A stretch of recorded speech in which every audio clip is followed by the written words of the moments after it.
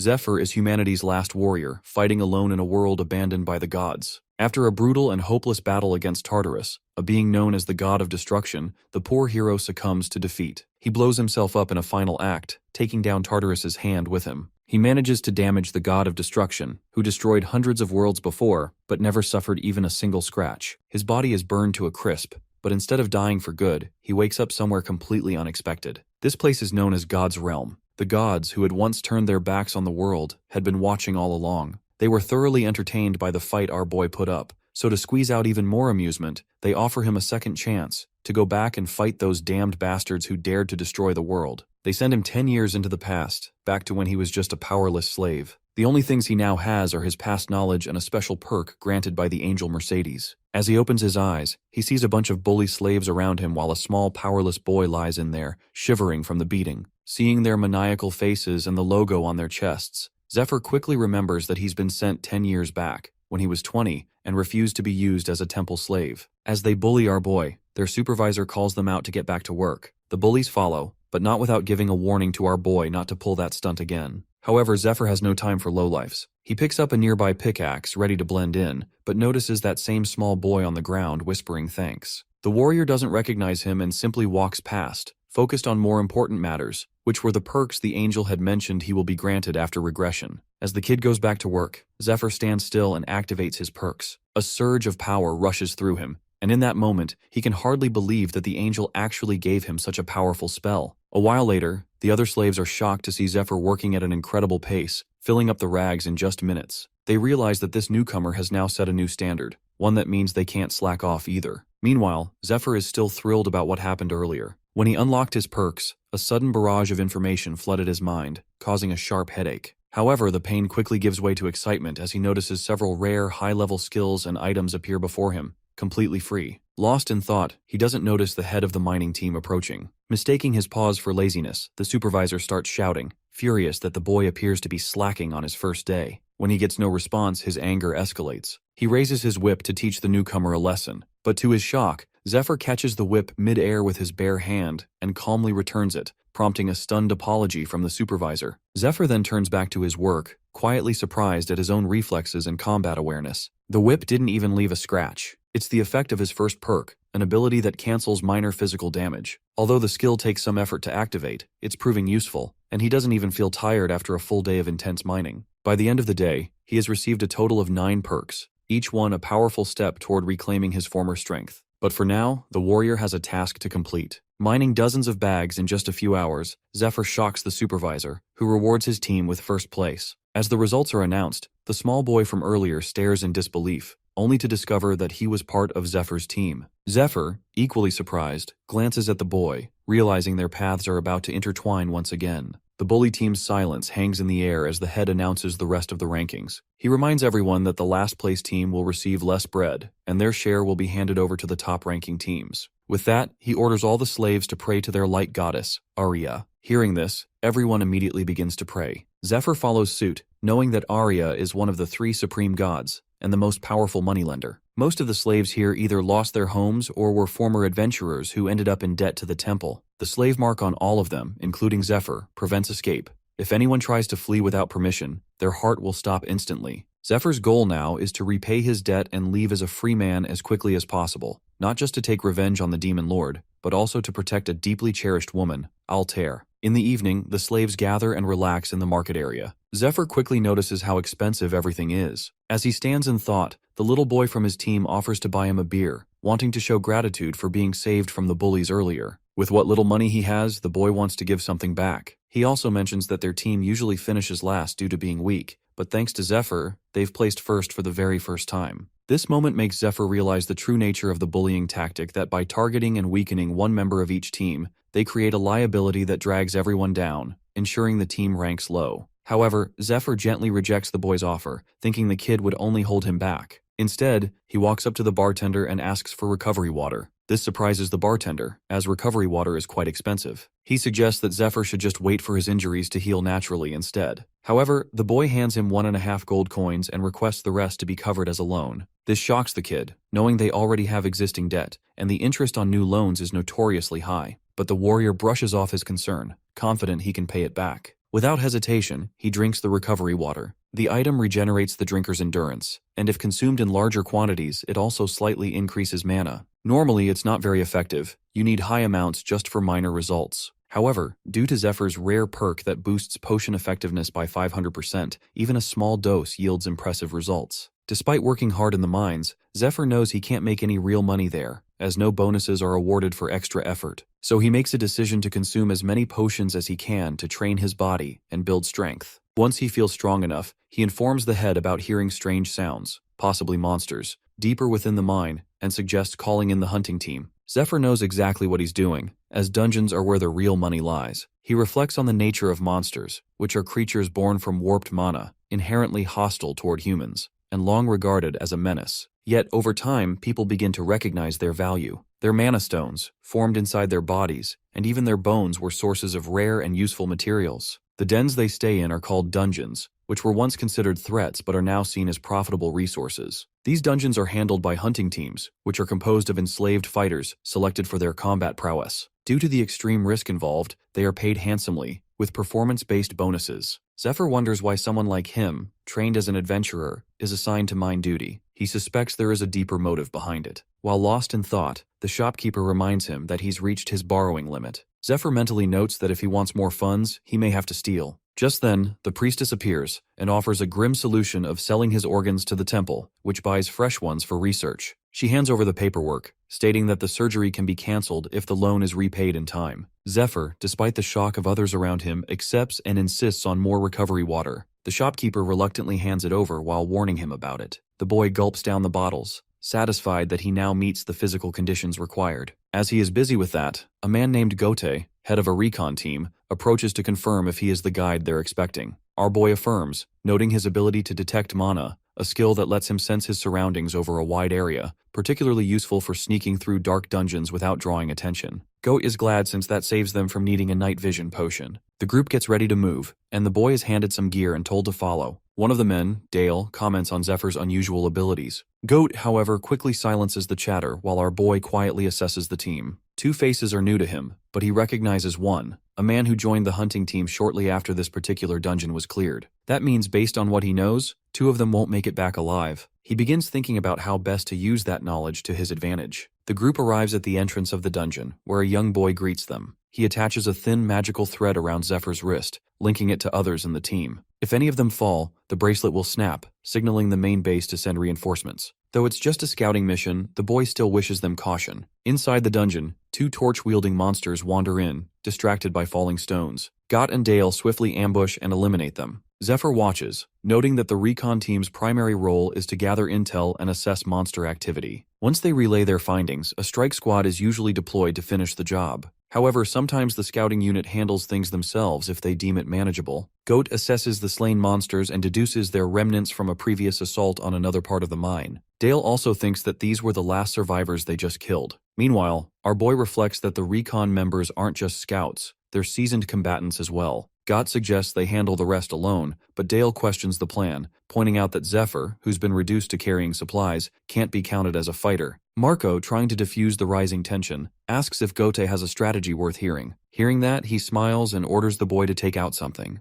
Zephyr opens his bag, revealing a collection of moonbush leaves and berries. He explains they emit a scent similar to a female kobold in heat when combined with certain monster waste. This odor lures nearby creatures from great distances. The trap works flawlessly. One of the monsters, drawn in by the scent, charges blindly and is swiftly killed. Gote, seeing the results, praises the plan, soaking in the glory while his men joke about his newfound genius. What no one realizes is that the idea originally came from Zephyr himself. In the boy's first life, after being transferred to the hunting team, Zephyr worked with Gote in the same unit. Gote was the kind of man who desperately wanted fame, but things never quite worked out for him. Knowing this, the boy approached him before their team meeting and claimed that the dungeon ahead contained only a few stray kobolds and was essentially empty. He lied, saying he was part of the recon team and discovered this himself. Zephyr also presented a plan that seemed viable, convincing Gote they could clear the dungeon on their own. He was saying that because he knew that it would be a waste to share such an easy dungeon with the rest of the squad. Gote, eager for recognition, was pleased that the new recruit was not only giving him all the credit, but was also offering up moonbushes, rare and hard-to-find resources. He was also aware that a single recommendation from him could officially place Zephyr on the hunting team, which might have been why the boy was trying so hard to impress him. Although Gote wasn't the type to be easily impressed, the credit Zephyr offered was too tempting to ignore. Back in the present, Gote finishes off the last remaining kobold, though he's far from impressed by the weak mana stones they collect. Meanwhile, Zephyr scouts the path ahead and gives the signal that the way is clear. But as Dale surveys the surroundings, he notices scattered bones that appear to belong to a kobold, yet their placement feels unnatural, almost staged. However, as he inspects the bones, a massive monster's hand bursts out of the cave, grabs him, and hurls him against the wall with brutal force. Seeing this, Marco readies his hammer, charging it with mana. On the outside, he appears composed, but inside, he's filled with dread, unsure of what kind of horror is lurking inside that cave. He activates his mana shield and boasts about its sturdiness, but before he can finish his thought, the monster's tail lashes out in a flash and sends him flying. The sudden and overwhelming force of the strike stuns Gote, especially when he catches a glimpse of the tail. In an instant, the same tail crashes into him as well. Outside, the small guy monitoring the team from the magical threads feels 3 of them snap all at once. Alarmed, he realizes something has gone terribly wrong inside the cave. Inside, Gote is still alive, though his shoulder is badly injured. Zephyr now stands protectively in front of him. He had used his Wall of Iron perk to absorb the brunt of the monster's attack, but the blow still managed to strike Gote, hinting at the terrifying strength of the creature they're facing. While Zephyr contemplates their situation, the monster steps out of the shadows, revealing its ferocious and towering form, with his teammates limp in its grasp. In that moment, everything becomes clear. This is no ordinary beast. It's a predator that raises other monsters, luring them in with the promise of safety, only to devour them once it has matured. Without wasting another moment, Zephyr borrows Gote's spear. He activates perk 3, loading a ball of energy into his hand, and excitedly demands to know which part of the monster it wants him to kill. The perk, known as Silver Key, functions like a personal storage inventory. From it, Zephyr retrieves a piece of cloth and a bundle of dragonweed. Goat watches in confusion, unsure of what the boy is planning. But Zephyr moves with calm determination, wrapping the cloth tightly around his hand and gripping his spear. Gote, despite his injuries, feels a surge of resistance. He doesn't want to hide behind a mere miner. But before he can act, the monster unleashes its fear skill, a deafening, paralyzing roar that instantly roots him to the ground. In that moment, a chilling memory of something an old soldier once told him during his early days flashes through his mind. That man spoke of an encounter with a fully grown monster, where the entire village stood motionless, paralyzed by fear so intense they couldn't even blink. They simply waited for their turn to die. And now, in the present, the same thing is happening again. But this time, Gote watches in stunned disbelief as Zephyr moves. The boy isn't frozen. He's charging in, darting around the monster with speed and precision, dodging its massive strikes and positioning himself with practiced agility. Zephyr had used the dragonweed in combination with the effectiveness boosting perk, neutralizing the fear effect. However, he only has one offensive perk, and it's not an option at the moment as it demands far too much mana. Instead, he applies a powerful poison to his spear, one potent enough to deal with monsters like this. The potion comes from an old friend from Zephyr's past life. His friend, Fade, had spent his entire life crafting formulas, potions, poisons, and mixtures, perfecting each one. To Zephyr's shock, Fade gave them all to him,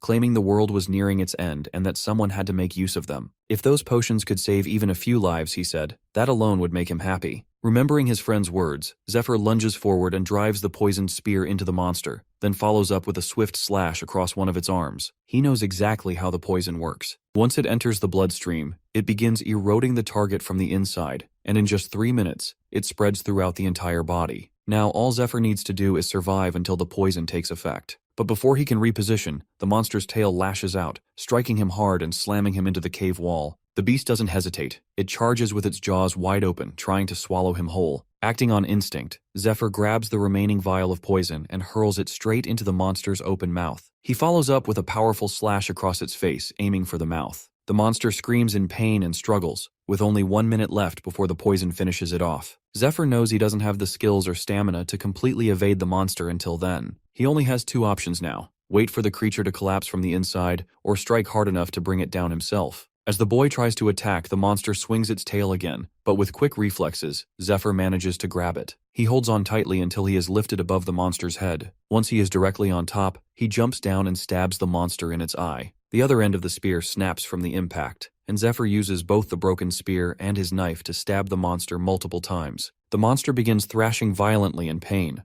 As it moves uncontrollably, the boy clings to the knife still lodged in its eye. He knows he can't let go now. there's still one more blow needed to finish it, so he leaps onto its head again. With the mana restored from drinking several recovery potions and boosted by his effectiveness perk, he channels all his power into his fist and slams the monster with everything he has, crashing down like hell upon it. Watching it all unfold, Gote finally realizes he was wrong. With talent like that, the new guy is bound to get recognized and climb his way to the top. However, he also knows that since Zephyr is just a minor, he needed Gote's help to get into the dungeon in the first place. As Gote reflects on this, Zephyr, now standing with authority, requests to speak with him. Somewhere deep in the jungle, a yellow-haired man is badly injured and surrounded by a group of shady individuals. He pleads desperately, insisting he isn't a follower of the Demon Lord. One of the men, marked with a cross on his forehead, gives a signal to his buff, muscular teammate. Without hesitation, the buff man crushes the yellow-haired man's skull, ending his life. But then, the body begins to twitch violently. Moments later, a centipede crawls out of the corpse. The man with the forehead marking reacts instantly, slicing the creature in half. Doing that, he claims the centipede bore the Demon Lord's mark, proving the man they killed had been an infiltrator all along.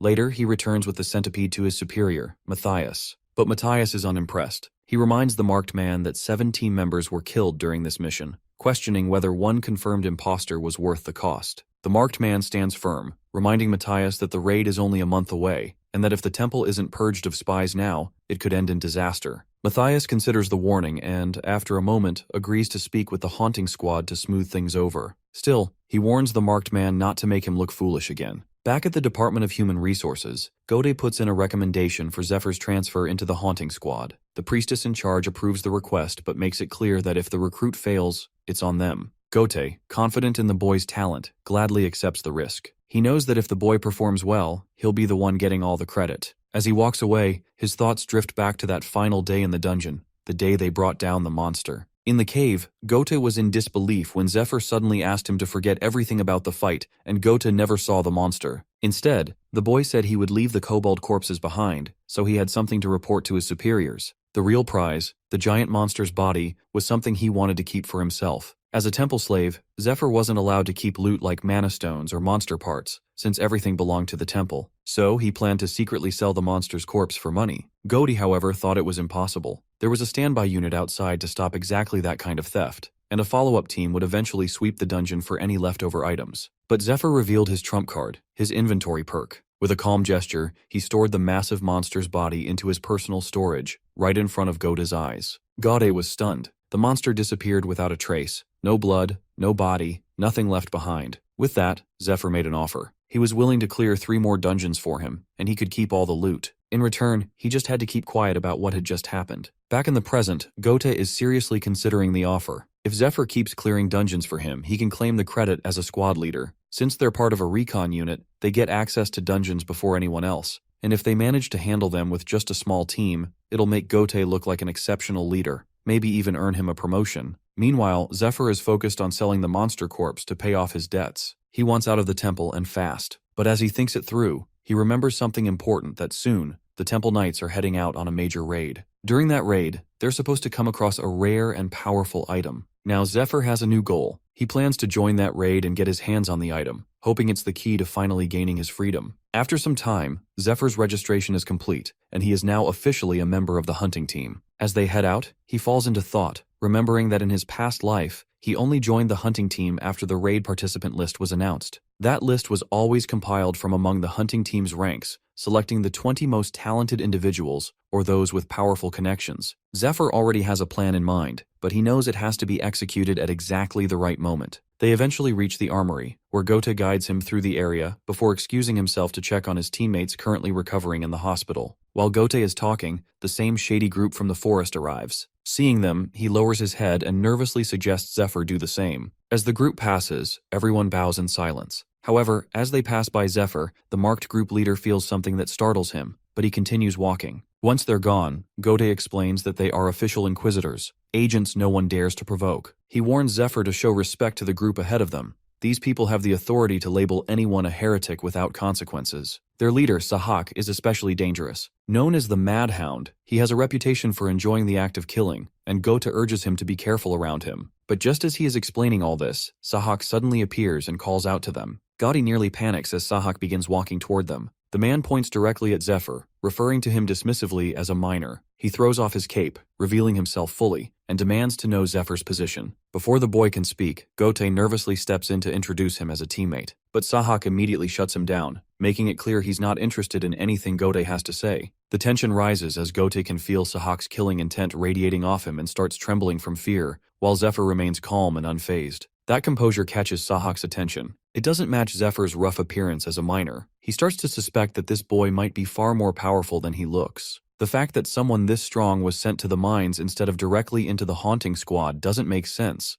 especially since there's an aptitude test that usually filters strong recruits straight into elite units. Something feels off. Within seconds, Sahak signals his men, and they quickly surround Zephyr from all sides. Despite sensing the boy's strength, he remains confident. He believes his team can handle him. He steps forward and demands answers, making it clear that lying won't be tolerated. But Zephyr sees right through it. He knows Sahak is only making things easier for him. As Sahak and his men surround Zephyr, he accuses the boy of being a follower of the Demon Lord. The question pulls Zephyr's thoughts back to the past. He knows more about the Demon Lord's followers than most, how they betrayed humanity during the Great War and brought about its collapse. But in the present day, most low ranks only know them as a dangerous cult that opposes the Orthodox religion. While the boy is lost in thought, Sahak reveals that he possesses a special sense, an ability to detect the presence of Demon Lord followers. And right now, his instincts are screaming that Zephyr is a threat. With a dark, serious expression, he officially begins his interrogation, declaring himself an agent of the Inquisitors. The atmosphere becomes heavy, but Zephyr doesn't flinch. Instead, he calmly suggests they move somewhere more private to continue the conversation.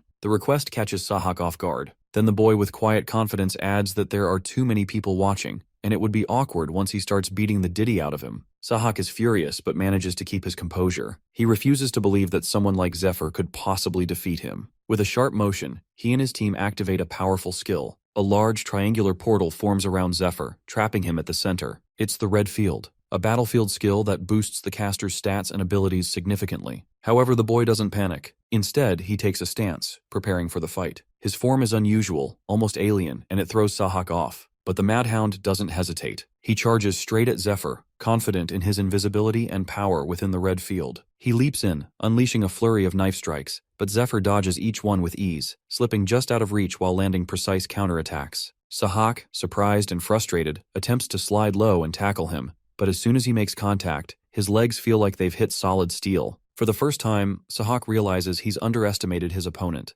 Zephyr follows up with a sudden barrage of powerful strikes, each one landing cleanly. Sahak drops to the ground, unconscious or possibly worse. But before the boy can catch his breath, a spiked mace comes flying at him. He manages to block it just in time, though the impact sends him sliding backward. He quickly notices that it's from the tank of the group, wielding that massive weapon with brute force. Zephyr throws out a mocking comment, clearly trying to provoke him. It works. The tank hurls his mace with such power that it smashes the road apart, sending shards of rock flying everywhere. Meanwhile, Gote is still frozen in shock, unable to believe how easily Zephyr took down Sahak using what looks like some kind of strange martial arts. He also notices that, despite the tank's wild and heavy attacks, the boy continues to dodge every blow with fluid precision. This gives Gote a bit of hope. If Zephyr humiliates Sahak's entire group, maybe there won't be any arrest warrant or punishment tied to Gote by association. After all, he's the boy's supposed leader. But that hope is quickly shaken when someone nearby points out that while Zephyr is dodging now, it's already been 5 minutes. The longer the fight goes on, the stronger Sahak's squad becomes within the red field. True enough, Zephyr begins to feel the change. The tank's chain strikes are growing heavier and faster, and he starts to struggle keeping up. Out of nowhere, Sahak reappears, slashing Zephyr across the back with a surprise attack. He's radiating an intense killing aura now, clearly not done yet. With cold fury, he launches into a high-speed assault, darting around Zephyr like a blur of light and slicing at him from every direction. For a moment, it seems like Sahak has the upper hand. He prepares to end it with a final, devastating blow. But just as he gets close, Zephyr catches him, barely, and slams his head into the ground with crushing force. Before Sahak can recover, the boy drives his knee into him again, overwhelming him with sheer strength. Beaten and bloodied, Sahak lies stunned. Even with his boosted stats and enhanced abilities, he realizes that none of it made a difference against the boy. Meanwhile, the boy taunts him, calmly pointing out that if he really wanted to show off his speed, he should have let the tank wear him down first. The comment hits a nerve. Furious, the bald tank tightens his grip on the chains restraining Zephyr, trying to overpower him. But Zephyr doesn't back down. Instead, he pulls against the chains and mocks the tank, suggesting he's too scared to fight up close. As he says this, he channels mana into his arms and activates a basic enhancement spell, Power Boost. With that surge of strength, he yanks the chains with such force that they rip right out of the tank's hands. The momentum sends the tank crashing into a nearby wall, leaving everyone around stunned in silence. Meanwhile, on the ground, Sahak starts crawling toward him, desperate and confused, asking who he really is. But the boy simply smirks and walks away, casually reminding him that interrogation is his job. Unseen by everyone, a red-haired man watches the scene unfold from a nearby window. He's clearly impressed by Zephyr's strength, and quietly wonders if this boy has been sent by their master. Meanwhile, the onlookers can't believe what they've just witnessed. Sahak, the powerful leader, has been defeated by a mere rookie. As Zephyr walks away, the defeated man can only scream at him in frustration, unable to accept his loss. The boy, on the other hand, feels a sense of relief. The first part of his plan is complete, but now he has to wait for someone specific to hear about it. As he continues walking, however, a strange sensation washes over him. His body starts to tremble and he quickly realizes what's happening. It's mana freeze, a temporary shutdown when a user runs out of mana. The power boost skill he used in the fight drained him completely, leaving him vulnerable. He understands now that his body isn't strong enough yet, and he'll have to improve. Collapsed on the ground, Zephyr looks up, but the sky above him shifts into something otherworldly, and a massive figure materializes. The figure introduces itself as Spirit Shylock, the god of debt's agent. It reveals that Usra, the god of debt, sent it to collect the debt for the Wall of Iron skill Zephyr used. The boy immediately recognizes the name of the skill. He knows that while Wall of Iron granted him great advantages in the fight, it also comes with severe side effects. When the user's mana runs out, all the damage taken during the spell is inflicted at once. Many who have used it died because of this brutal drawback. The God of Debt's spell is like a double-edged sword, feeding off human despair. As Zephyr struggles, God of Debt watches him with an almost sadistic pleasure, savoring his suffering. Meanwhile, Shylock starts calculating the total damage Zephyr has accumulated, preparing to deliver the cumulative blow. Zephyr, completely drained, can only wait helplessly as the countdown to impact ticks down. Despite his best efforts to move, his body refuses to respond. In a last-ditch effort, the boy rips the wraps off his hands, revealing a hidden recovery potion. With the countdown nearing its end, he manages to drink the mana potion just in time. The mana surge raises his mana by a single point, halting the debt collection attack before it can land. In a flash, Shylock vanishes and the threat is gone. Our boy breathes a sigh of relief, but he knows this was only a temporary escape. He still has much to prepare for. Zephyr survives by a split second, smirking at the sky as if mocking Usra, the god of debt, for underestimating him. After all, the boy is a survival expert, someone who managed to live even after humanity fell in his past life. He knows the secret to beating Wall of Iron is simple: keep your mana from dropping to zero. As long as he has even a sliver of mana, the spell can't touch him. He remembers that in his previous life, Wall of Iron was a purple tier skill worth 500 gold, far more than he can afford right now. Yet the god, for their own amusement, gives him the spell anyway, and to thank them, he gives a middle finger salute, only enraging the god even more. Later, Zephyr wakes up confused, tied to a bed with the priestess standing calmly beside him. Two bulky men are also present, bringing torture tools. Nervous, he looks around as the priestess explains the situation with a disturbingly calm tone. He's in their workshop because the repayment on the loan he took from the shop expired just an hour ago. Her expression quickly hardens. She grabs a large knife and says he took multiple loans using collateral, skipped all the interest payments, and never planned to repay any of them. She holds the knife just inches from his face and demands answers. Zephyr realizes the situation is deadly serious.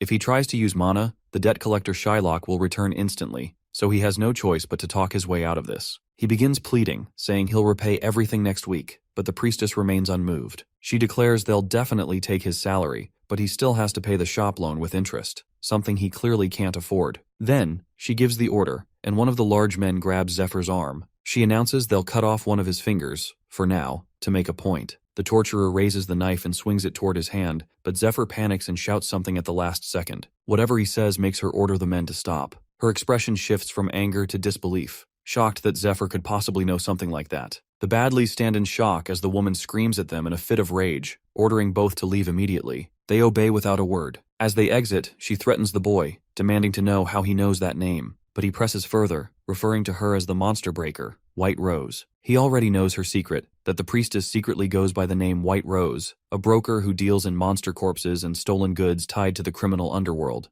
Zephyr understands he cannot rely on low-level items if he wants to explore the dungeons, so he might as well use her. With a mocking grin, he thanks her for bringing him to her, and reveals that he has a business proposal. Meanwhile, in another room, Sahak regains consciousness, consumed by fury. He cannot believe that a mere boy humiliated him so easily. Swearing vengeance, he vows to kill the boy if they ever meet again. As he creates a commotion, the red-haired man notices the noise and calls out to him. Sahak freezes at the sight of him, suddenly nervous, and greets him with forced respect. The man smiles calmly, assuring the healers that he will deal with Sahak personally. As they walk away, he casually mentions his recent fight. The memory dawns on Sahak, who tries to apologize. But before he can speak, the red-haired man suddenly slams a knife into his mouth and holds it in. Disappointed and seething, the man rebukes Sahak for failing to carry out Inquisitor Matthias's orders, resulting in public embarrassment and disgrace. Rage overtakes him. He slashes Sahak's face without hesitation, coldly reminding him that despite his talent and the high hopes they once had for him, he is now a liability. Even after 6 months of trying, he only managed to take down 2 Demon Lord worshippers. According to the red-haired man, Sahak's repeated failures have exhausted the patience of his superiors. On top of everything, losing to a mere boy has dragged Inquisitor Matthias's name through the mud. Hearing this, Sahak collapses to the ground, pleading desperately for another chance. The red-haired man, firm and unyielding, orders him to kill the boy who defeated him. Only then, they will even consider his future. The weight of the ultimatum sinks in. Sahak realizes that if he cannot manage to kill the boy, he will lose the red uniform, and with it, his authority. Before leaving, the red-haired man drops a glowing purple orb in front of him, claiming it might help. Sahak instantly recognizes it. The orb bears the unmistakable aura of a Demon Lord worshipper. Shock washes over him. But the red-haired man remains unmoved, leaving the decision to Sahak to use it and take the risk, or leave it and lose everything. As the door closes behind him, Sahak stares at the orb, haunted by the memories of the many slaves he has killed using his authority. If he loses the red uniform, he knows there's no redemption. He will return to slavery, and this time, there will be no mercy. Everything he has clawed for will vanish.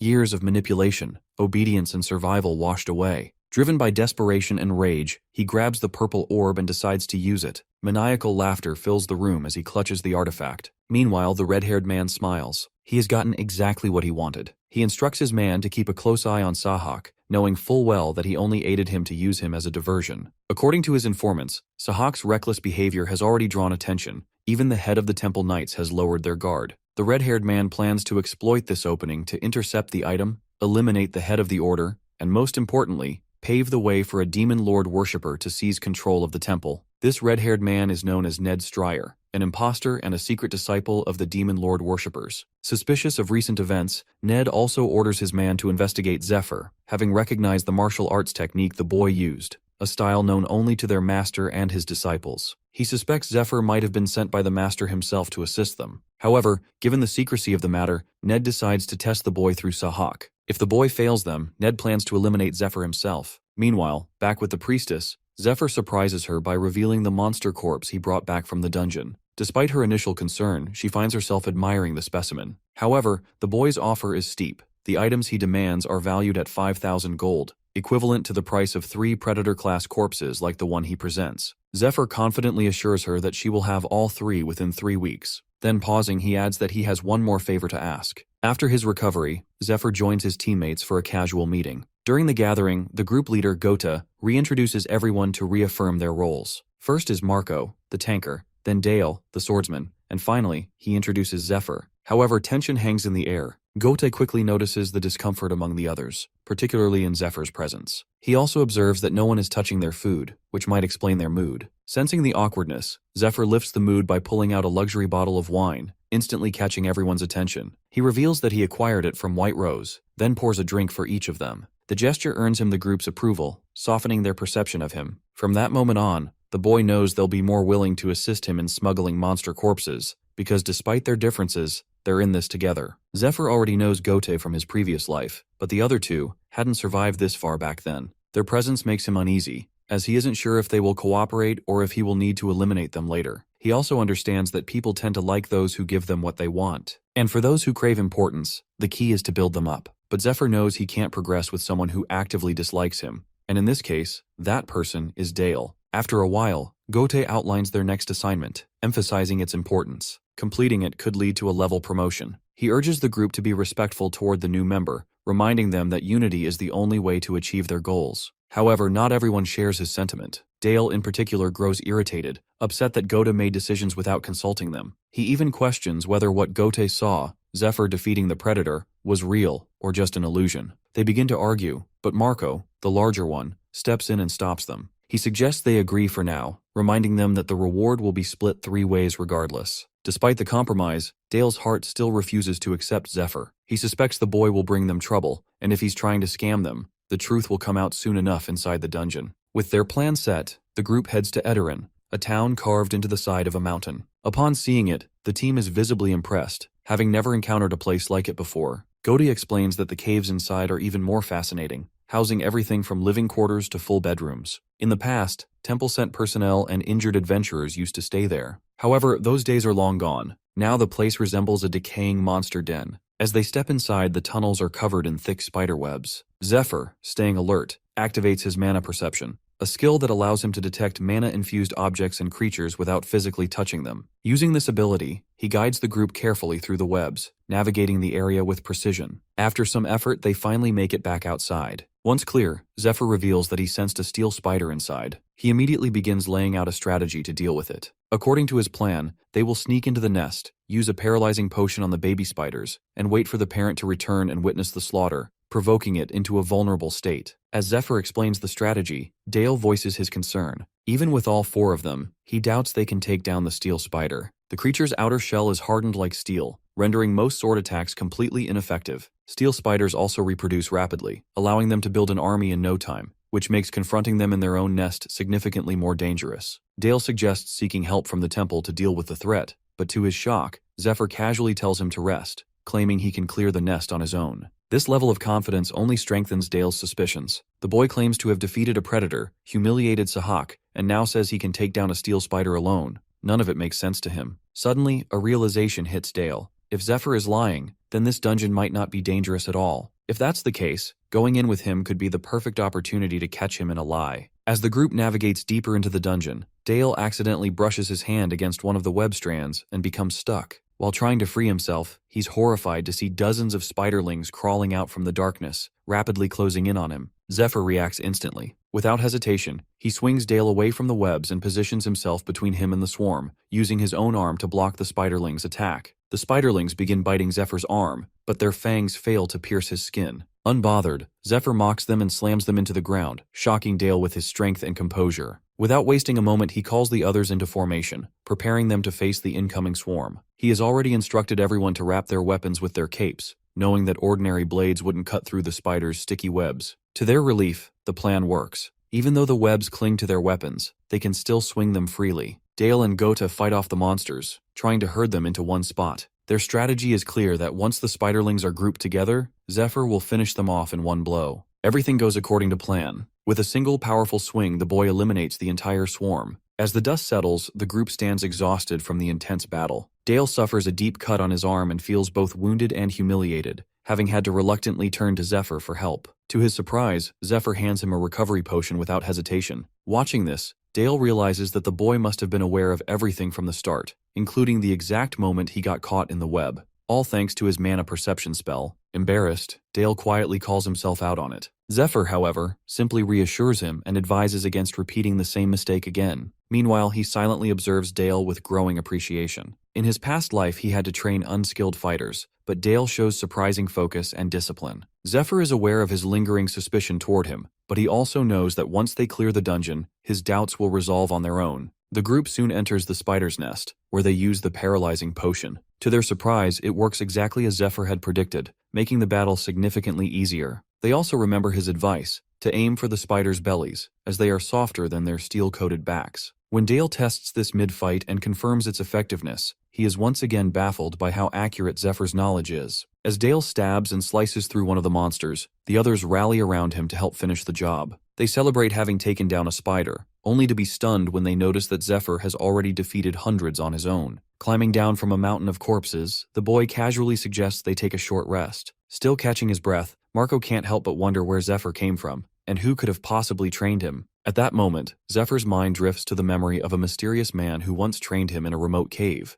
But as the image resurfaces, his expression gets serious. He quickly brushes the thought aside and shifts the conversation, pointing out that only the boss room remains. The group grows excited at the prospect of the final battle. As they await orders, Zephyr casually walks over to a spider's corpse and plucks its sharp legs. Then, without hesitation, he tells the others to leave, insisting he will handle the rest alone. The group stares in disbelief about this sudden order. Gote, among the group, isn't as ambitious as the others, especially not like Dale. He only wants to survive, even if it means always choosing the safe route and obeying those in power. This is the reason he has managed to stay alive for so long. When Zephyr tells him to leave, Gote agrees without hesitation, believing it's for the best. He thinks they would only slow Zephyr down. However, Marco insists on staying, reasoning that it's just the final stretch remaining. This unsettles Gote, and his nerves spike even more when Dale also agrees with Marco, arguing that more people mean better chances of defeating the monster. Gote begins to sweat nervously, hoping Zephyr will order them to leave. But to his shock, he doesn't send them away. Instead, he assigns them new roles. After a brief discussion, Zephyr strides alone into the heart of the dungeon, carrying himself with the confidence of a Chad. He soon finds himself standing before the Queen Spider's spawning chambers. Around her lurk her spider guardians, each stationed near thick web-laced layers. As Zephyr steps forward, every spider senses his presence, but he remains calm. He knows they won't charge unless he attempts to cross their designated layers, where each is tasked with defending its own territory. With a calculated move, Zephyr summons bags of plain flour and hurls them toward the webs. On impact, the bags burst open, flooding the air with fine particles and clouding the spider's vision. The distraction works. In the chaos, Zephyr raises his crossbow and fires a bolt directly at the queen. The shot lands with a spark, not enough to injure her, but just enough to ignite a chain reaction. The airborne flour particles combust violently, triggering a massive dust explosion that rocks the entire chamber. Zephyr turns and bolts, knowing the explosion alone isn't enough to eliminate the spiders. As he runs, a few of the guardians give chase. Without missing a step, he fires poison-tipped arrows behind him, striking one spider and bringing it down. But another guardian charges after him, quickly gaining ground as Zephyr rounds a corner. To the spider's surprise, its path is suddenly blocked by a thick wall of webbing. Earlier, the boy had instructed his team to use spiderweb sacks to create traps at designated locations. When Gote questioned whether these webs could actually stop spiders, the boy explained that without a special liquid their bodies produce, they get stuck in their own webs. After handing out the sacks, he revealed to the group that they would have to fight the spiders this way, as there were simply too many of them. Back in the present, the earlier explosion has evaporated the spider's protective liquid, and the chasing spider becomes ensnared in the web. Wasting no time, the boy draws the pair of spider claws and slashes down the trapped creature, killing it instantly. Although only one guardian spider remains, the queen suddenly charges out from the depths with a screeching scream. She barrels after Zephyr, who dashes toward the cave's exit while the rest of the team waits in formation outside. Just as the boy reaches the exit, the queen launches a stream of highly poisonous acid at him. In his previous life, he learned that even a drop of this venom is lethal as it melts through flesh on contact. Remembering this, he leaps through the cave entrance, narrowly avoiding the deadly liquid. But the queen doesn't stop. She bursts out of the cave in a fury, splattering her venom across the landscape. Seeing her emerge, the other team members quickly move into position. The boy, gripping the spider claws tightly, charges at her. He slashes across her back, then lands in front of her, positioning himself as the main threat. His goal is to draw her attention, take the hits, and give the others a chance to strike. The queen shrieks louder, enraged by the attack, but Zephyr stands firm. He knows he's the only one who can face this monster head-on. While he keeps her occupied, the others are already in place to strike from a distance, ready to inflict as much damage as possible. The team stands firm, except for Gote, the bitch, who trembles in fear at the sight of the towering beast before them. The rest of the group is also sweating,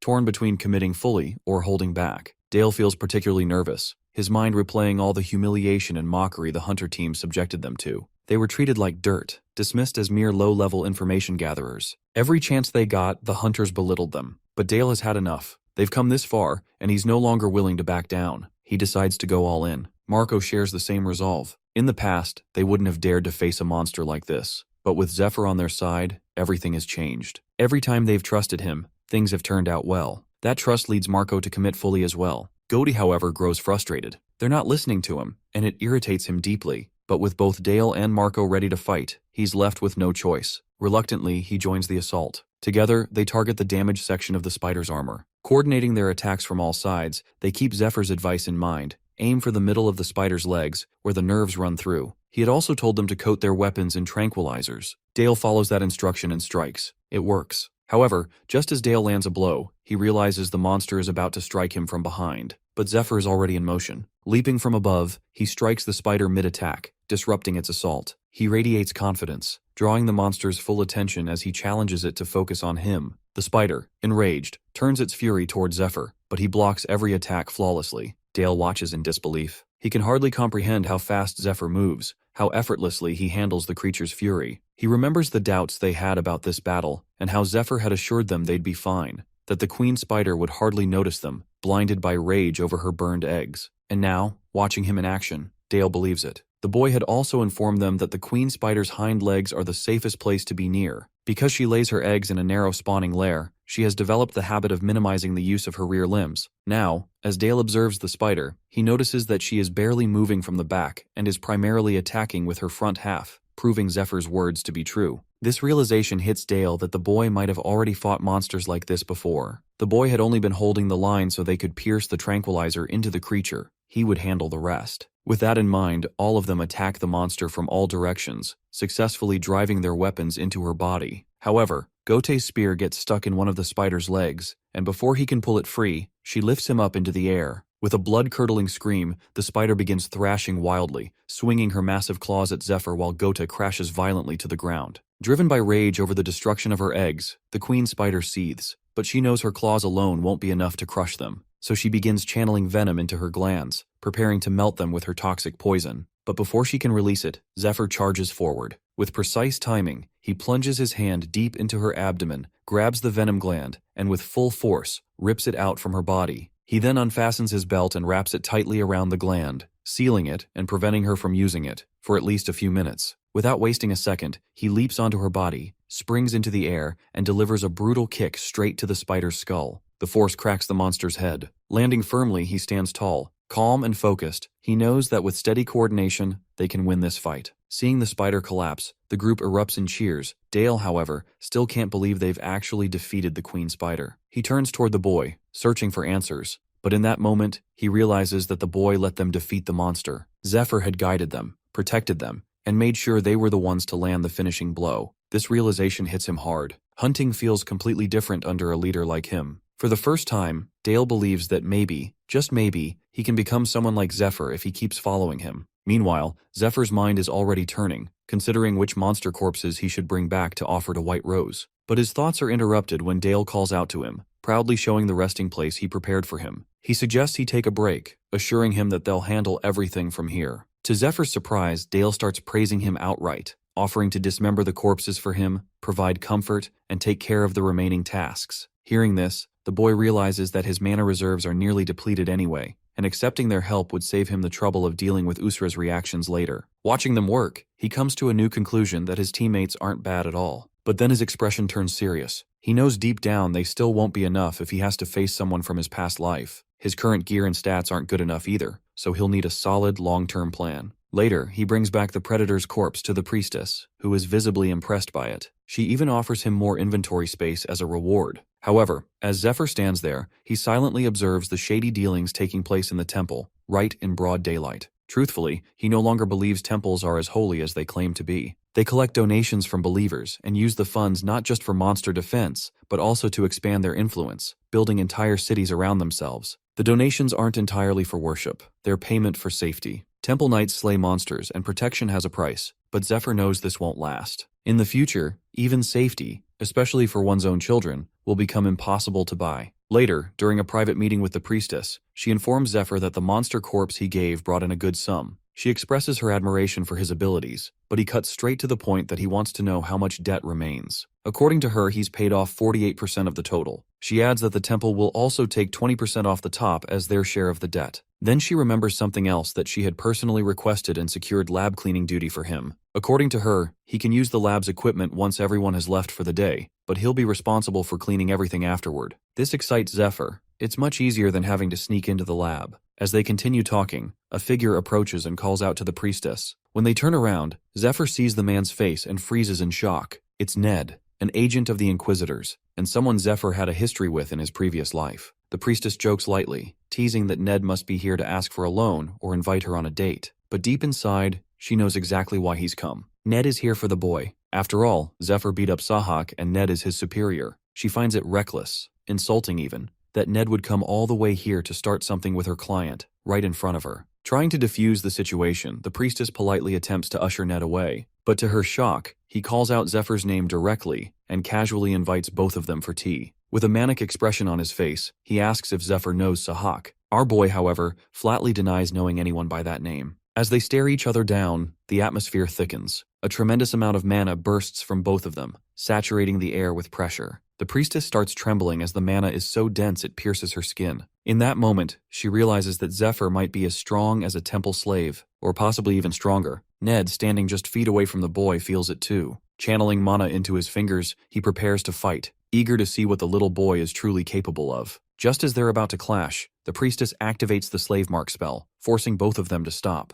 The spell only works on slaves marked by the temple, and it hits both of them hard. They drop to their knees instantly. The priestess walks over and slaps Zephyr without hesitation. Then, grabbing him by the collar, she drags him away while scolding him for nearly getting himself killed. While walking away, she turns toward Ned and coldly reveals that the boy is hers to toy with, and if he ever tries to mess with him again, she will kill him. Once they're in a secluded area, she finally explains the truth that Ned is a dangerously deceptive man, a demon in disguise. According to her, no one has ever defeated him in battle. Everyone who tried ended up dead. However, Zephyr finds her explanation boring, which frustrates her to the point that she yells at him, reminding him that he's her main source of income. But as she notices the bruise forming on his face from her earlier slap, her tone softens. She reaches out to touch it, feeling a bit guilty. Zephyr, however, pushes her hand away, claiming that what happened wasn't a fight, just a greeting.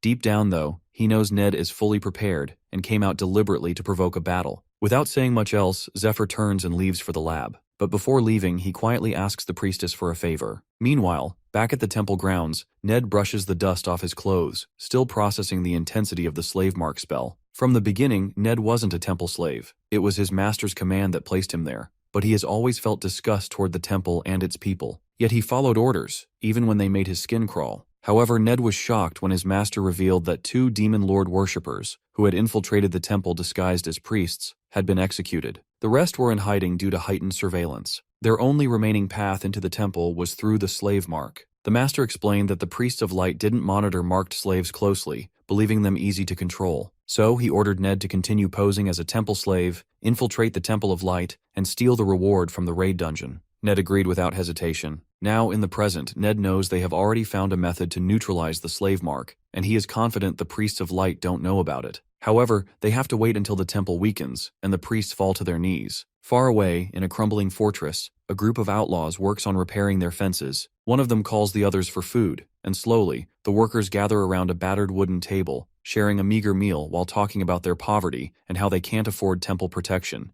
hence the need to maintain their own defenses. As they eat, the tower guard spots someone approaching from the temple. It's Sahak. Upon entering the fortress, the first thing he asks is the number of people living there. A worker nervously answers, 50. That number brings a manic smile to Sahak's face. Without warning, he raises a strange flute-like instrument and plays a haunting note. In response, a monstrous creature bursts from the ground, impaling the workers without mercy. This is Sahak's new power, unleashed and terrifying. With it, he's certain the boy will never humiliate him again. As Sahak laughs maniacally, driven by his twisted ambition, the creature rampages through the fortress, mercilessly chomping down the remaining workers one by one. Meanwhile, in the Temple of Light, it is now nighttime, and Zephyr is busy in the laboratory, mixing and boiling ingredients laced with the queen spider's poison. He aims to create a deadly concoction of Fade, something he calls the King of Poisons. For this, he has taken over the priestess's room, believing that Ned's little minion might appear and sabotage his work. Though the priestess initially objected, he managed to convince her to lend him the space. As she looks through his blueprint, confusion clouds her expression as she cannot make sense of what he is trying to create.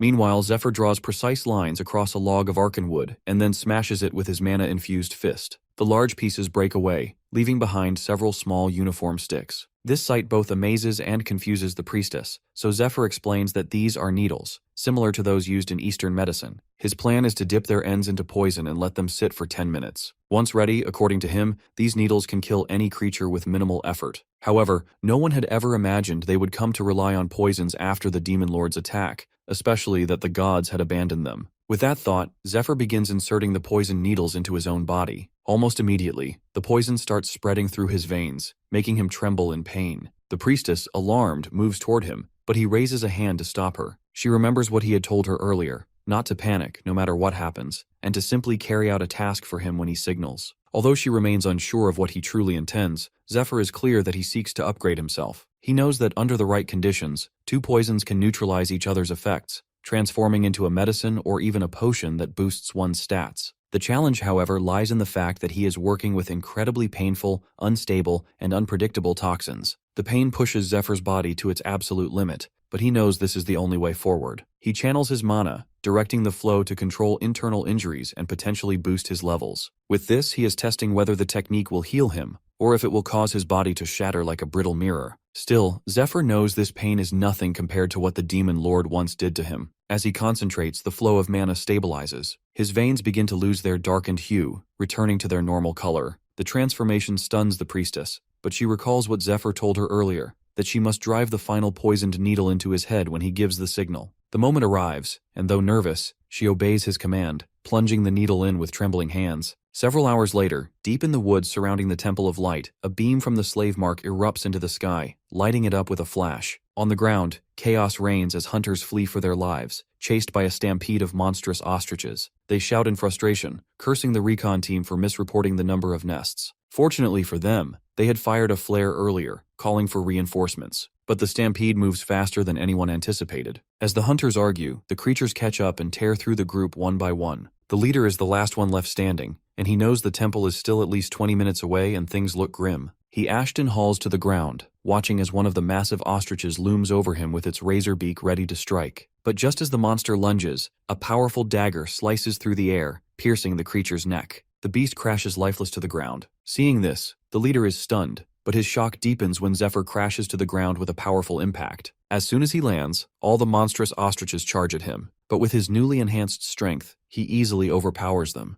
tearing through the horde like they're nothing more than a bucket of KFC. He targets their necks with brutal precision, and with a single powerful mana burst, he launches multiple projectiles that strike every creature squarely in the throat, killing them instantly. The leader stands frozen, unable to comprehend how a single person, temple reinforcement or not, could do this alone. Before he can say anything, Zephyr demands the location of the monster nest. Still in disbelief, the leader points it out. Without another word, Zephyr vanishes in a single leap, leaving behind an overwhelming aura and a heavy sense of awe and inferiority weighing down on the hunter captain. However, the leader immediately regrets not giving Zephyr a critical piece of information, that the nest is extremely dangerous. As he silently blames himself for the oversight, a sudden blast echoes through the forest, followed by a chain of explosive crashes and deep cracks in the earth. To his utter disbelief, Zephyr emerges from the shadows moments later, dragging the severed head of the boss monster behind him. Despite the intense battle he clearly just fought, he looks calm, almost relaxed. The poison needles coursing through his system seem to have doubled his strength and dulled the pain. But Zephyr knows his next challenge is gear. He needs new equipment,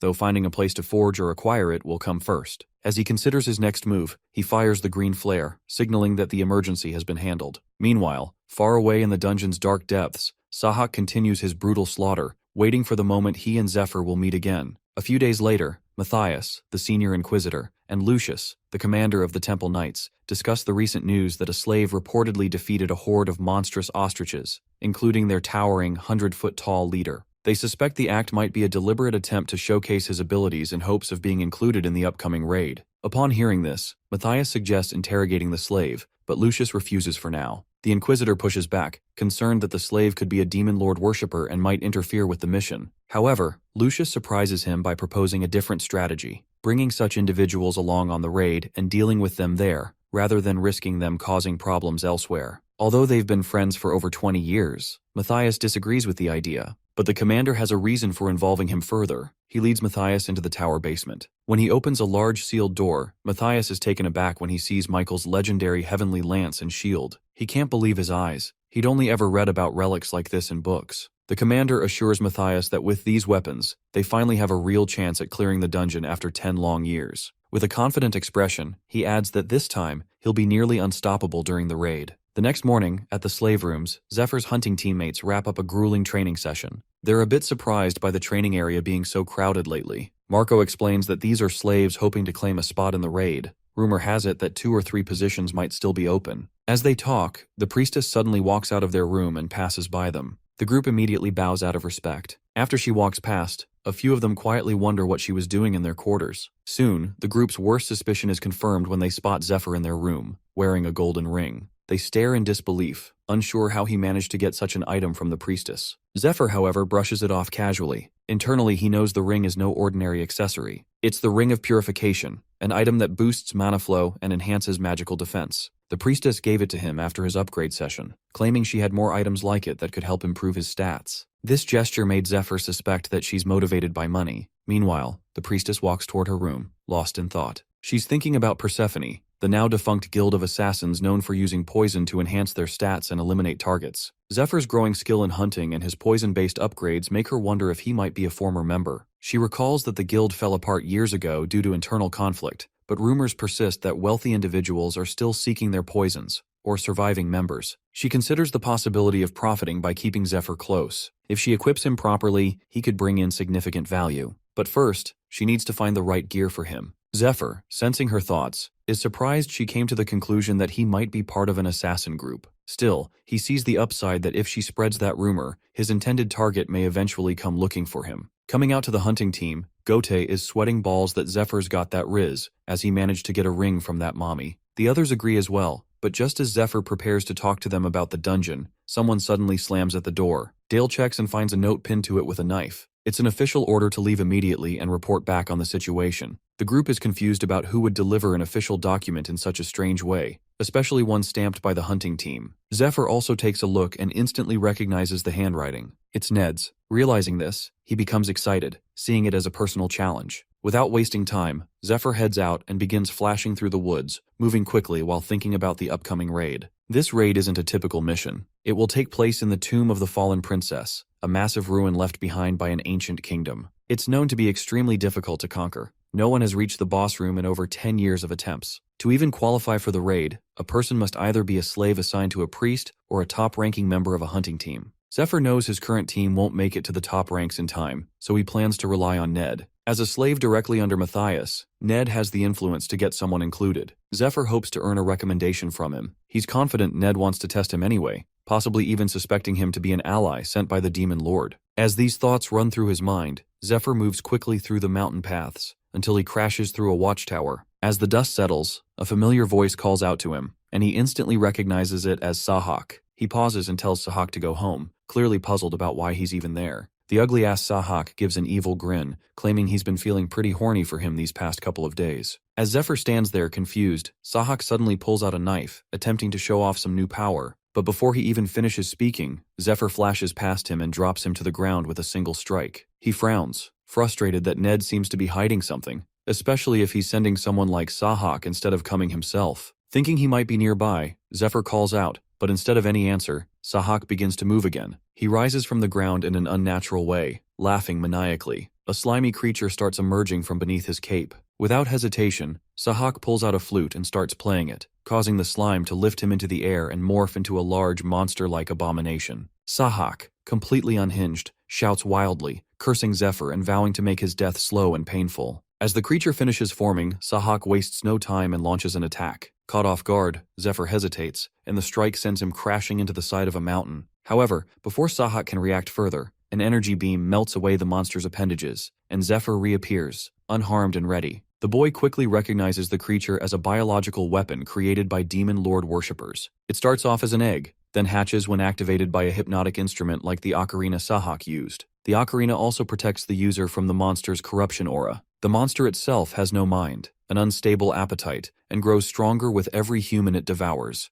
especially those with mana. This makes physical attacks nearly useless. As Zephyr analyzes the situation, the creature grabs and wraps him with its appendages. This makes him remember about the corruption aura, which activates the moment this monster touches someone. Once infected, the victim's mind slowly deteriorates until they become violent and unstable, often turning against even their own allies. This creature is one of the Demon Lord's creations, designed specifically to wipe out humans. As Zephyr becomes entangled in the monster's grip, Sahak starts laughing uncontrollably, confidently claiming that Zephyr's mind is now fully corrupted. But our boy has the mommy ring with him, a relic that carries a curse removal ability. It activates, completely dissipating the monster around him. Without giving Sahak a chance to react, Zephyr grabs him by the throat. As he holds him there, he yells about back when he still cared deeply about saving people, even when the world around him felt hopeless. He often wondered if things might have turned out differently had he grown up among humans who actually stood together and knew how to fight. Maybe then, the people close to him would still be alive. As these thoughts run through his mind, Sahak begins to sweat,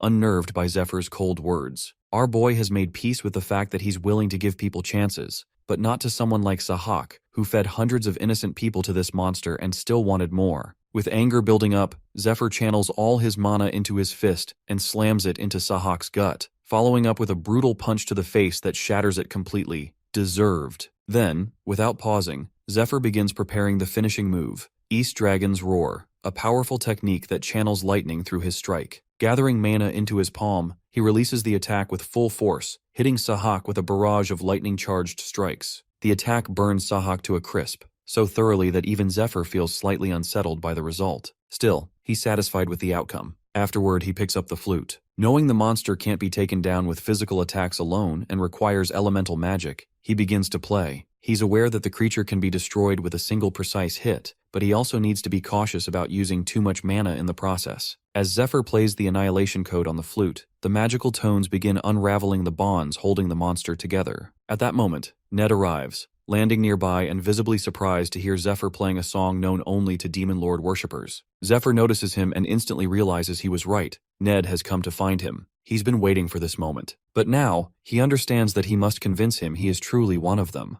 As he reflects, he remembers the man who once trained him, the same person he failed to protect. This time, he wants to repay that debt, and to do that, he knows he must get closer to Ned no matter what it takes. While Zephyr is lost in thought, Ned draws his sword. Watching Zephyr fight has apparently convinced him that he's too dangerous to leave alive. He charges forward with his sword glowing, but to his surprise, none of his strikes land as Zephyr dodges everyone with ease. Ned quickly realizes the danger and spins around to block an incoming counterattack. 3 stones come flying toward him from behind, and he manages to deflect them just in time. Even while blocking, he takes note of Zephyr's speed and precision. These are skills that only his master and a select few warriors possess. Challenged, Zephyr raises the stakes by offering to fight unarmed. Caught in the moment, Ned agrees. Now, both stand facing each other, hands glowing with lightning as they enter into mirrored combat stances, prepared for a direct clash. Ned is the first to strike, launching a lightning-infused palm attack. Zephyr, however, remains calm. He channels the floating cloud technique, which emits an electrical charge identical to Ned's. The two forces repel each other, and the attack is neutralized on contact. Ned is visibly stunned. Blocking the lightning palm this way requires channeling a high amount of defensive electricity so the attack bounces back. Too little, and it breaks through. On top of that, the defender must react with perfect timing. Seeing Zephyr pull it off effortlessly makes Ned realize this isn't just some talented fighter. He knows techniques that only a few in the world have ever mastered. Until now, only Ned and his brother had successfully used that specific counter, an advanced form of the Dragon King's secret martial art. The technique originally belonged to Jin Ryang, a high-ranking demon lord worshipper who climbed to power by mastering and preserving the Dragon King's hidden arts. Among his many disciples, only 2 were ever taught the true secrets, his own son and Ned himself. Jin Ryang trained only those 2 to keep the Dragon King's techniques from spreading. That's why, in the present, Ned is struggling to believe what he just saw. Not only has this unknown boy used the technique, he also destroyed their sacred biological weapon, a monster carefully prepared for the upcoming raid. Now Ned isn't sure who Zephyr really is or why he's here. Zephyr catches the shift in his expression and immediately seizes the opportunity. Calmly, he lies, claiming that if Ned believes there were only 2 disciples, then he's been kept in the dark. The boy shows him the ring and raises the question that if the Dragon King's art is so exclusive, what happens if one of the disciples dies? The implication hits Ned. If either disciple were to fall, the martial art would be lost. Their master wouldn't have time to train a replacement. The realization slowly settles in.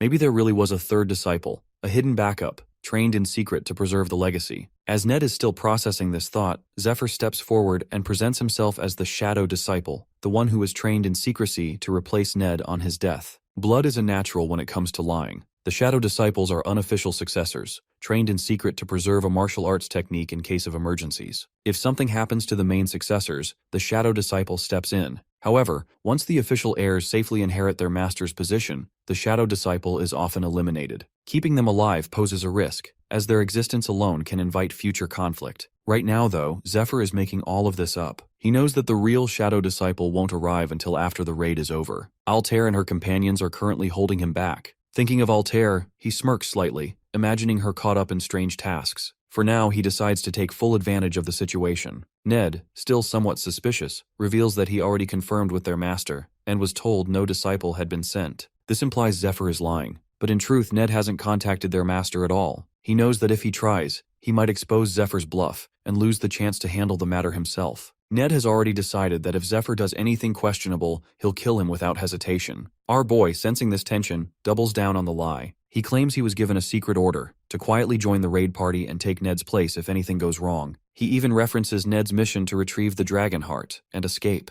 The dragon heart is a powerful magical core found within a dragon's chest. It grants immense power but is incredibly rare. One lies buried deep within the tomb of the fallen princess, the very dungeon where the upcoming raid will take place. Zephyr knows that Ned's unmatched speed gives him the best chance of escaping with the stone, but he boldly claims he can do the job better. He pushes Ned's temper even further by stating that he has something personal to discuss. As Ned clenches his jaw, the boy leans in slightly and quietly says he wants to talk about Blood Tear. The mention of this puts a dark expression on his face, as it is one of his family's stolen treasures, something only he and his master know about. Nervous, Ned asks him if he knows more about it. However, Zephyr first requests to be included in the raid. With no other option, Ned agrees and tells him to follow. He leads the boy to an abandoned building near the temple and introduces him to the other members as someone sent by their master. Matthias, who is also present, becomes excited about the new addition and immediately starts explaining their plan. According to him, all the members of the raid are Demon Lord worshippers, gathered from various places. He walks Zephyr through the details of the operation once again. Zephyr, eager to learn more about the Demon Lord worshippers, is surprised to discover that all 40 members are followers. These individuals make up an elite unit, specially trained to complete difficult missions. Despite the group's strength, the boy remains confused about why such capable people would choose to worship the Demon Lord. Meanwhile, Ned silently reflects on the situation. He wonders if their master might have revealed certain secrets to Zephyr that were supposed to be known only to them. A brief moment of doubt passes through his mind, imagining that the master may trust Zephyr more than him. However, Ned quickly dismisses the thought, reminding himself of the master's promise to help him get revenge if he proves himself useful. This promise continues to drive Ned's efforts. He is determined to earn his master's approval and achieve his goal. Still, one thing continues to trouble him: the Shadow Disciple himself. Zephyr considers the possibility that the Shadow Disciple might simply be waiting for Ned to die so he can take his place. Or worse, he might be planning to kill Ned himself. While Ned reflects in silence, Matthias finishes the operation briefing and divides the team into two groups, one assigned to protect Ned and the other tasked with eliminating Knight Commander Lucius. Without wasting time, Ned reaches out to Zephyr and invites him to join his team. He wants to keep him close, which would also make it easier to eliminate him if needed. Receiving the invitation, the boy pauses for a moment. He remembers that in his previous life, Ned had been consumed by his desire for revenge. That obsession caused him to place his trust in the wrong person, someone who ultimately led to his downfall. Despite this, Zephyr also remembers that Ned had been a fiercely loyal individual. If he could bring him over to his side, Ned might become a powerful ally. With that in mind, Zephyr agrees to work with him. In his previous life, Zephyr missed out on relationships like this, connections that could have changed the course of his path. This, he recalls, was the first of those missed chances. He vividly remembers the maniacal version of Ned, who once taught him the Dragon King-style martial arts. The next day, the list of raid members is announced, along with instructions on where to gather, train, and handle logistical preparations. Everything is going according to plan for Zephyr, and he knows he needs to get ready. He decides to visit his former team to say goodbye, having already cleared 3 dungeons for them as promised. The team members are genuinely thankful, and Zephyr assures them that this progress should soon lead to their promotion. As the farewell continues, Dale grows increasingly nervous. He wants to ask Zephyr to take him along but can't bring himself to say it. He finds his goals fascinating, but he believes that he and the others are still too weak to follow him just yet. However, to Dale's surprise, Zephyr assures him that if he trains hard, there will come a time when he can join him. This lifts Dale's mood, and our boy leaves shortly afterward. Zephyr knows that by this point in his previous life, 2 of them had already died. Though they are still alive now, he believes they are more or less doomed. In 3 years, the Demon Lord will be summoned, and most of them will lose their lives. This is why he needs the Dragon Heart, to prevent it all. Afterward, Zephyr heads to the priestess to collect his gear. Surprisingly, she has prepared everything exactly as he requested. The weapons are blunt and have good mana conductivity. He specifically asked for this because he knows the raid dungeon will be filled with skeletons, which are resistant to regular sword strikes. For that reason, blunt weapons are essential to break through them. After inspecting the equipment, Zephyr decides to buy everything, though he is particularly drawn to the Twilight Longsword. The priestess acquired that sword solely at his request. However, she remains concerned, knowing it is not effective against skeletons. Meanwhile, Zephyr thinks about the dungeon itself, how even after 10 years of effort, the temple failed to conquer it. Yet now even the Demon Lord worshippers are willing to risk everything for it. Also, everyone in the raid is technically Zephyr's enemy, and Ned still doesn't trust him. He knows that if he fails to win him over, they may end up fighting to the death this time. As they continue their discussion, an instabaddie named Agilia arrives. She works as an enchanter for the temple's lab and greets them politely. In this world, enchantments involve imbuing items with mana and magical energy, and Agelia is among the best at the temple. Once she settles in, she uses a holy light spell to fully infuse Zephyr's items with light energy. This process is part of the dungeon preparation, as the boy wants to ensure his gear is ready before facing off against the other raid members.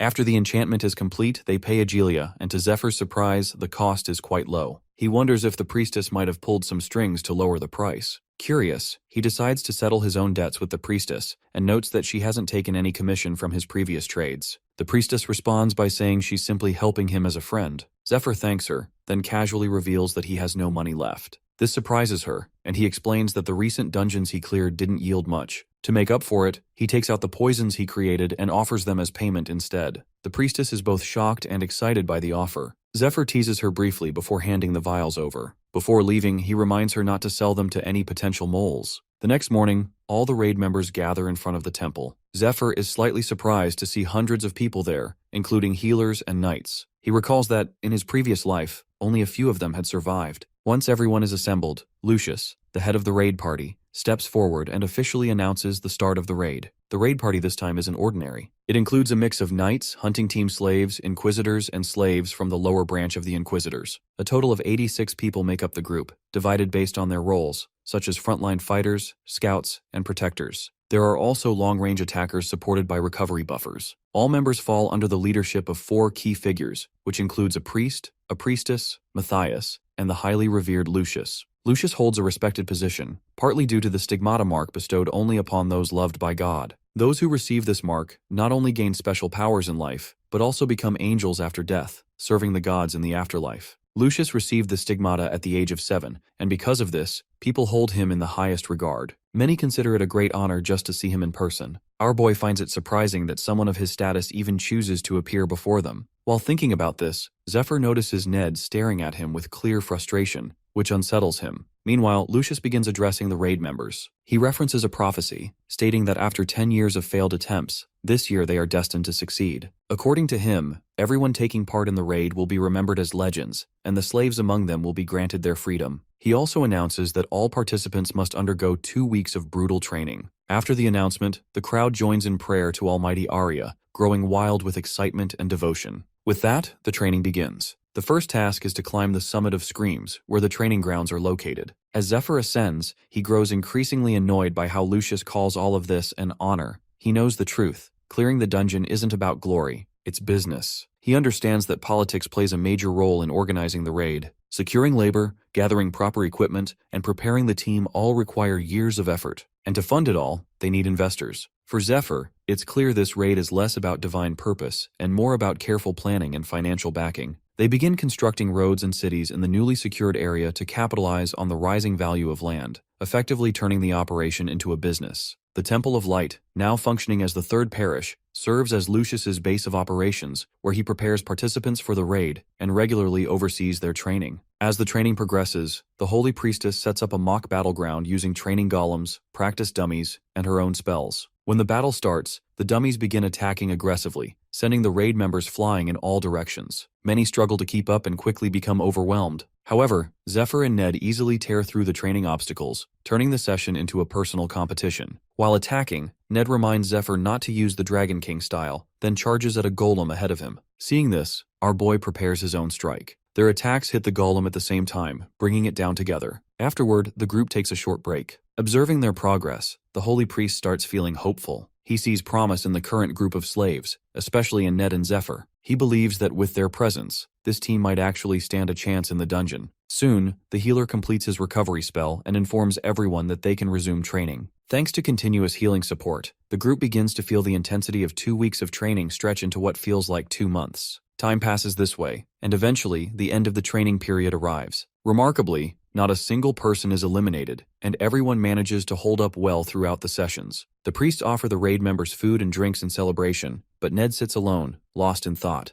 Zephyr brings him a plate, knowing that he has barely eaten during the entire training period. Ned refuses, saying he needs to keep his body light for agility. Hearing this, Zephyr sets his own plate aside as well. He doesn't feel like eating either, knowing he must be ready to take his position soon. This irritates Ned, but our boy shifts the mood by pulling out a luxurious bottle of wine. Ned accepts a glass and while sipping it, asks how much Zephyr actually knows about him. During training, he realized that Zephyr hasn't shown any intent to harm him. Ned recalls that Zephyr once mentioned the blood tier, but didn't explain further at the time, brushing it off and promising to talk later. Remembering this, Ned's curiosity grows. Zephyr, noticing the shift in his expression, realizes that something has changed. When they first met, Ned had tried to kill him, but after spending the last 2 weeks together, it seems Ned may have changed his mind. Our boy responds by correcting Ned's question. Instead of asking what the blood tear is, he should be asking where it is and who possesses it. After saying this, Zephyr leans in and whispers something in Ned's ear, something that leaves his face pale with shock. You see, the blood tear was shown to Ned by his father as a relic passed down through their family line. According to him, their ancestors had earned it by defeating monsters. The sword later brought their family the title of Baron after they offered it to the king, who appointed them as the sword's official caretakers. Ned's father believed deeply that Ned would one day inherit both the sword and the family name. He was confident his son would become a great knight worthy of carrying it. However, when the Temple of Light invaded their estate, they seized both the sword and the baronial title, claiming them as collateral for a loan, despite Ned's father begging them not to. According to the temple priests, the sword belonged to the title, and since Ned's father had surrendered the title in exchange for the loan, he no longer had any right to it. Hearing this, Ned's father lost control and charged at the priest with his sword drawn. But before he could strike, the guards stabbed him. Little Ned, who was there at the time, witnessed everything and screamed for his father, while the priests reminded the dying man that he was lucky the sword hadn't touched him. If it had, even his son would have been executed. 12 years ago, this kind of event wasn't uncommon. Dungeon speculation had been growing wildly out of control. Investors made fortunes during the peak, as loot prices soared due to successful raid parties. But when the raids started to fail and scams began surfacing, the dungeon market lost its appeal. The Temple of Light, which had profited the most during the boom, continued to mislead investors, claiming the market was stable. They sold worthless items at high prices to squeeze out as much profit as possible before the collapse. Ned's father was one of those investors. He had borrowed money from the temple, but when the market crashed, he lost everything. Those responsible for the collapse never faced any consequences,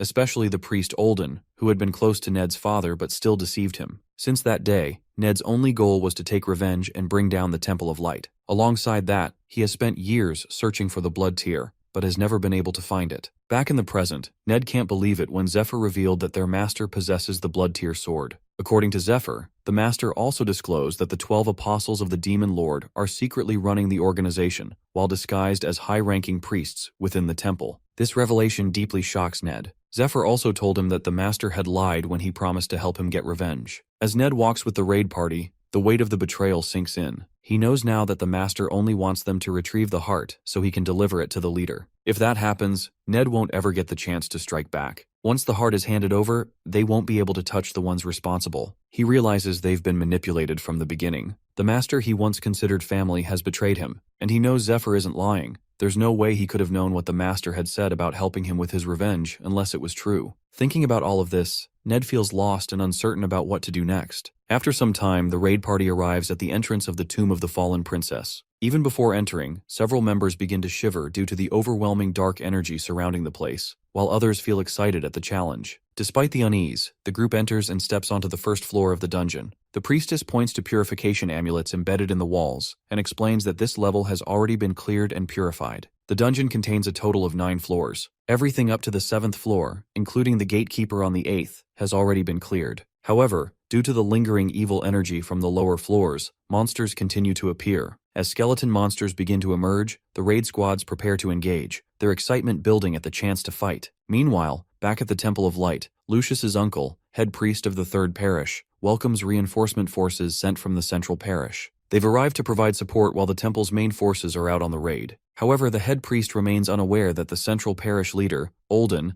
the very man leading the reinforcements, is actually a secret worshipper of the Demon Lord. Back in the dungeon, the raid party pushes forward, tearing through the endless wave of skeletons. These undead creatures continue to appear due to the lingering presence of their fallen princess, Eurydice, once the greatest sorceress in history, who dragged her subjects with her into death. As the battle continues, a couple of massive bone golems, made up of hundreds of skeletons, appear among them. One of the golems slams into the ground, creating a powerful shockwave that sends several raiders flying through the air. Reacting quickly, the holy priestess and the other casters cast Chain of Light, anchoring the golem in place. Seizing the opportunity, the raiders rush in and begin attacking the restrained monster. To their shock, the golem breaks free from the spell's grip. Just as it prepares to retaliate, Matthias, who has been quietly praying and preparing, steps forward. With a single powerful slash, he brings the golem down. The raiders, stunned by his strength, briefly pause in awe. Matthias immediately calls them to focus, warning that a skeleton mage may be controlling the golem. Just then, they spot the skeletal mage perched on top of the fallen golem. The holy priest issues an order to the ranged group to target the mage. Matthias realizes that to create a clear path for the ranged attackers, they must first neutralize the source of the enemy's power. They need to locate the mana tomb. Suddenly, Lucius steps in, wielding his radiant lance and shield. Without hesitation, he unleashes a massive holy beam that incinerates every skeleton in its path. The blast not only clears the way but also strikes the ancient tombstone, powering the skeleton mages. In one sweeping attack, Lucius destroys both the tomb and the mage. He then turns to the others and orders them to finish off the remaining enemies. Meanwhile, the priestess watches in amazement, noting that what took the entire team 30 minutes to accomplish, Lucius completed with a single attack. Zephyr and Ned also stand stunned by the sheer power of the shining lance. With the 8th floor now cleared, the group decides to set up camp there for the night to rest and recover. As the others rest, Zephyr quietly examines a nearby wall, searching for something, and eventually, he finds it. Elsewhere, in a temporary meeting room set up within the dungeon, Lucius briefs the other head members about the 9th floor. He proposes that they clear all the tombstones before approaching the boss room. The priestess disagrees, arguing that heading directly to the boss would be more efficient. However,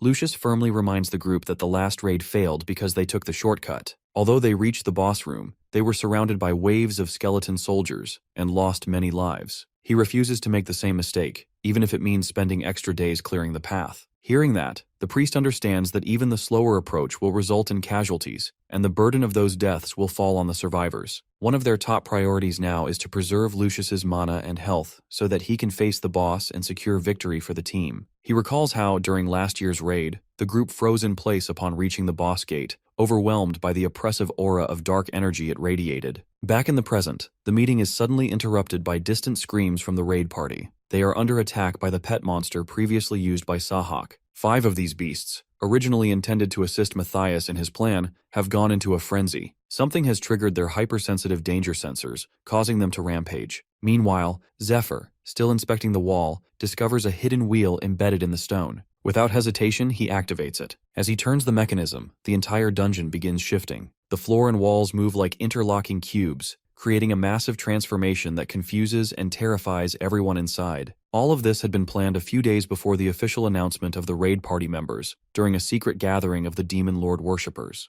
At the meeting, Matthias briefed the group with critical information. He explained that the boss room door would not open unless the gatekeeper was defeated, and once inside, they could only leave by killing the boss. This information was gathered from ancient wall texts and court records. One of the members questioned whether they could simply break through the dungeon walls, but Matthias explained that the deeper they went, the stronger the protective barriers became. At the lower levels, the walls were as hard as steel. However, Lucius had a plan. He intended to use the Stake of Faith as a wall breaker. This item was an unbreakable pillar, and Lucius's strategy was to wedge it into the door, keeping it permanently open. Since the item could not be destroyed, this would guarantee the door remained accessible. With that in mind, Matthias instructed the attack group to eliminate Lucius. The plan involved dragging the boss monster toward Lucius while pushing it away from the door. During this chaos, Ned was assigned to steal the dragon heart. Once he made it out through the door with the heart, they would awaken the corrupted creature. These creatures are powerful monsters that devour humans and corrupt anyone they come into contact with. While Lucius and the other high-ranking leaders have magic resistance and are unaffected by the corruption, the rest of the raiders do not have such protection. Once the corruption spreads, the affected raiders would begin attacking each other, creating the distraction they need. In the confusion, the boss monster would be able to finish off Lucius. According to Matthias, once they successfully escape, they will report the mission as a failed raid to the temple. The group also received a special drug from their leader, designed to disable the slave mark, preventing the priest from using any forced commands. Along with that, each member is given an ocarina flute, which can summon corrupted monsters to aid in their escape. This part of the plan excites Zephyr. It makes his task of stealing the dragon heart much easier. At the time of the raid, acting outside of the original schedule, Zephyr uses the flute and activates the corrupted monsters earlier than intended. The sudden appearance of the creatures causes widespread panic and chaos throughout the raid party. He knows the healers are present, so most of the raiders will survive the chaos. As Zephyr moves forward with his plan, the leaders spot him. Matthias notices him and remembers seeing him once before, when Ned brought him to the gathering. However, he is confused about what Zephyr is doing there now. Realizing he's been seen, our boy presses a hidden button and turns a concealed wheel built into the wall. It's part of an old protection mechanism from when the dungeon was once used as a shelter during the demon invasion era. The device randomly alters the dungeon's internal structure. Zephyr, having encountered this mechanism before, is familiar with how it works and uses it to his advantage. As he escapes, Lucius catches a glimpse of him and instantly recognizes him from Matthias's earlier mention. Suspecting him to be a demon lord worshipper, Lucius attempts to use the slave mark's force command. To his shock, the command fails. Matthias also notices this, and immediately realizes that Zephyr must have taken the special drug he had distributed earlier. Enraged, Matthias charges his sword with powerful energy. However, before he can strike, Ned appears in a flash and slices through his arm using his flexible sword. Matthias stands in disbelief, unable to accept that Ned is betraying him as well. While pursuing Zephyr, Ned, despite blocking Matthias's attack, remains concerned about Lucius's response. At that moment, Lucius also releases a holy beam from his lance, aiming directly at Zephyr. To his surprise, the boy dodges it with ease. His evasion is the result of a powerful luck perk, an ability granted by the gods when he was reincarnated back in time. This perk allows him to receive bursts of extreme good fortune during 3 critical moments. Back in the present, Zephyr knows the dungeon's shifting structure creates unexpected openings, passages that didn't exist before. With the help of his luck ability, he hopes to locate one that leads directly to the boss room. As he flashes forward, searching for such an opening, he's suddenly caught off guard. Ned has caught up to him. But why is Ned helping Zephyr? Earlier, after the training ended, Zephyr revealed that he knew about Ned's plan to steal the dragon heart and escape, even if it meant betraying the team. However, he also warned him that, according to his prediction, he would die if he followed the original plan. If he truly wanted to survive, they would need to defeat the boss together instead. The warning shocked Ned. At the time, he lashed out, angry at what he saw as a reckless and foolish idea. But Zephyr calmly insisted that he had a better plan, one that could change everything. As Zephyr laid out the plan, he found it reasonable, but the real issue was trusting him. He questioned what Zephyr meant when he said Ned would die if he followed the plan, especially since he was fast and skilled in the Drong King-style martial arts. Zephyr explained that trying to absorb the dragon heart without a special technique would be fatal. He mentioned knowing someone who could help Ned absorb it safely. He also warned that the third parish priest, Olden, was waiting for the dragon heart, and if he didn't get it, he would send the twin knights, warriors known as the strongest in the entire land. On top of that, all the demon lord worshippers, including their master, would come after Ned. Zephyr then asked again whether Ned truly believed he could defeat them all without his help. Returning to the present, both Ned and Zephyr move swiftly through the restructuring dungeon. As they advance, Ned recalls his earlier argument with Matthias, during which he requested to personally deliver the dragon heart to their leader. Matthias firmly opposed the idea, insisting that he should not be concerned with the transportation, as Olden himself was assigned as the carrier and would not make any mistakes. Matthias also seemed surprised that their leader had shared everything with Ned, given that the organization operated under strict secrecy. Meanwhile, Ned had asked those questions only to verify whether Zephyr's claims were accurate, and they were. It became clear that Olden, his longtime rival, was one of the leaders among the demon lord worshippers. That revelation made the situation even worse. Not only had Olden killed his father, but now he aimed to keep Ned under his control. The thought enrages him, and as they flash past a skeleton golem, he releases a burst of energy and destroys it in a single blow. His desire for revenge against the demon worshippers and the Temple of Light grows stronger. Noticing Ned falling behind, Zephyr calls him out, aware that they have no time to waste on monsters. His strong luck skill has only 15 seconds remaining. As the timer continues to tick, they dash toward the boss room door. Just as they approach, the gatekeeper spots them and prepares a slash infused with dark magic, launching it in their direction. The two manage to dodge the attack and notice a narrow opening in the boss room door. With only 3 seconds left in the spell, they rush toward the gap and barely make it inside in time. Once inside, Ned is surprised to find the room empty. There is no boss in sight. Suddenly, a powerful voice echoes through the chamber, questioning how the two managed to enter without defeating the gatekeeper and warning them for daring to disturb her. Meanwhile, outside the dungeon, the raid party manages to defeat all the corrupted monsters, and the dungeon finally stops shifting. As they begin tending to the injured, Lucius remains in disbelief after witnessing the slave mark being neutralized right before his eyes. His mind races with possibilities, wondering whether the boy never had the mark to begin with or somehow neutralized it himself. He is also shocked by the revelation that someone brought corrupted monsters into the dungeon and that the boy used some kind of device to interfere with its structure. These events make him suspect that demon lord worshippers might be hiding among them. Lucius finds it hard to accept, especially since he personally ensured that the raid party was made up of trustworthy individuals. Still unsettled, he asks the holy priest about the two who escaped. The priest names them, and when Lucius hears that Ned works under Inquisitor Matthias, his face turns pale. At the same time, Matthias stands nearby, enraged that his 2 men ruined everything simply because they were afraid of the boss. It was a perfect plan, one that would have elevated his standing with both the Demon Lord worshippers and the Temple of Light.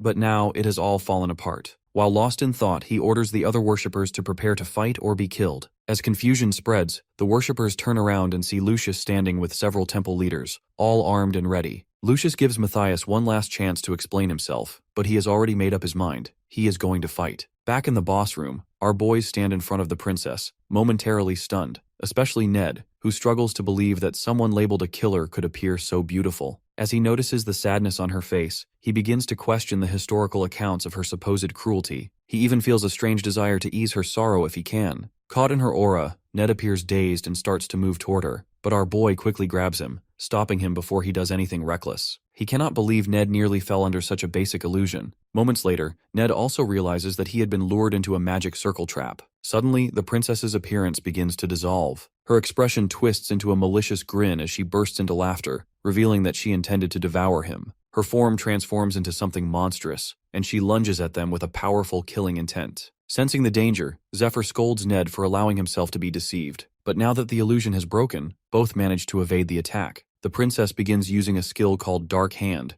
where her summoned hands absorb mana and stamina from their targets. She can summon hundreds of these hands at once, a technique that overwhelmed many raid parties in the past. This ability also functions as a continuous regeneration spell, allowing her to maintain her strength while exhausting her enemies. Even someone like Lucius has struggled against her in the past. Meanwhile, Zephyr feels the pressure of the God of Death's Wall of Iron skill, lingering over him and ready to activate if he fails. On the other hand, in the dungeon, Lucius confronts Matthias for throwing everything away, including 10 years of work invested into the dungeon. Upon hearing this, he realizes that his facade has been exposed. Someone like Lucius would not speak to him this way otherwise. He also knows he has no way to escape, even by using slaves as a distraction, since he is unfamiliar with the dungeon's newly restructured layout. And if he returns empty-handed, his leader will likely kill him. With few options left, Matthias decides that killing Lucius might be his only way out and begins to confront him directly. Although he appears confident, he is fully aware that Lucius possesses holy-grade items and is backed by a group of healers and combat priests. Taking them down without outside help would be incredibly difficult. However, Matthias still holds on to one last advantage. Some of the priests standing beside Lucius are actually his imposters. If they can catch the others off guard, he might still turn the situation around.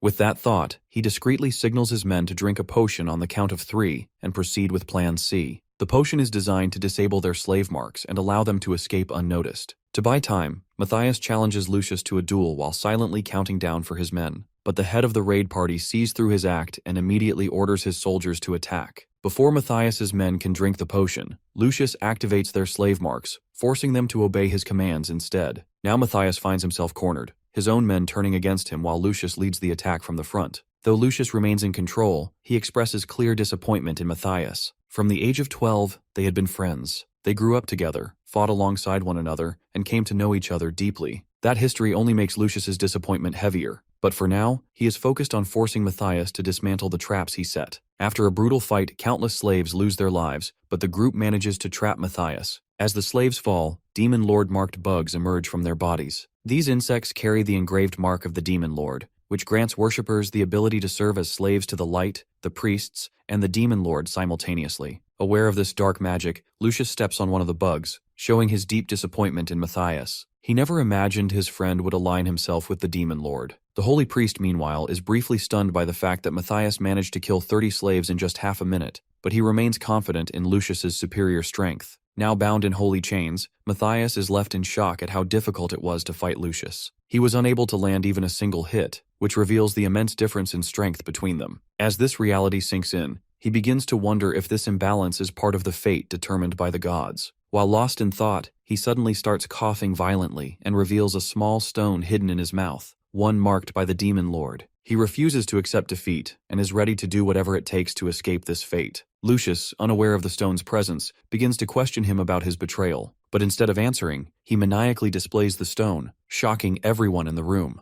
In an instant, he crushes it between his teeth and undergoes a rapid transformation, shattering the chains around him. The stone he consumed is a secret weapon of the Demon Lord worshippers, known as the Stone of Revelation. It transforms the user into a demon, to be used only when there is no other choice. Once activated, the user can never return to human form. Now fully transformed, Matthias no longer feels regret. In his mind, becoming a demon is far better than remaining a powerless human. Lucius, witnessing his transformation, immediately panics and orders his priests to attack. The head priest casts a spell to boost the stats of all allies, and they launch a full assault on the demon. However, their attacks prove ineffective as the demon blocks them effortlessly with his bare hand. To his surprise, Lucius is already upon him, swinging his holy lance with full force. Everyone expects this to end the battle, but to their shock, the demon stops the lance with his hand. The priests and their leaders are stunned. Even legendary grade weapons seem to have no effect on the demon, leaving them unsure of how to support Lucius now. Suddenly, the priestess remembers the stake of faith, a sacred weapon Lucius entrusted to her in case of emergency. She rushes toward the demon, intending to retrieve the weapon from her inventory case. To her dismay, the case is missing. Meanwhile, inside the boss room, Ned has the stake. He had stolen it from the priestess earlier as part of their plan. As the princess casts her skill, Ned begins counting down.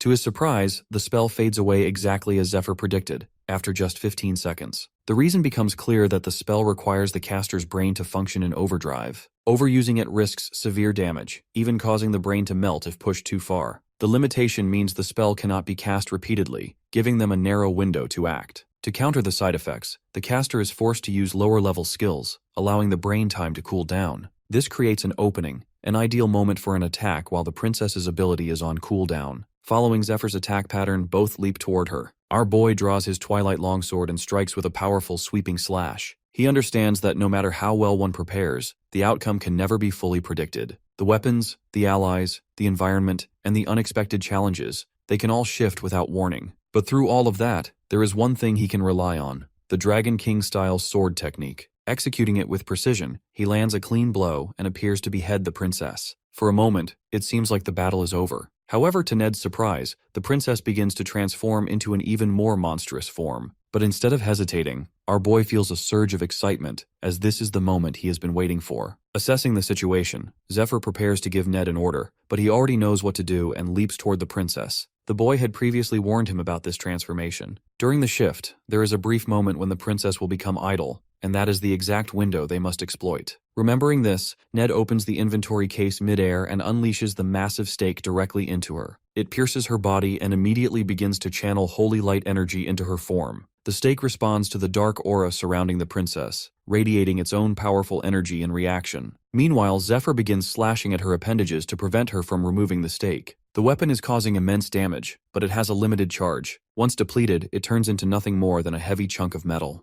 That limitation is why Lucius never considered using it offensively. But Zephyr, not concerned with the cost, made the call regardless. As the holy energy burns through her body, the princess melts away. The stake, sensing that the threat has passed, deactivates on its own. Zephyr's divine item enhancements also fade due to prolonged combat. Exhausted, he drinks a mana potion and takes a moment to wonder if Lucius has survived. After downing several more potion bottles, he decides that while he hopes Lucius makes it out alive, he won't dwell on it if he doesn't. Ned, on the other hand, stares at the last remaining eye of the princess, which continues to twitch slightly. Zephyr calmly tells him to leave it. She can't revive in that state. If she dies, the gate will open and the gatekeeper will enter. He hands Ned a healing potion and instructs him to start searching for the dragon heart. Meanwhile, Ned stands in shock, struggling to process the fact that they just defeated one of the 8 toughest monsters in the world. It all feels surreal, and he knows it was only possible because of Zephyr's plan. At the same time, a part of him grows uneasy. He wonders if Zephyr might already be too powerful for them to keep up with. His thoughts are interrupted by loud bangs on the door. The gatekeeper, covered in dark poison, slams against it repeatedly. Quickly, the poison begins to seep through the cracks and is absorbed into the princess's body. She appears overwhelmed with emotion,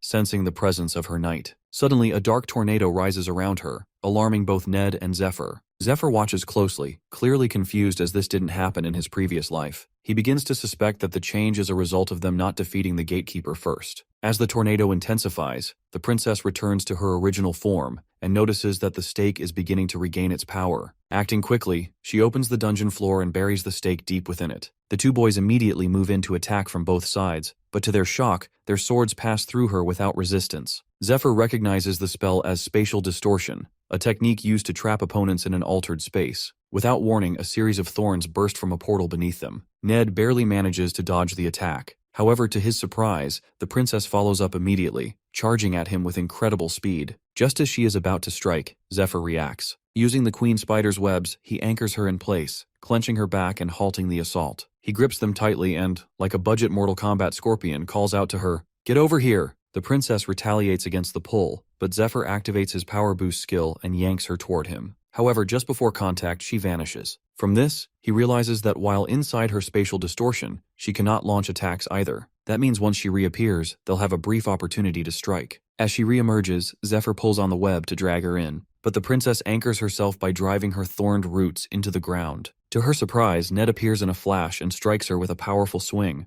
The hit looks clean, but to Ned's shock, he's the one who ends up wounded. The princess had used a Black Mirror spell, reflecting up to 300% of the incoming damage. She quickly follows up with Dark Hand, draining his mana and stamina. Just in time, Zephyr intervenes, striking her from behind with a lightning palm attack. As the Dark Hand continues to leech power, Zephyr targets a few specific points on her body using his mana control skill. This technique disrupts her mana flow at the targeted spot, disabling her ability to cast spells. As a grand sorceress who relies entirely on mana, Zephyr hopes this tactic, learned during his training under Altair, will be enough to shut her down. As the princess attempts to retreat and gain distance, Zephyr pulls her back again using the web and follows with a series of heavy palm strikes. He then takes out a rosary item he acquired from White Rose, which contains 9 sacred temple beads. He tosses 3 of them toward Ned, hoping they will keep him alive for the remaining 9 seconds of Dark Hand. But just as he makes the throw, the princess lands a direct hit to his face, sending him crashing to the wall. Zephyr is stunned by how quickly she broke free from the mana control. The princess wastes no time. She roots Zephyr in place with another binding spell, then launches a barrage of massive dark energy spheres. All of them hit him directly, causing a powerful explosion that shakes the entire room. Meanwhile, at the temple, the priestess grows increasingly worried about Zephyr, regretting that she hadn't given him more temple beads. Back in the dungeon, the beads are destroyed, and Zephyr is covered in blood.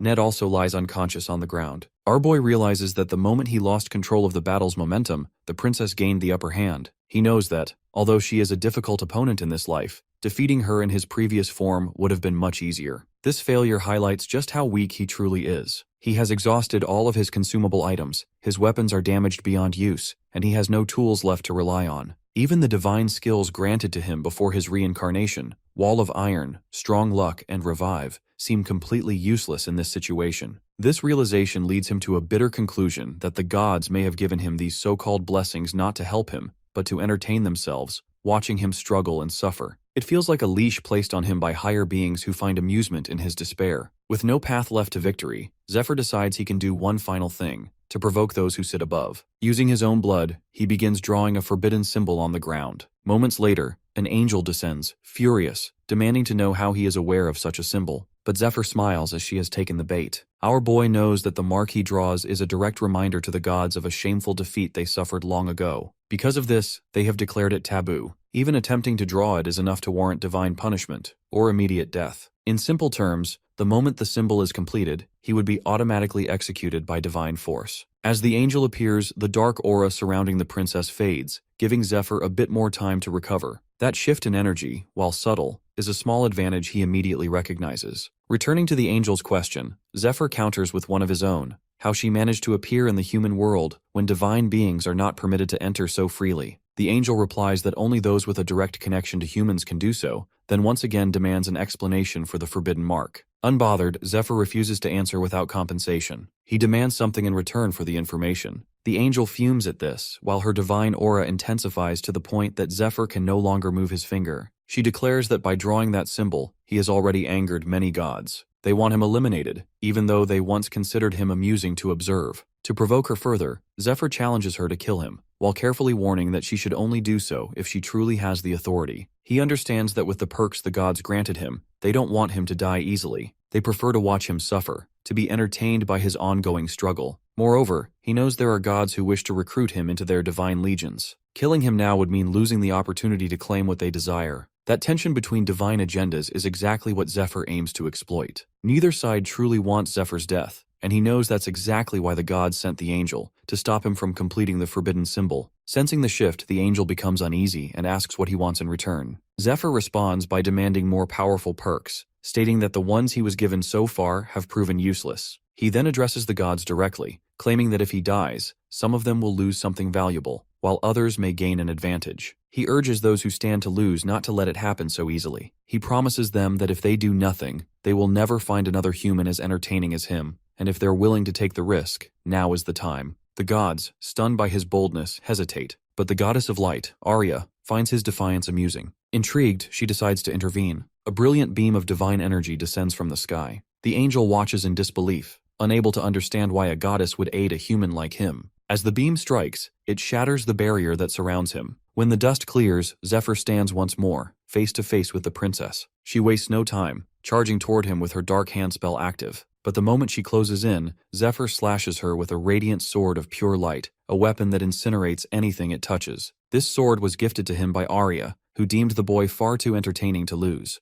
Elsewhere, the other gods react with fury, especially Uzra, but the god of the sky, Akairos, steps in to defend Arya's decision. He argues that the weapon belongs to her, and she is free to use it however she chooses. Internally, Akairos understands the deeper reason for stepping in. He knows that the god of death desperately wants Zephyr for his own agenda, and Akairos refuses to let that happen. Back in the fight, Zephyr relentlessly attacks the princess with the divine light sword, striking her with such force that even her spatial distortion spell fails to protect her. He knows she has no defense against a divine item of this magnitude. Seizing the moment, he activates the sword's Yehi spell, unleashing a heavenly light strike that crashes down upon her, finally taking her down. As she falls, the princess reverts to her original beautiful form. Zephyr realizes that the Yehi spell, powerful as it is, doesn't only deal damage, it also carries the ability to break curses. That explains her sudden transformation. The curse has lifted, and her true self has returned. Now fully conscious, the princess takes in her surroundings with a dazed expression, as if waking from a long and haunting dream. She looks at Zephyr, confused, and asks who he is. Zephyr introduces himself calmly, declaring that he is the one who will carry on her legacy. The dragon heart was once given to the princess as a gift by her loyal knight, who now serves as the gatekeeper. The two were in love and had dreamed of living a happy life together. However,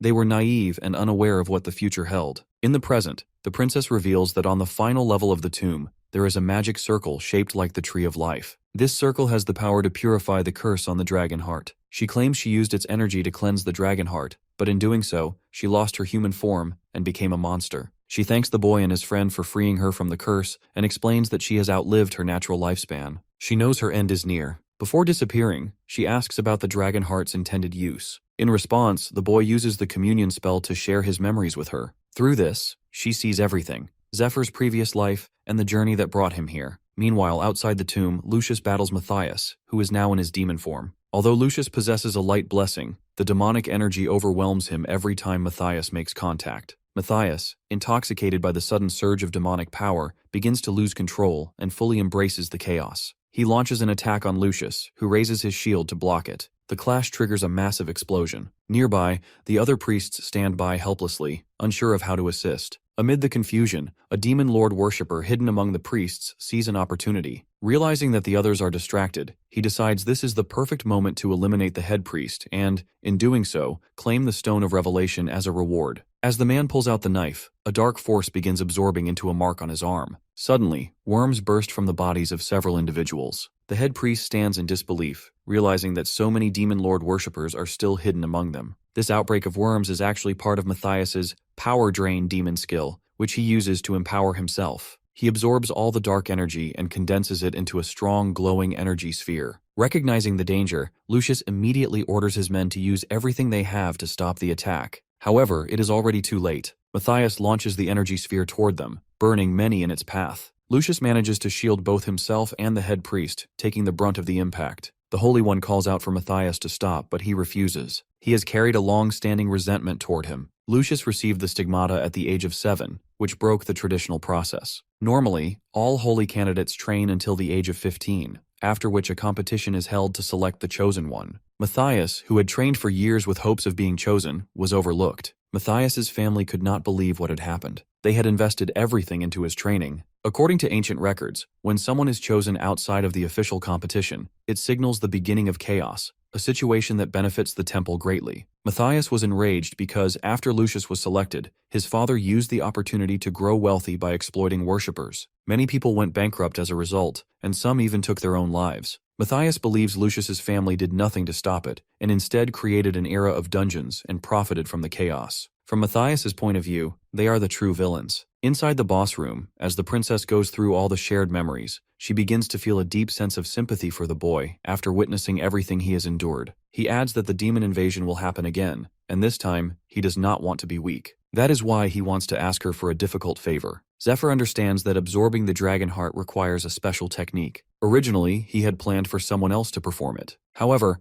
now that the princess is present, he realizes she is capable of doing it with ease. She was the one who originally planted the dragon heart in Georgios, the first dragon slayer, and he now wishes for her to do the same with him. To his surprise, the princess reveals that she cannot perform the process. 1,000 years ago, one of the second strongest dragons, Chrysaorus, unleashed devastation across the world, nearly burning it to the ground. Chrysaorus was originally one of the 12 heroes who led the war against the demons. However, after being cursed by them, it lost its mind and turned against everything it once fought for. To oppose Chrysaorus, the remaining 11 heroes, including the princess, her knight, and the golden dragon, united to stop its rampage. After a long year of battle, they finally managed to bring the dragon down, with Knight Georgios landing the final blow. In the present, the boy reminds the princess of these past events, emphasizing that all their sacrifices could be in vain if the demons succeed in summoning the demon lord into their world. While the gods are forbidden from entering the human realm, the demon lord can be summoned directly. A group of worshippers has formed with the goal of summoning him once again. The boy recalls from his past life that human greed played a major role in this. Many humans joined the demon lord's followers for power or gain. When the demon lord became a serious threat,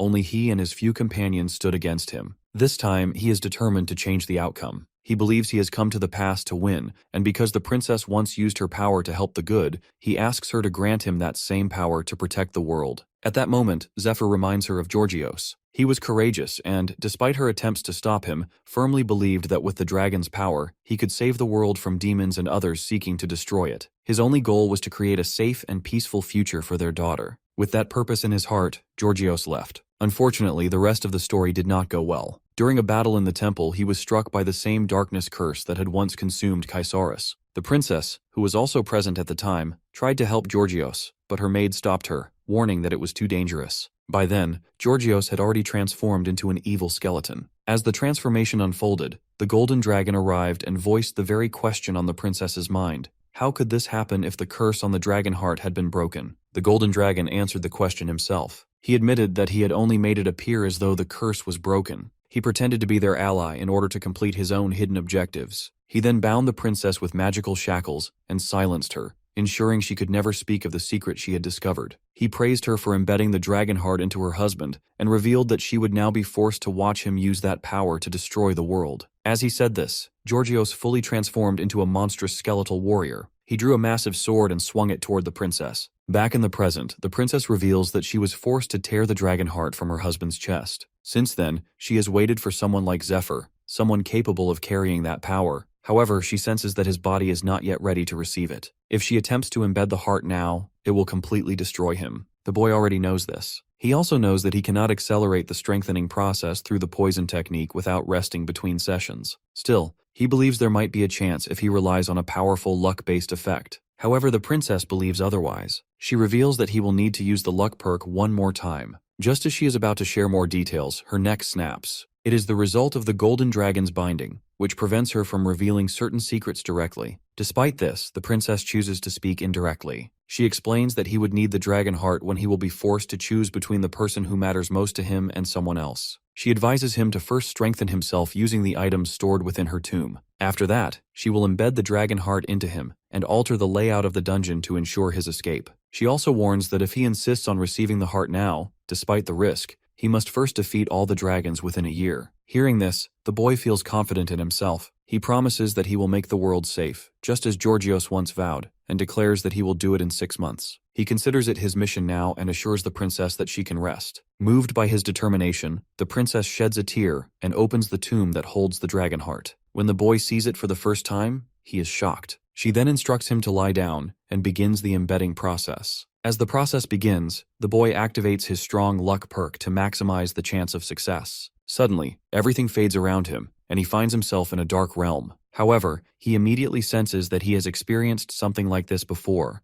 and that he is not alone. Suddenly, a massive red eye opens behind him, followed by a claw that grabs him in an instant. It is Chrysaorus, still lingering within the dragon heart. Though only a remnant of the dragon's overmind remains, its presence is powerful enough to make the boy feel as though his heart is being torn in half. Kaisaris, filled with rage, recognizes the scent of the gods within Zephyr and questions why they have sent another puppet into his domain. The dragon refuses to grant his power, especially not to Zephyr, and with that, crushes him tightly in his claws. Meanwhile, back in the dungeon, Matthias, in his demon form, has managed to take down everyone, including the head priests. Lucius is now the only one left standing. He blocks his relentless attacks with his holy grade shield. As Lucius deflects another strike, he attempts to retaliate by launching a fiery beam. However, Matthias easily dodges and flashes behind him, striking him hard in the back. This moment confirms what the demon has suspected. Lucius is growing tired. His reaction time is slowing, and the signs of exhaustion are starting to show. Also, the holy leader grows more concerned, realizing that Matthias is becoming increasingly adapted to the demonic power. With each moment, Lucius is the only one sustaining damage and tiring.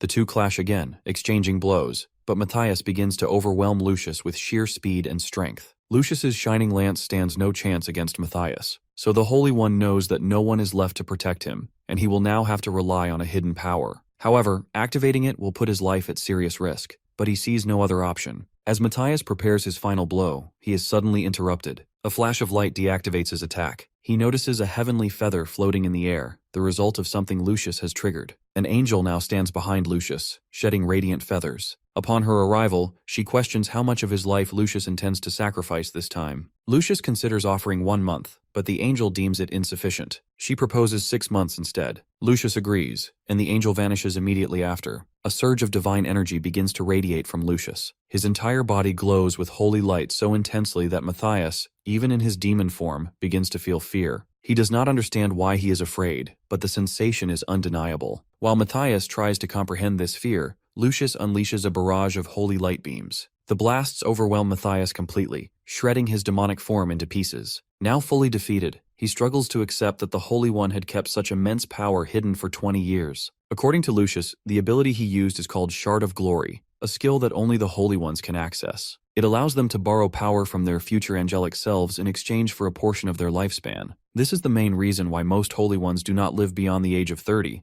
They are often forced to use this skill to fight powerful enemies, and the temple frequently places them in such situations. In truth, they are treated as little more than pawns. After explaining this, Lucius questions whether Matthias truly believes his betrayal was worth sacrificing their friendship. But Matthias remains consumed by jealousy over Lucius's chosen status. He believes that the goddess values his life while treating them as worthless. Matthias insists he was the one everyone expected to be chosen, but everything took a strange turn. The goddess never even answered his prayers or acknowledged his questions. As he speaks, Matthias begins to fade into the air, his form slowly dissipating. Meanwhile, in the boss room, Ned wakes up disoriented. As he regains focus, he is suddenly shocked to see the dungeon boss engaged in some kind of mysterious ritual. Outside, Lucius manages to heal both the head priest and the priestess, but he remains concerned that the three of them are the only survivors from the raid party. Once they are fully healed, he instructs them to find a way out of the area. Meanwhile, inside Zephyr's mental realm, the dragon is momentarily stunned by a strange glow forming around the boy. The energy takes the shape of a pinkish female figure.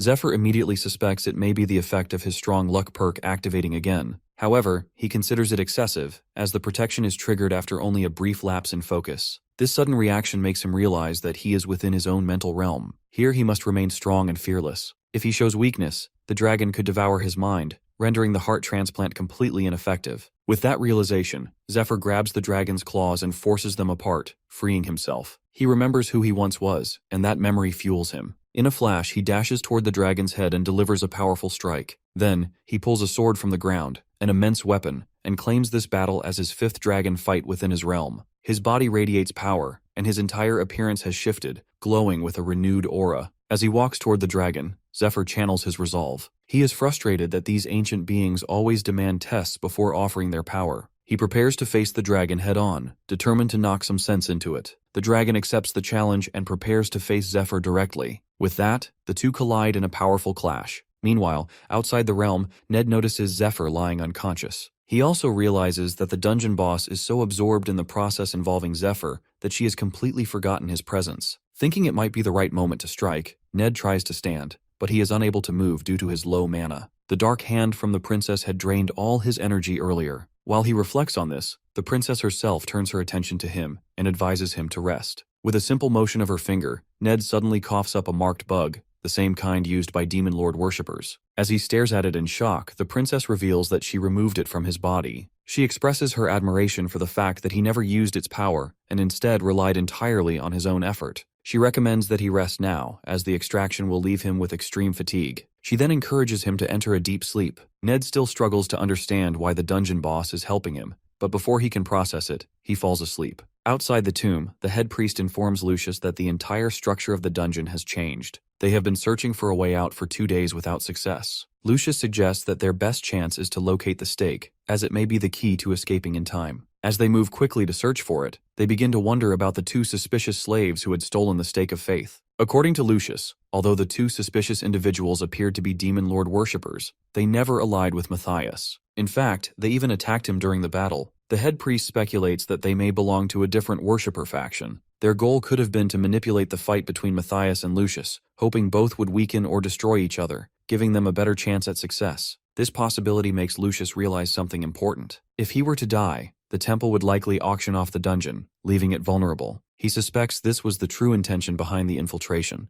to create a scenario where the dragon heart could be seized. He believes the worshipper faction plans to purchase the dungeon at a low price, and then send the 2 infiltrators back inside as part of a new raid party. Since they've already explored the area, they likely have an escape route prepared, or will be given one. Lucius concludes that the infiltrators must be captured before they vanish. That, at least, was their plan. But when Lucius and the others reach the boss room, they are shocked to find that the gatekeeper is still alive. They have sensed the lingering holy presence of the stake, but are confused as to why the skeletal knight still guards the room. The gatekeeper proves to be overwhelmingly powerful. He easily overpowers Lucius and pins him to the ground. The Holy One knows he cannot use Shard of Glory again, as it can only be activated once per week. With no other options left, his thoughts turn to his family, and he begins to believe this could be the end. Just then, Zephyr bursts through the boss room door like a real Chad. Lucius, stunned, wonders what he is doing here. Zephyr, now radiating power, casually remarks that he needed to do a favor for someone anyway, so he decided to lend a hand. Clearing his throat, he activates a dragon skill and issues a commanding order to the gatekeeper to drop on the ground. The skeletal knight crashes to the ground under the force of the command, surprising Lucius. He can't understand how such a powerful creature is obeying someone like Zephyr. Meanwhile, the boy restrains the knight and begins counting while observing the knight's resistance. The skeletal knight struggles fiercely, trying to break free from the spell. It takes exactly 10 seconds for the control spell to wear off, and from this, Zephyr confirms that he has only a 10-second window of control. Currently, his access to the dragon heart is limited to just 1% of its full power in order to match the capacity of his still developing body. Once freed, the skeletal knight grabs his sword, which Zephyr immediately recognizes as Graham. The weapon was specifically forged to slay dragons and is highly effective against them. Wielding the sword with full force, the knight swings it at Zephyr. Zephyr counters with his own light sword, a divine weapon given to him by the goddess of light. The sword came with a condition to use it in order to protect the Holy One. Zephyr agreed, and now he is fulfilling that promise. He channels all his holy energy into the blade. Then, with a respectful goodbye, he releases the energy in a powerful attack aimed at the skeletal knight. The impact generates a massive wave of radiant light that even takes Lucius by surprise. Lucius cannot believe a former slave is wielding such a divine item. Even more shocking, he senses the direct presence of the goddess of light emanating from Zephyr. The overwhelming aura reminds him of the first time he encountered the golden dragon as a child. Realizing the significance of what has just happened,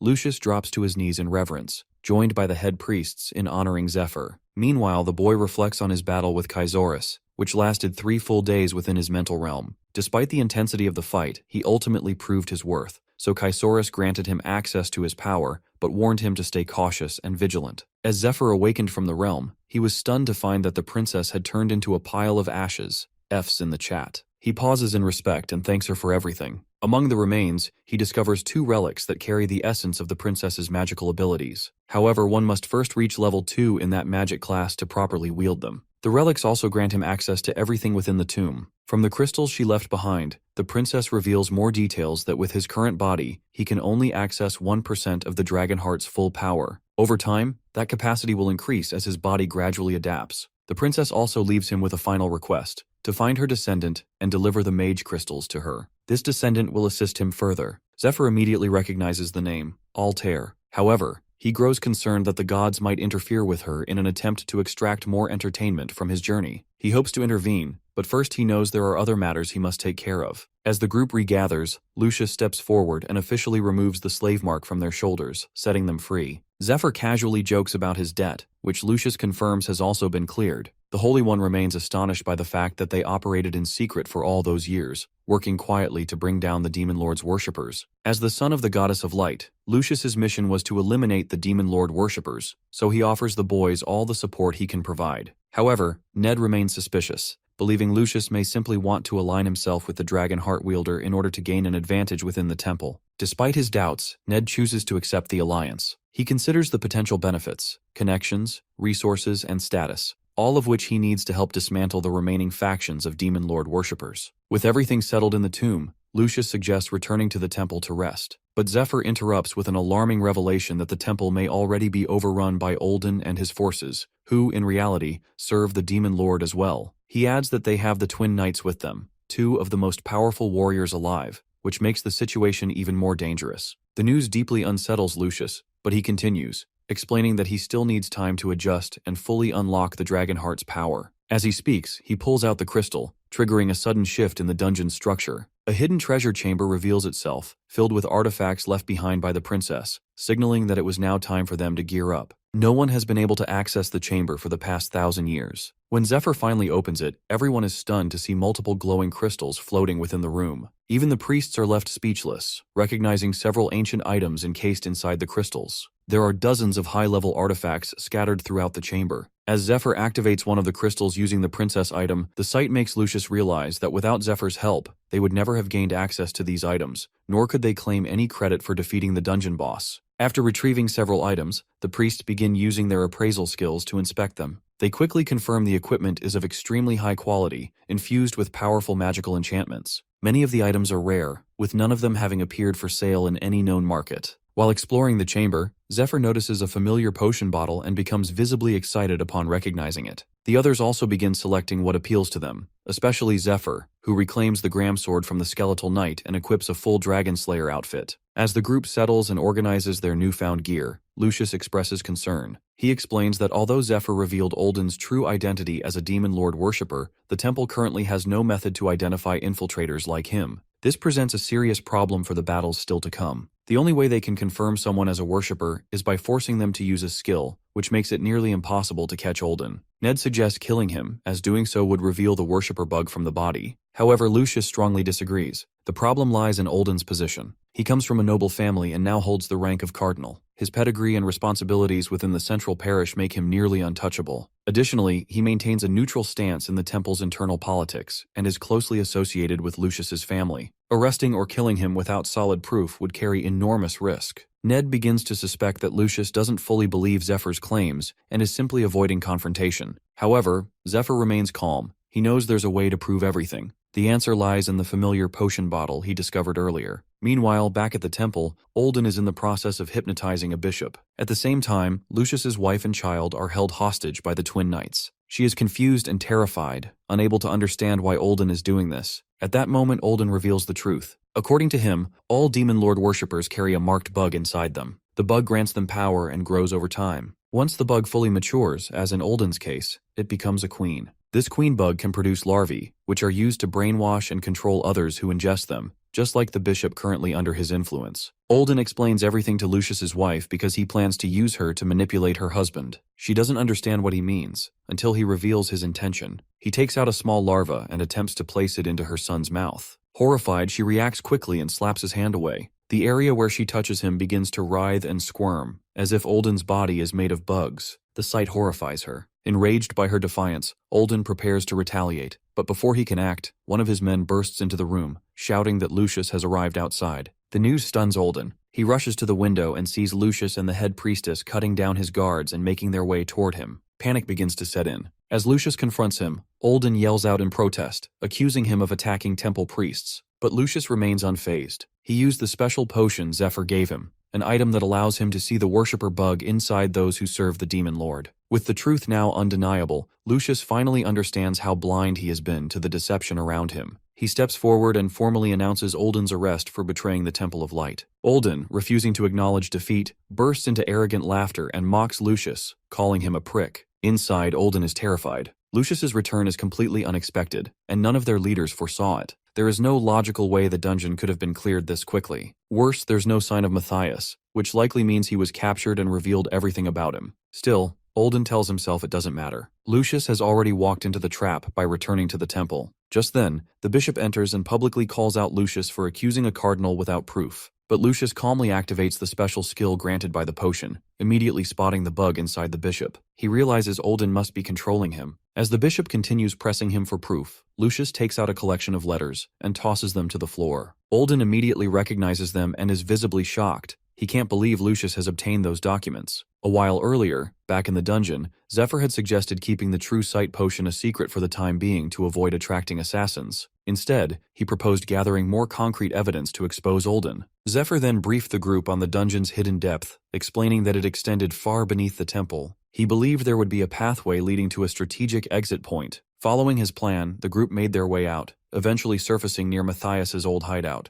a location often used by the Demon Lord worshippers for secret meetings. There, they discovered a set of abandoned letters. These documents contained detailed plans between Matthias and Olden, including their strategy to steal the dragon heart. Matthias had held on to the letters as a safeguard in case Olden ever betrayed him, and now Lucius has possession of them. Hearing this, Olden bursts into maniacal laughter, and finally admits that he is the leader of the Demon Lord worshippers. However, he quickly adds that they still can't do anything to stop him, because he has Lucius's wife as a hostage. Lucius spots her and, gripped by worry, calls out, but Olden quickly stops him, warning not to come any closer. With a sinister calm, Olden reveals a special larva, what he calls the princess bug, claiming it was prepared specifically for Lucius's family. Then, with a chilling smile, he gives Lucius a cruel choice: his wife, his son, or himself. Without waiting, he begins counting down from 3. As Olden reaches the final count, Lucius desperately offers to take the bug himself and pleads for his family to be spared. But Olden ignores him and, right in front of his eyes, shoves the bug into his wife's mouth. Before the larva can take hold, Olden is suddenly stabbed from behind by none other than Ned. The twin knights are stunned, unable to understand how an assassin slipped through unnoticed despite their detection skills. What they don't realize is that Ned is wearing the Misty Bracelet, an artifact that renders its wearer undetectable. Without wasting a moment, Ned slashes Olden in half with his sword and grabs Lucius's wife. He immediately starts defending against the incoming strikes from the Golden Knight, the elder of the twin brothers, whose overwhelming power begins to push Ned back. As they clash, Lucius fires a powerful lightning beam toward Olden.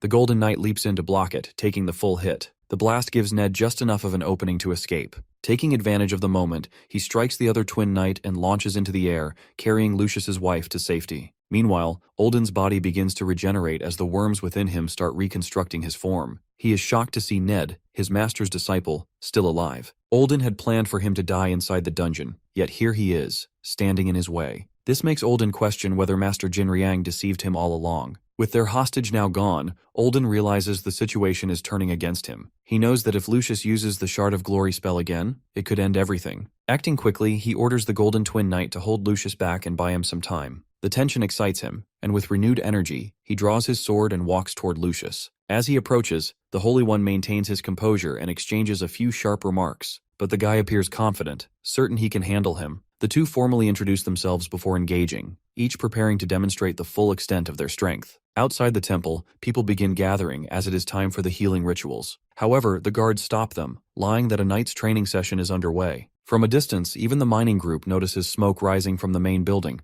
leading many to speculate about what is happening inside. Priestess Rose also suspects the guards are lying. She remembers when Zephyr last traded with her and warned her to stay away from the main building for a while, explaining that a high-ranking official would be visiting and that her shady business might be exposed. Since then, she has mostly stayed in the slave quarters as a precaution. But now, seeing the smoke coming from the main structure, she begins to worry. Back inside the main building, the head priests and priestesses are actively defending against waves of Demon Lord worshippers. They are using items acquired from the princess's treasury, which helps them hold their ground. They do their best to avoid killing any of the corrupted priests, knowing that if word gets out, the rival factions within the temple will seize the opportunity to discredit them. They maintain their defense as best they can when suddenly, they are stunned to see the temple spire collapse in front of them, despite being protected by a barrier. Looking up, they spot Lucius locked in battle with the Golden Knight. To their surprise, the knight appears to be growing tired. His sword is at a disadvantage against Lucius's spear, which gives Lucius superior reach and control. The Golden Knight tries to avoid the spear's tip to close the distance,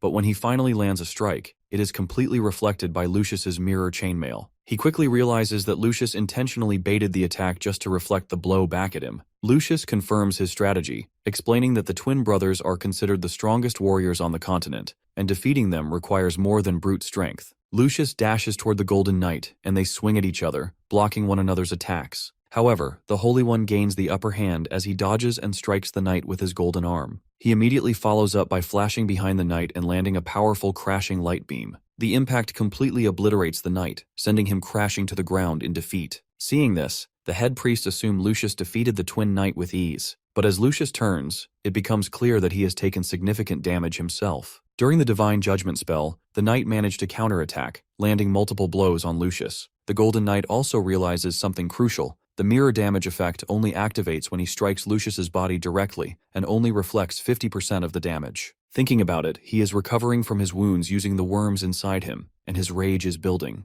In a flash, he appears behind Lucius and prepares to deliver a deadly blow with his sword. However, just as he is about to strike, the queen bug inside him sends a signal, halting his movement. Lucius seizes the opportunity, chaining him in place and blasting him with a heavenly beam. Though wounded, he continues to receive signals from the queen bug. At the same time, Olden's body has been dragged into a secluded forest by Zephyr. The boy gives him a brutal beating but chooses not to kill him yet, keeping him alive for a reason. Back at the main building, Lucius and the head priests reveal that the strategy was to isolate the twin knights and Olden by keeping them occupied, allowing the group to take them down one by one. The plan worked perfectly. Realizing he has been outmaneuvered, the twin knight loses his shit. Some time ago, Olden personally volunteered to oversee the transportation of the dragon heart. He confidently told the master that, with his mind control skills, he could safely take over the temple in the third parish and keep the dragon heart under close watch without needing to move it. The master approved the plan and gave him the green signal. Now with everything falling apart, he tries to make sense of how everything unraveled, how the raid ended so quickly, how Ned uncovered the assassination plot, and how the dungeon was cleared in record time.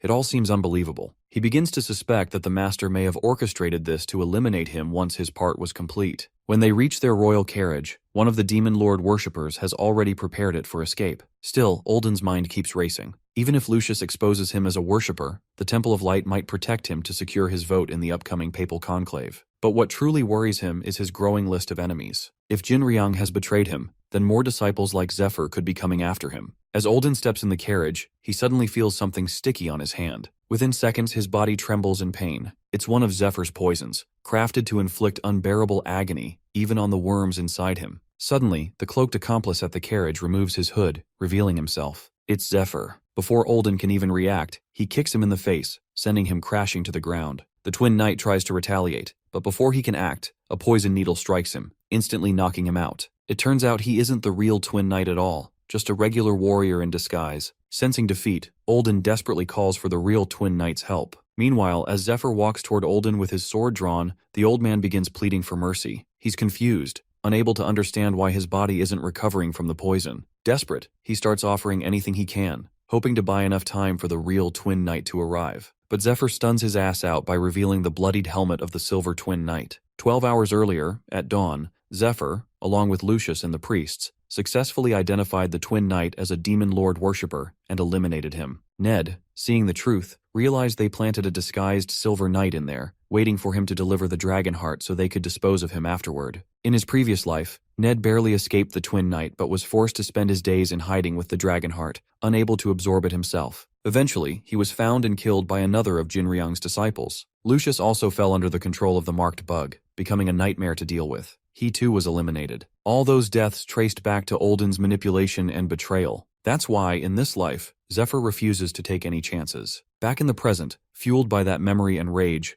Zephyr unleashes a blast of divine lightning upon Olden. But to his shock, the remains it leaves behind seem far too small. While thinking, Zephyr suddenly senses something approaching from behind and manages to block the attack just in time. It's Olden, now in his true demon form, transformed into a grotesque, slithering mass of worms. According to him, he is far stronger in this form than the twin knight ever was. This makes Zephyr realize that Olden had shed a portion of his body earlier as a decoy, allowing him to transform back into his demon form undetected. In this state, Olden possesses overwhelming power and the ability to return to a human appearance at will. Anyone who has seen his demon form has never lived to speak of it. Calling Zephyr's resistance a mistake, Olden slams his massive fist into the ground, creating a violent shockwave that rips through the forest. Elsewhere, Ned, who is guarding Lucius's wife and child, hears the tremor. He quickly instructs them to stay hidden inside the cave and hands them cloaking bracelets to render them invisible. As he turns to leave, Lucius's wife expresses concern, but Ned, the Chad he is, assures her that he stands on business and doesn't need that. With determination in his eyes, Ned flashes toward the source of the shockwave. As he moves, memories of his father's death resurface, fueling his resolve for revenge against the inhuman sloth Olden. He's ready to bring down everyone involved. Back in the main building, Lucius continues his battle against the stronger of the remaining twin knights. The marked bug inside the knight is enhancing his power, but it's causing his precision to falter. Lucius notices that the knight is growing anxious from being held off for so long. Seizing the opportunity, he calls out to the head priest, who activates his Battle Light spell. The spell boosts allies' stats and recovery by 120%, empowering Lucius immediately. To the priestess's surprise, it also strengthens her summoned spirit, increasing its size and intensity. With the support spell active, they launch a coordinated assault on the knight. He defends himself with confidence, believing their slower attacks pose no real threat. However, he suddenly begins to feel dizzy, the effect of the shooting star spirit's debuff kicking in. Lucius uses the moment of weakness to charge forward. His lance, glowing with holy energy, pierces through the knight's torso with a massive blast. Though the knight attempts to strike back, he misses completely. When the dust settles, only the lower half of his body remains, slumped to the floor. Just as it seems the battle is over, Lucius turns in shock to see the entire structure behind him sliced cleanly in half. The head priest quickly realizes what happened. During the fight, the knight wasn't just aiming at Lucius. He was targeting the building, attempting to bring it down on the brainwashed priests inside. Lucius immediately rushes toward the bishop to help, but he's too late. The rubble collapses, burying the area. Meanwhile, the knight, gravely injured but still conscious, begins to flee. A third of his bug has been burned away, weakening him significantly, and he's now headed toward Olden in hopes of being restored. Despite everything, he remains shocked at how effectively Lucius managed to keep him occupied. Believing it to be the only option left, the twin knight rushes toward Olden, the man who once offered him purpose when everything seemed lost. In the past, the twin knights joined Olden after their elder sister claimed the earldom. At that time, the priest manipulated them with slick words, convincing them that only by supporting the true God could they ensure the world's rightful order. The promise worked. Now, filled with gratitude and a sense of debt, the knight races toward Olden, determined not to let him die. However, just as he nears his target, a sudden flash cuts through the air, and the knight is sliced cleanly in half. It's Ned. He uses the Blade of Mirage to literally give the knight another twin brother. As Ned lands, the twin knight recognizes him as Jinriang's disciple and demands to know why he's getting in their way. Ned, however, calmly reminds him of the day he killed his father. This triggers a realization in the knight that this is about revenge. But he scoffs, claiming he has killed hundreds and doesn't remember every face. Fully recovered, the knight throws off his damaged armor and warns him to move aside, stating he has somewhere important to be. He acknowledges that Ned is agile, likely using some sort of cloaking skill that avoids detection. Despite that, he doesn't take him lightly. Still, the knight remains confident that no one can defeat him in direct combat. He gives Ned 10 seconds to run, but his heart skips a beat when Ned draws a familiar sword, the blade of his fallen twin brother. The sight stuns him. That weapon had been their shared symbol, a sacred gift from Olden himself. Now holding it, Ned calmly offers to share his brother's final words, if the knight manages to defeat him. That is all it takes to make the twin knight a mad dog who is fully prepared to take Ned's life. Meanwhile, on Zephyr's side, the demon Olden is relentlessly sending blow after blow, but to his surprise, they have no effect on the boy. He is using the swarm of bugs inside him to transform his body, summoning multiple fists to launch continuous attacks at Zephyr. This transformation allows him to achieve the sharpness of metal and even hurl acidic stomach fluid from the bugs toward his target. However, Zephyr is able to dodge every strike, following up with precise counterattacks using the Dragon King style. With one of these counters, he manages to cut Olden into pieces. Yet even after being torn apart, the scattered pieces morph into fully formed weapons that begin attacking Zephyr from all directions. Despite being repeatedly sliced, Olden's demon form shows signs of immortality, recovering each time without fail. He seems unfazed by the damage, confident that Zephyr will eventually run out of stamina and mana. As the fight continues, Olden charges forward and grabs Zephyr by the collar. He reveals a disturbing intent that he admires Zephyr's power and strength and plans to implant a bug inside him to turn him into a servant. He then hurls him to the ground with immense force. As he crashes into the earth, Olden follows up by slamming his massive fists down on him, generating a series of powerful shockwaves. Finally, the demon reshapes his arm into a sword and brings it down onto Zephyr. The move takes a toll on Olden as well, visibly tiring him. Well, how did Olden become like this? In the past, he was persuaded by the Master himself to join the worshippers, who offered him power beyond imagination. The Master gave him a marked bug, advising him to take good care of it. From that day onward, Olden began borrowing the bug's power, He went on to kill countless people, and once the bug inside him matured, he used the Stone of Revelation to complete his transformation into a demon. In the present, despite unleashing a series of powerful attacks, Olden is shocked to see Zephyr completely unscathed. Zephyr holds back the demon's arm with his bare hand, showing no signs of injury. This stuns Olden, but the boy explains that he could have taken down Olden along with the twin knights earlier. However, he intentionally split them apart to give Ned a chance for personal revenge. The other reason is that Zephyr recently gained the power of the dragon heart and wanted to test it against a strong opponent like a demon. He activates his dragonification skill, temporarily boosting his heart's power by 9%, a skill that can be used only once a day. Since Olden poses a real challenge, Zephyr chooses to test the enhancement on him. At the sight of the dragon heart, Olden begins to panic, unable to comprehend how Zephyr possesses such power. The boy attempts to grab him using his enhanced dragon arms, prompting Olden to flee in desperation.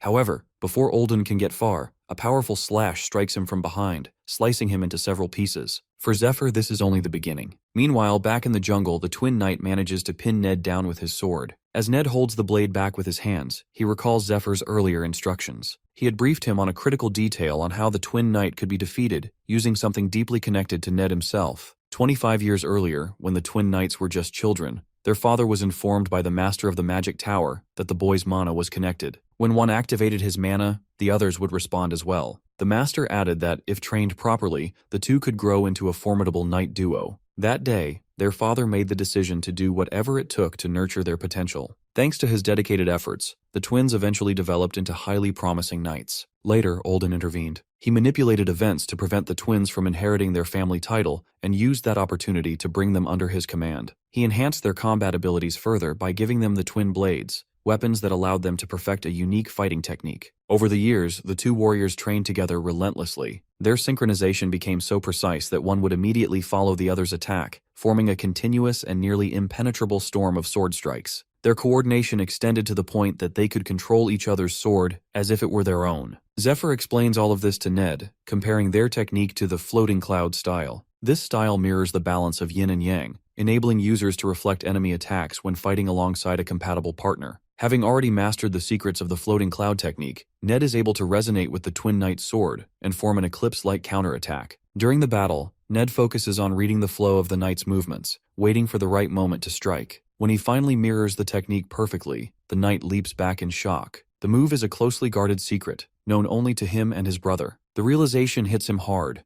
For Ned to use that technique, something terrible must have happened to his twin to force it out. In that moment, the knight once again hears Olden cry out for help, but he chooses to ignore it. Instead, he decides to eliminate Ned within the next minute. With that thought, he charges at him, swinging his sword wildly with heavy, forceful blows. However, Ned is already prepared. Zephyr had told him that the knight would continue fighting without attempting to assist Olden. Their plan depends on preventing the knight from reaching Olden, as any contact could allow Olden to escape or regroup. Recognizing this as his only chance, Ned presses forward and attacks. But the twin knight moves faster. In a flash, he delivers a powerful slash that appears to cut Ned down the middle. To his shock, it's only an illusion. The real Ned is behind him. Ned uses his Thunder Palm technique from behind and immediately follows it with a sword strike. But again, the knight reacts quickly. He blocks the attack, and Ned's sword gets stuck to his. The twin blades are magnetically drawn to each other. Using this connection, the knight turns it to his advantage and stabs Ned in the gut. He then pins him down, attempting to finish him off, while Ned holds back the blade with all the strength he has left. At that moment, his mind flashes back to the blood tier and the memory of his father's belief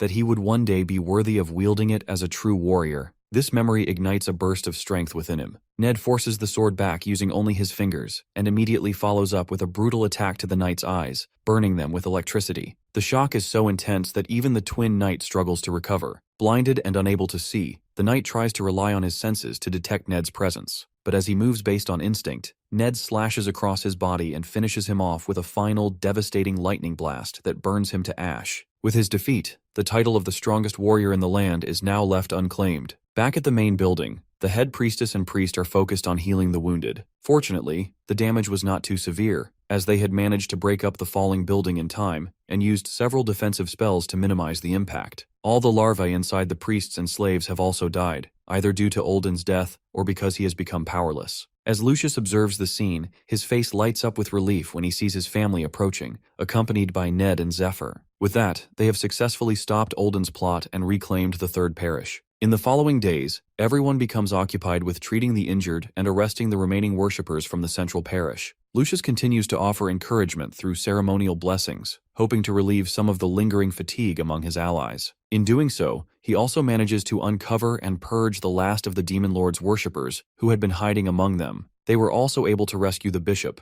who remains in disbelief over everything that has happened and is still recovering from internal wounds. Lucius personally looks after him with great care. Zephyr and Ned are hailed as heroes, and the bishop thanks them both in person for their efforts. As a gesture of goodwill, Zephyr presents the bishop with the shriveled, worm-covered head of Olden. The bishop is visibly disturbed by the gift, worried it might still be dangerous. Zephyr assures him that the head is now powerless and may even hold valuable information. When he asks Ned for his opinion, he doesn't seem concerned. They have already extracted everything they needed from Olden. Internally, Ned feels a sense of satisfaction, but he is also troubled by the fact that he can no longer follow through with his original plan. Finally, Zephyr hands over the intelligence they retrieved from Olden to the bishop. It contains the locations of hideouts, operational plans, and the names of worshippers across the region. Upon reviewing the information, the bishop is shocked to discover that it contains plans to summon the Demon Lord himself. Even more alarming is the revelation that the ones pursuing this goal are from the Eastern Union. The Kingdom of Cayenne lies on the continent of Aslan, which is divided into the Eastern and Western Unions, both of which originally held equal power. However, when the Holy One was chosen from the Western Union, the balance of power shifted significantly. As a result, the Eastern Union fell into economic decline, to the point where it was forced to sell land to the West. This growing disparity fueled resentment and opened the door for Demon Lord worshippers to spread quickly among Eastern nobles, corrupting them through greed and desperation. According to Zephyr, two of the most dangerous threats, the Ice Dragon and the Blue Dragon, are currently attacking territories in the West. These dragons have already established nests in the continent's largest breadbasket region, and have even taken control of the central trade hub. This disruption is causing widespread starvation in the south. The worsening situation explains why the East has begun aligning with worshipper groups. It is possible that the dragons themselves are part of a broader plan orchestrated by the Demon Lord's followers. Zephyr confirms that, based on the information extracted from Olden, the worshippers did not summon the dragons but instead provoked them into attacking. To resolve the crisis, the dragons must be hunted down and eliminated. Zephyr suggests that he and Ned will take on this task. However, the bishop doubts his claim, questioning how they could possibly defeat a dragon. Lucius is also surprised that he is not included in the mission, but the boy explains that the third parish still needs Lucius. This likely will not be the last invasion attempt, and someone must remain to defend their home. The Holy One agrees with the proposal and officially appoints both Zephyr and Ned as temple knights. He offers them a reward of gold and gems and grants them unrestricted access to the main building.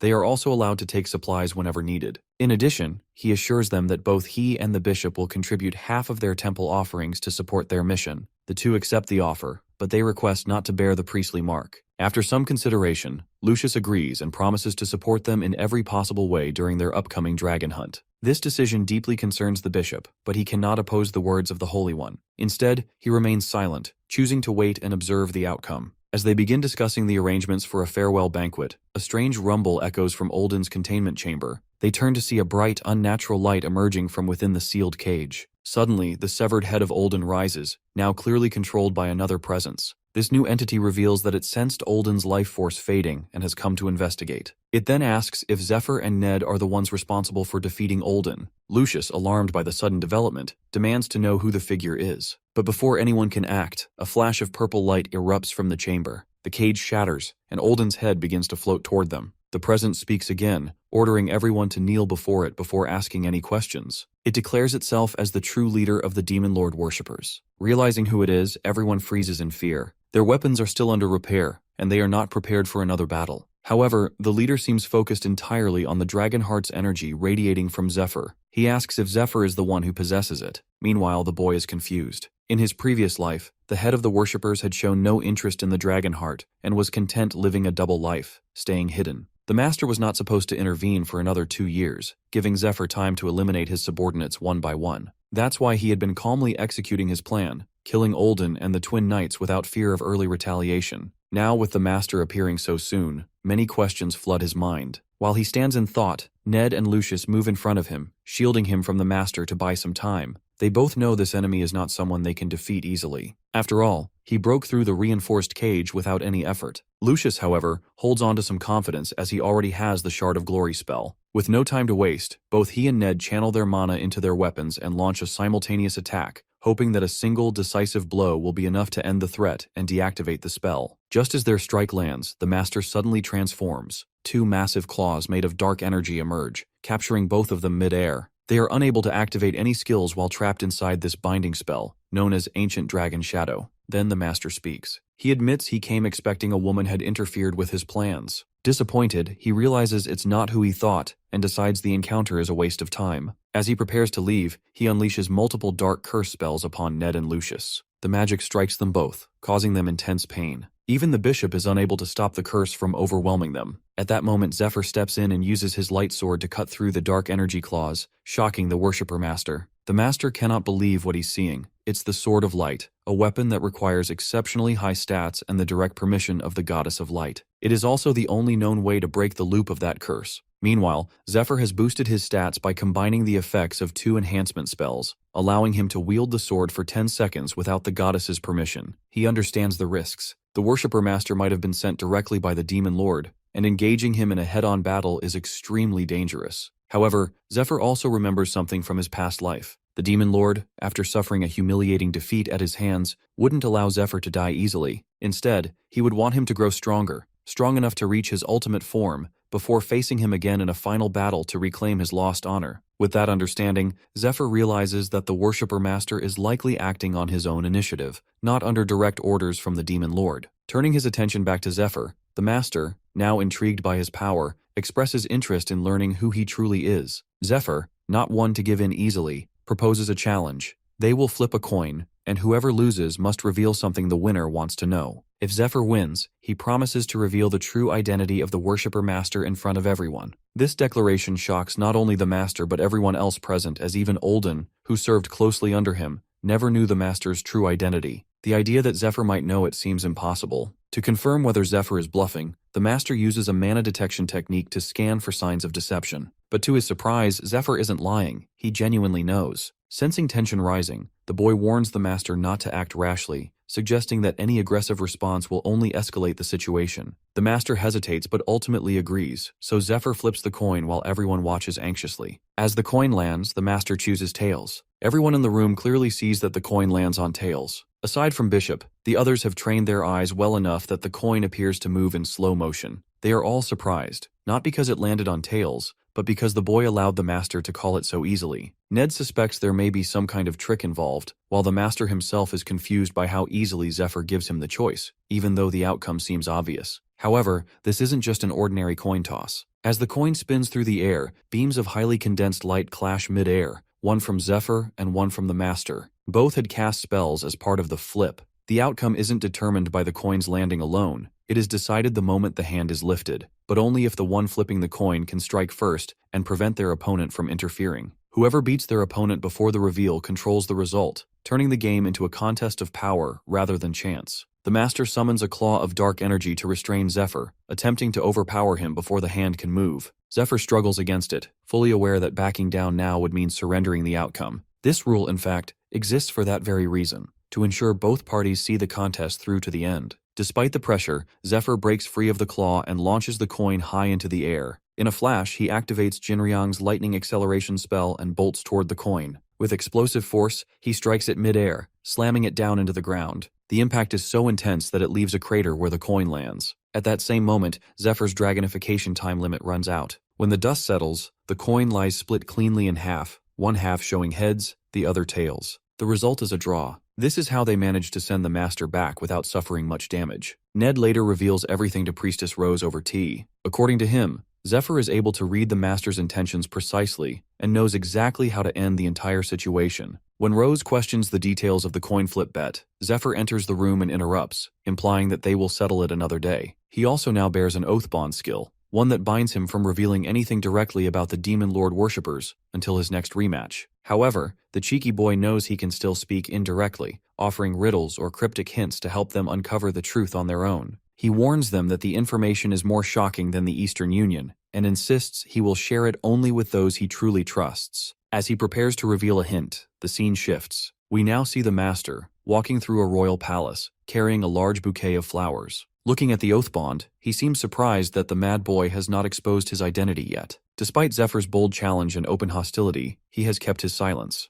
This makes the master wonder whether the boy is simply mad or dangerously ambitious, perhaps hoping to learn more before acting. As he enters the grand palace hall, the master greets a black-haired girl. He addresses her as Altair and hands her the bouquet for her 20th birthday. She is the first princess of the kingdom of Cayenne. The master, her brother, is Polaris, the first prince of Cayenne and the youngest cardinal of the Temple of Light. Back at the third parish, Lucius can't help but think about the hints Zephyr gave them, clues that suggest the master is someone with unimaginable power. He knows they can no longer back out after committing so much. They've gone all in. Ned, too, understands that his revenge is far from complete. The master and all his disciples still remain. He also realizes that everything worked out so far only because of Zephyr. For that, he owes the boy a debt far greater than his own life. Meanwhile, Zephyr, while focusing his mana, is troubled by the master worshipper's sudden appearance. There's always a reason behind one's actions, and when someone behaves out of character, it often means something, or someone, has tampered with time. He also finds it strange that the master left Ned and Lucius alive, even though he could have killed them both with ease. This inconsistency bothers him. It feels as if there's something important he has forgotten, or something he simply doesn't know yet. Whatever it is, Zephyr is determined to uncover the truth. But first, he has something else to take care of. The silver key embedded in his hand glows faintly. It was given to him by the angel as he was interfering with the gods, even if only for a moment. According to the angel, the silver key now holds increased privileges, and Zephyr is instructed to use it once he completes his mission,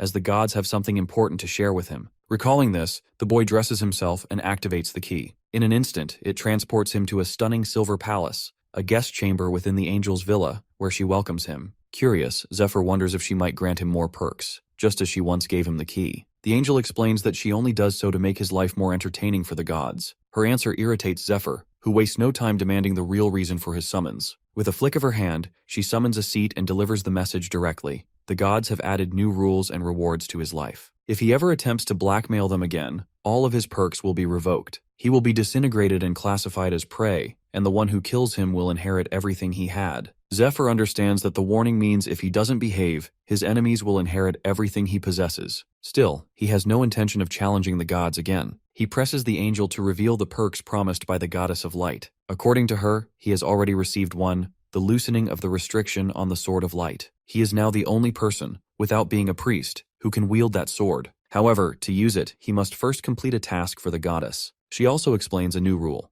Zephyr must now carry out divine requests. In return, he will receive powerful perks. By passing the gods' tests and fulfilling their missions, he must prove himself worthy of the blessings he has been given. Zephyr accepts the conditions. Now, alongside Ned, he prepares for the upcoming dragon raid venture. The head priest, along with Lucius, arrives to personally offer their apologies for sending them through the back gate in secrecy. Zephyr assures them it isn't necessary. Given the current situation and the looming end date of the raid, informants are everywhere, and caution is essential. The boy uses a cloaking enchantment bracelet to keep them hidden, but even so, they choose not to take any risks and continue through the back entrance. Before their departure, Lucius's wife hands them a care package filled with healing meals and other useful supplies. After that, they say their goodbyes and head off. Staying behind, the Holy One knows he must deceive everyone by making them believe he now holds the dragon heart. This way, no one turns their attention toward Zephyr. With that, they lock the gates to the main building entrance until the boy returns. In the dungeon's boss room, the princess and her night spirit also decide to rest. Their duty is complete,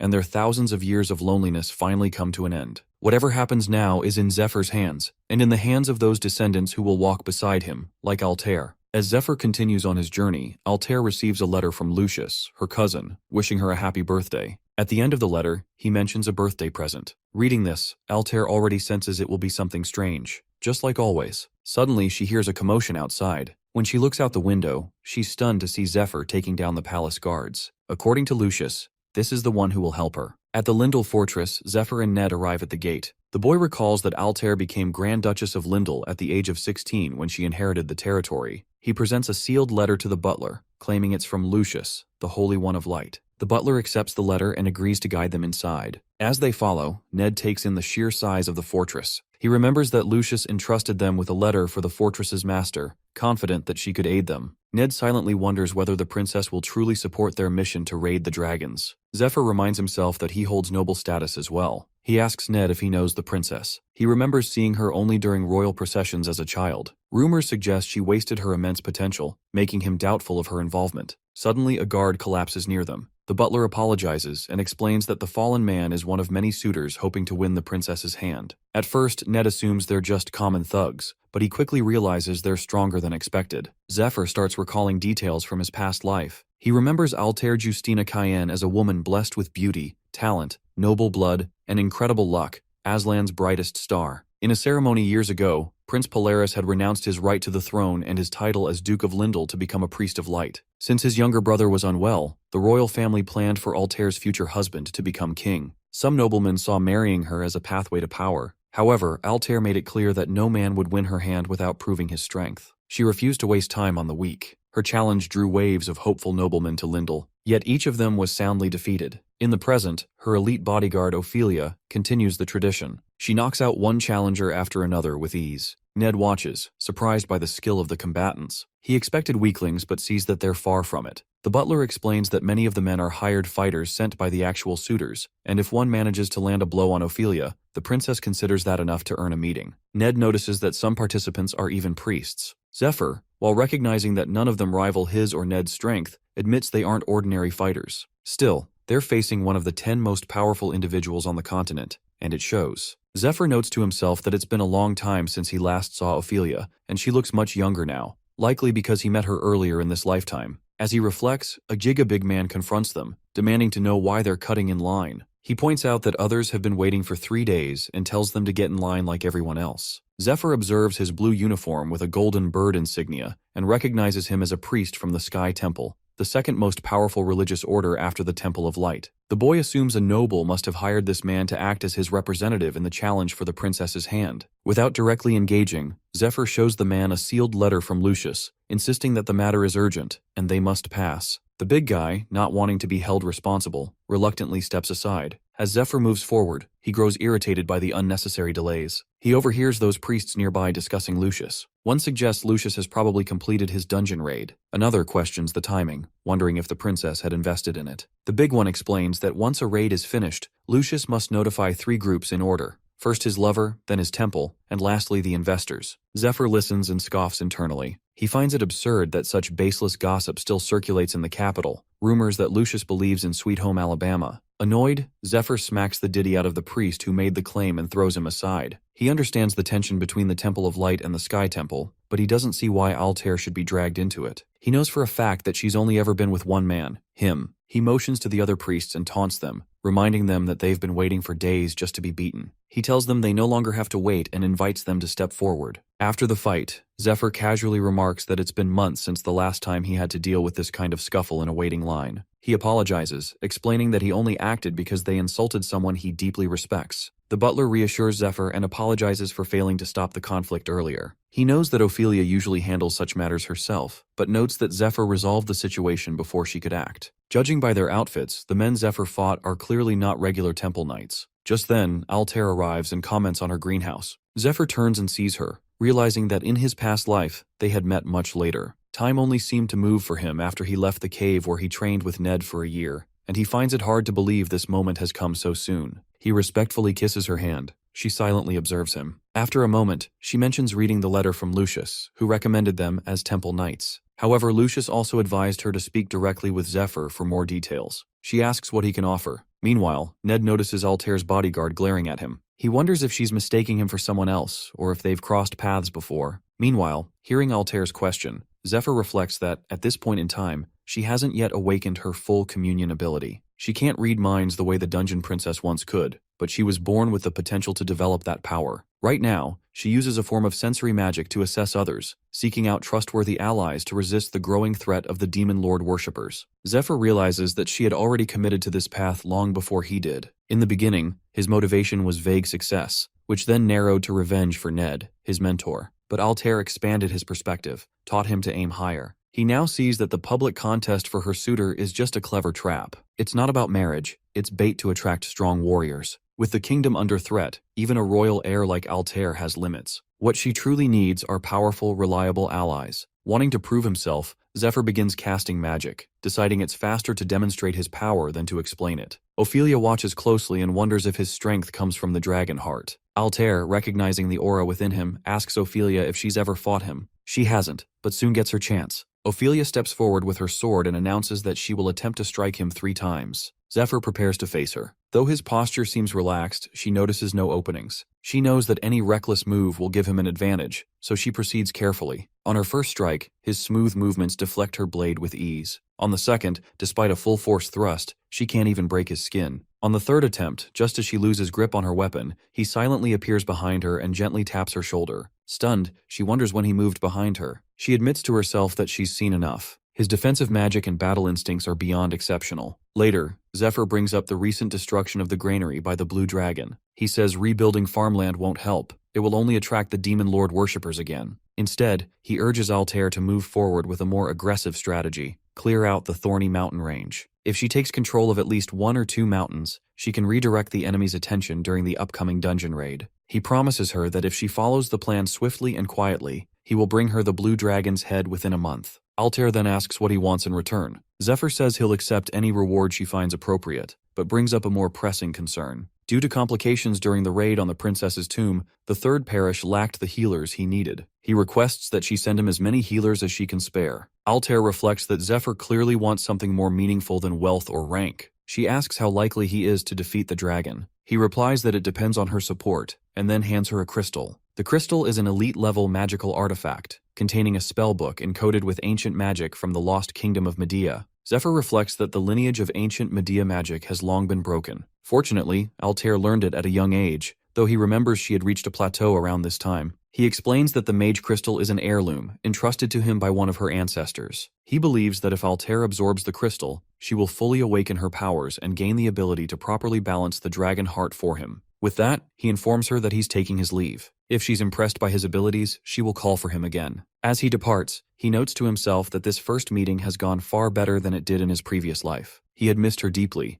and although this is their first encounter in this timeline, he now has a chance to show her what he can offer. Confident, he plans to keep his distance and let her curiosity bring her back to him. Altair watches him leave, intrigued, then asks Ophelia for her thoughts. She agrees Zephyr is skilled but questions Lucius's judgment. Based on ability alone, he fits what Altair seeks, though she finds him underwhelming for someone who holds the dragon heart. Altair agrees, noting that the dragon heart hasn't fully settled within him yet, but she's confident he'll grow stronger. She recalls Zephyr mentioning the item came from one of her ancestors, something she herself had requested. It sounded as if he had met the dungeon princess personally. Then again, she was such a powerful sorceress that Altair wouldn't be surprised if she were still alive in her tomb. If that's true, it must have been her who implanted the dragon heart in him. She reflects that although she has never heard of Zephyr before, his power is remarkable. He may be the key she needs for her plans. One thing, however, continues to trouble her. Whenever she touches someone, she either feels warmth or cold, a sign of their nature. But with Zephyr, she feels nothing. Instead, she saw a vision. It's only the second time in her life this has happened, and she wonders what it could possibly mean.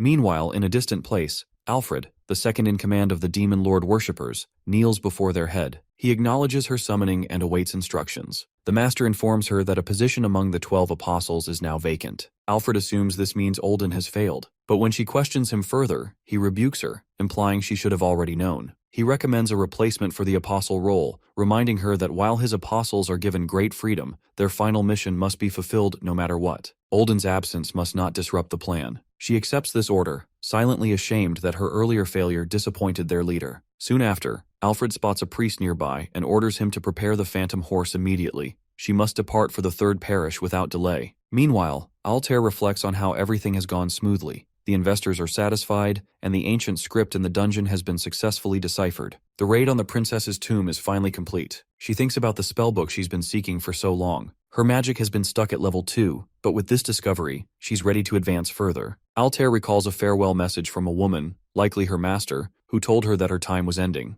The woman apologized for not being able to teach more, trusting her disciple to complete the spell and defeat the leader of the Tartarus worshippers. As Altair holds the crystal and meditates, magical energy surrounds her. She senses that the crystal is linking directly with her mind. Countless fragments of magical knowledge drift around her like stars. Then Princess herself appears. She explains that she has a consciousness preserved inside the mage crystal, an overmind. She tells Altair that she has long waited to meet her descendant and heir. Elsewhere, Zephyr plays a game with Ned and wins, which means he'll attend the upcoming party. while Ned will search for hidden demon lord worshippers in the fortress. Zephyr points out that his real goal is information gathering. Ned offers him a special bracelet, but he declines. However, the system window reveals that the mist bracelet has powerful cloaking abilities. When worn as a pair, it renders the wearer nearly undetectable. Only a legendary grade detection skill could spot them. Zephyr suggests that he should wear both bracelets since one of the continent's top 10 warriors is currently in the fortress. He admits that wandering around with just one would still attract attention. Ned also mentions Ophelia, who kept staring at him, though they've never met. Ned agrees that it's strange. He rarely meets Southerners and would remember someone with such a powerful presence. He wonders if Ophelia recognizes him from his time spent undercover among demon lord worshippers,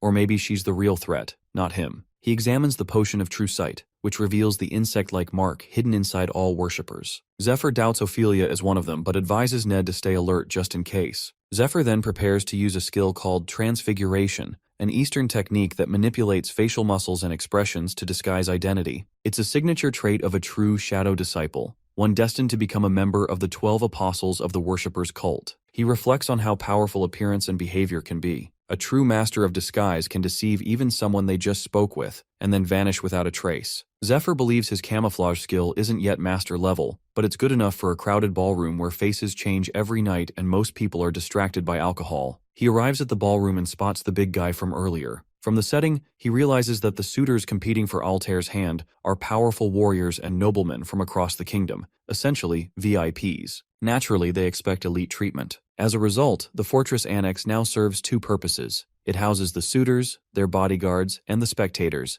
and it functions as a ballroom for nightly parties. Elsewhere, party guests chat about the princess. One person wonders if she's truly as beautiful as the rumors say. Another insists she's not just beautiful, but also the most talented sorceress in history, according to a professor at the academy. Some even believe she might be the prophesied hero who will save the world. Yet, instead of acting like a hero, she hosts lavish parties and constantly travels. Another guest enjoys the drink and comments on how different royal life is. They express a desire to meet the princess, but doubt she'll appear at the event. In another room, a yellow-haired man mentions that nothing has been heard from the third parish recently. His brother-in-law, who was there as an investor, was told to leave town and wait in the surrounding areas until the raid was over, but hasn't been allowed back in yet. Zephyr listens quietly as he meets them all, realizing they're unaware of the raid's completion and Olden's disappearance, meaning that information has been restricted. As Zephyr blends in, one of the men observes him and remarks that he looks familiar, mentioning that earlier, people even mistook him for the Baron, despite the real Baron currently dancing. He finds it impressive and suggests Zephyr might be the same man who fought the priest from the Sky Temple. This surprises Zephyr, as the man doesn't seem particularly powerful, yet he can see through the disguise.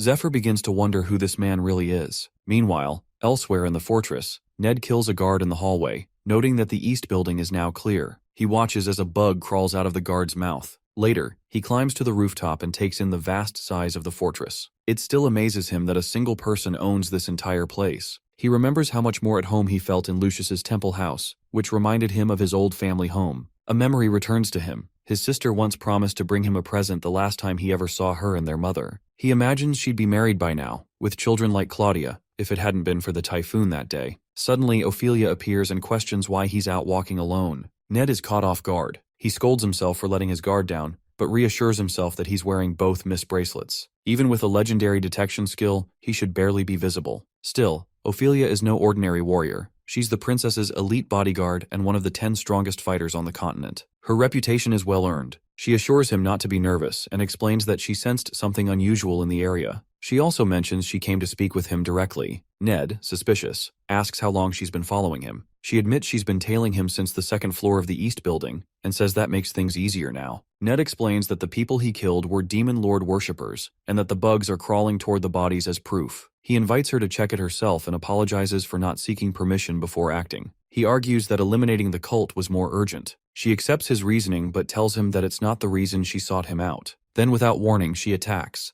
Ned dodges, surprised. She explains that the princess has been preparing for the dragon raid for a long time and has gathered only the best warriors. Zephyr has already proven his worth, but Ned still has to do the same. She challenges him to show his abilities. Ned responds, understanding this is a test. He agrees to the challenge. Elsewhere, near the temple of the third parish, Alfred searches the area with the help of her minions. She finds another clue, scorch marks and signs of demonic transformation, evidence that Cardinal Olden was there and that something powerful was destroyed by lightning. Alfred investigates the aftermath of a battle and identifies signs of the Dragon King-style martial arts, concluding that one of Jinriang's disciples was present. At the site where she previously found the remains of the Silver Knight, she observes evidence of a clash involving at least 3 individuals, some of whom used divine energy. While inspecting a carriage, she notices something sticky on the door. Out of curiosity, she tastes it and immediately recognizes it as a deadly poison that shouldn't be there. This discovery leads her to suspect that the Eastern One, the Saint and Tarantula, may have formed an alliance. She's shocked, wondering if they're responsible for Olden's death, but can't believe they'd go that far. She reflects on how the Temple of the Third Parish has blocked all incoming and outgoing activity, using a barrier that suppresses detection skills. Even carrier pigeons are getting misdirected, which points to a strong effort to hide something important inside. Recalling Polaris's statement that only 2 or 3 people in the world can implant a dragon heart, she suspects the leader of the Demon Lord worshippers might be one of them. However, she also wonders if the Saints group has obtained others. It's possible the Holy One and his allies are stalling for time to let the heart's power stabilize. If that's true, they likely don't care about investors or complaints from the Central Parish. Their secrecy is a calculated move to avoid interference. She despises how meticulously everything is being carried out. The critical question now is, who has the dragon heart? Realizing time is running out, days have passed since the battle with Olden. She decides to act quickly and gather proof before the heart is fully integrated. Suddenly, a mysterious woman appears and comments on the bird mask, wondering if it belongs to the second in command. She then tries to flee. Sensing her involvement, Alfred orders her minions to pursue. As they attack, the woman defends herself using Lightning Palm, confirming Alfred's suspicion. It's the Dragon King style. Alfred quickly identifies her as the Jinriang's disciple and states that she has urgent matters to discuss, asking her to cooperate peacefully. Internally, the woman finds it all rather annoying. Meanwhile, back at Lindell Fortress, Ophelia continues to test Ned. She knocks him off a building during their spar. Ned questions the fairness of the test, reminding himself they've already exchanged 3 sword strikes. He wonders if he's being excluded from the dragon raid because he's only as strong as Ophelia. When she attacks again, he blocks her strike and shifts the shape of his mirage sword, catching her blade mid-air. Catching it, he tosses it aside. She reacts quickly, trying to kick him, but he dodges by bending down. When she strikes again, her target vanishes into dust. It was just a clone. In the next moment, Ned reappears behind her, having used the crow's cloak, which creates a clone using mana and teleports the real user nearby. He quietly observes that if she had hit him instead of the clone, it would have really hurt. Ophelia is surprised by the trick and wonders how he pulled it off. Ned reflects that he's heard stories about her power and is sure she hasn't shown her full strength yet. Neither has he. He believes if they both went all out, the fight would turn disastrous. He suggests they stop. Ophelia guesses his hidden trump card is the Dragon King-style martial art and asks about it. She reveals that her highest stat is in her eyes, meaning cloaking or barrier skills don't work around her. This is the reason she was assigned to a special mission until recently. Meanwhile, the strange woman, a shadow disciple of the Master, drinks from a lake after escaping pursuit. She realizes just how dangerous the second-in-command truly is. She reflects that things are going smoothly. By the time she slipped away from the princess's guards, the raid had ended, and she had already found proof that one of their own had betrayed their master. She also witnessed the second-in-command sneaking around where the events unfolded. Elsewhere, Ophelia confirms that Ned shares traits with the shadow disciple also known as the Smiling Woman, who is one of Jinriang's elite disciples and a master of camouflage. Both use the same breathing, movement, and anticipatory fighting techniques. She explains that her mission was to prevent the Smiling Woman from stealing the dragon heart, and fighting Ned has confirmed her suspicions. She also acknowledges that while Zephyr shows similar characteristics, the princess has vouched for his loyalty. The Smiling Woman, unaware of Ophelia's assessment, wonders where to begin next. Ophelia again emphasizes how much Ned resembles Jinriang's shadow disciple. It's as if they share the same bloodline. She begins to question his loyalty. Ned, however, doesn't understand what she's implying. The scene shifts to Olden after his defeat, now held in the Third Parish. As Ned is investigating, Olden apologizes for the past, revealing that he was simply following orders from the temple and never intended harm. He claims Ned should actually thank him, as he sent Jinriang to raise him and paid for his upbringing. Thanks to this, Ned grew up training in martial arts in a secluded cave, free from worldly worries, and became strong. Olden tells Ned that he could never understand how bad things were in the past. Many children from bankrupt families starved, were sold into slavery, or became victims of vagrants. He claims he saved Ned from that fate and shaped him into who he is now. But as Ned attacks him, Olden pleads for just one chance to speak, urging him not to trust Zephyr, saying he is deceiving him. In the present, Ned walks outside Lindell Fortress, lost in thought. He reflects that Olden sounded like a madman, which is why he ignored him until now. But things no longer add up. He remembers Zephyr once saying he was trained as a shadow disciple in case something happened to him. Then he recalls Ophelia's warning. Jinriang's shadow disciple, a red-haired, yellow-eyed woman, was one of the 12 apostles and trained in Dragon King-style martial arts. She resembled him so much, it was as if they were siblings. Ned begins to question everything. Could his sister, whom he believed dead, still be alive? Could she be the smiling woman, the disciple of Jinriang? He doesn't know who is lying to him or if he's simply making the same mistakes again. All he wants now is the truth. Meanwhile, a brown-haired girl plays the violin inside the ballroom. Zephyr and the guy who suspected him sit together, chatting. As the music plays, a priestess there notes it's the night sonata, a signal that the ballroom is closing for the evening. He shakes hands with Zephyr and suggests they meet again tomorrow for a drink. Zephyr agrees. As they part ways, the guy laughs to himself. He reflects that Zephyr is a rare kind of person, strong, cunning, and sharp. Despite seeming like a man in his 20s, Zephyr carries the wisdom and strategy of someone who's lived twice that. The guy realizes that during their conversation, Zephyr subtly pulled key information out of him without ever losing the upper hand. He concludes that Lucius must not have simply found Zephyr, he must have been chosen. With that thought, the man predicts a shift in power is on the horizon. The man, whose name is Philip, is the leader of the Pilgrim merchantry. Speaking to his son Edwin, he urges caution. He warns that merchants, unlike noblemen, can't afford to be careless. If they lose their money, they have nowhere to go. And men like Zephyr, if not handled wisely, can strip them bare without lifting a blade. Edwin asks whether they should report to the princess that, based on his observations, Zephyr seems unfit. However, he's told not to do so. They can't afford to lose someone with such potential. They need to secure him before anyone else notices. Elise Brenta, the head healer of the Temple Knights in the second parish of Lindell, agrees. She insists that they need the best people possible, so they must either recruit Zephyr or eliminate him. Meanwhile, Zephyr reflects on his situation. Everything he knows comes from what he saw, heard, and experienced in his past life. Naturally, some individuals are unfamiliar to him, people who died before he could ever cross paths with them back then. He thinks about Philip, the head of the Pilgrim Caravan, one of the 3 largest merchant caravans on the continent. In the past, Philip made his fortune trading spices with the East and gained fame as a patron of Altair, the so-called debauched princess. More importantly, he was one of the 3 key figures who helped Altair shape the future of humanity. A flashback reveals Philip advising Altair. He tells her that even royalty is powerless without the right support. With the leader of the Demon Lord worshippers standing in her way, her vision would be impossible to achieve. So, he advises her to appear as though she's indulging in luxury, all while secretly building her power. He promises to fund her in that endeavor. Back in the present, Zephyr considers why he's so high on the worshippers' watch list. In his past life, when Ned ran off with the Dragonheart, the shadow disciple, known as the Smiling Woman, killed Philip. Zephyr remembers that Philip's son, Edwin, had taken good care of Altair. If Philip survives this time, it could save many lives in the upcoming desert operation. This realization gives Zephyr 2 new goals. First, to ensure Philip Pilgrim stays alive, and second, to stop the Smiling Woman, who may strike at any moment. That won't be easy. She can disguise herself as anyone and never reveals her true appearance,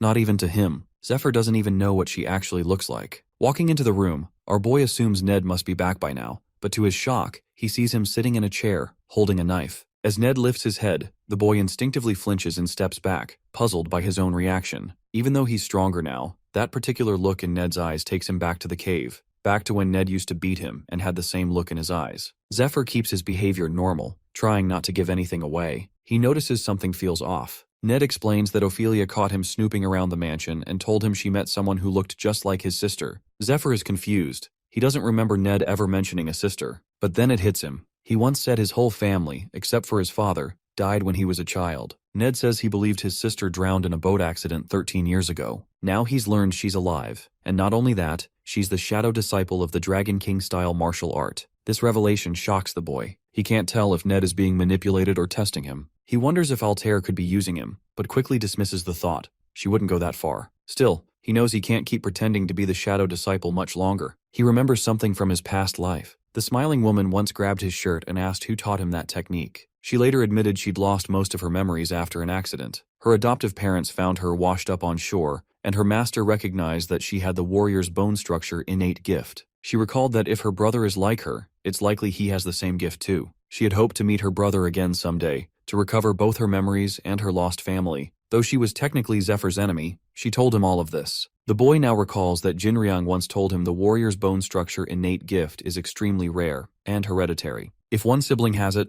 the other likely does too. This realization makes him suspect that Jinriang and Olden worked together to destroy Ned's family in order to obtain someone with the gift, only to discard them once they were no longer useful. Meanwhile, Ned wrestles with confusion. He finds no reason to doubt Ophelia, yet her story seems too wild to believe. He reflects on how his father once trusted Olden, and how that trust led to ruin. He trusted his own master too, and that almost destroyed him. He's now afraid to trust anyone. Yet something about Zephyr feels different. Ned thinks about everything they've been through, the battles, the life or death moments, the bond they built. A part of him wants to believe in that connection. Desperate for a sign, he throws the knife and demands just one shred of proof that he can trust Zephyr. Zephyr responds by explaining the truth. They were originally meant to meet 3 months later, but after stealing the dragon's heart and encountering the Silver Knight, Ned realized a greater danger and ran, not just from a demon lord worshipper, but from the entire world. He recounts how Ned ended up in the Canyon of Oblivion, one of the world's 8 most dangerous quests. There his master's son left him for dead, and he lost the dragon's heart.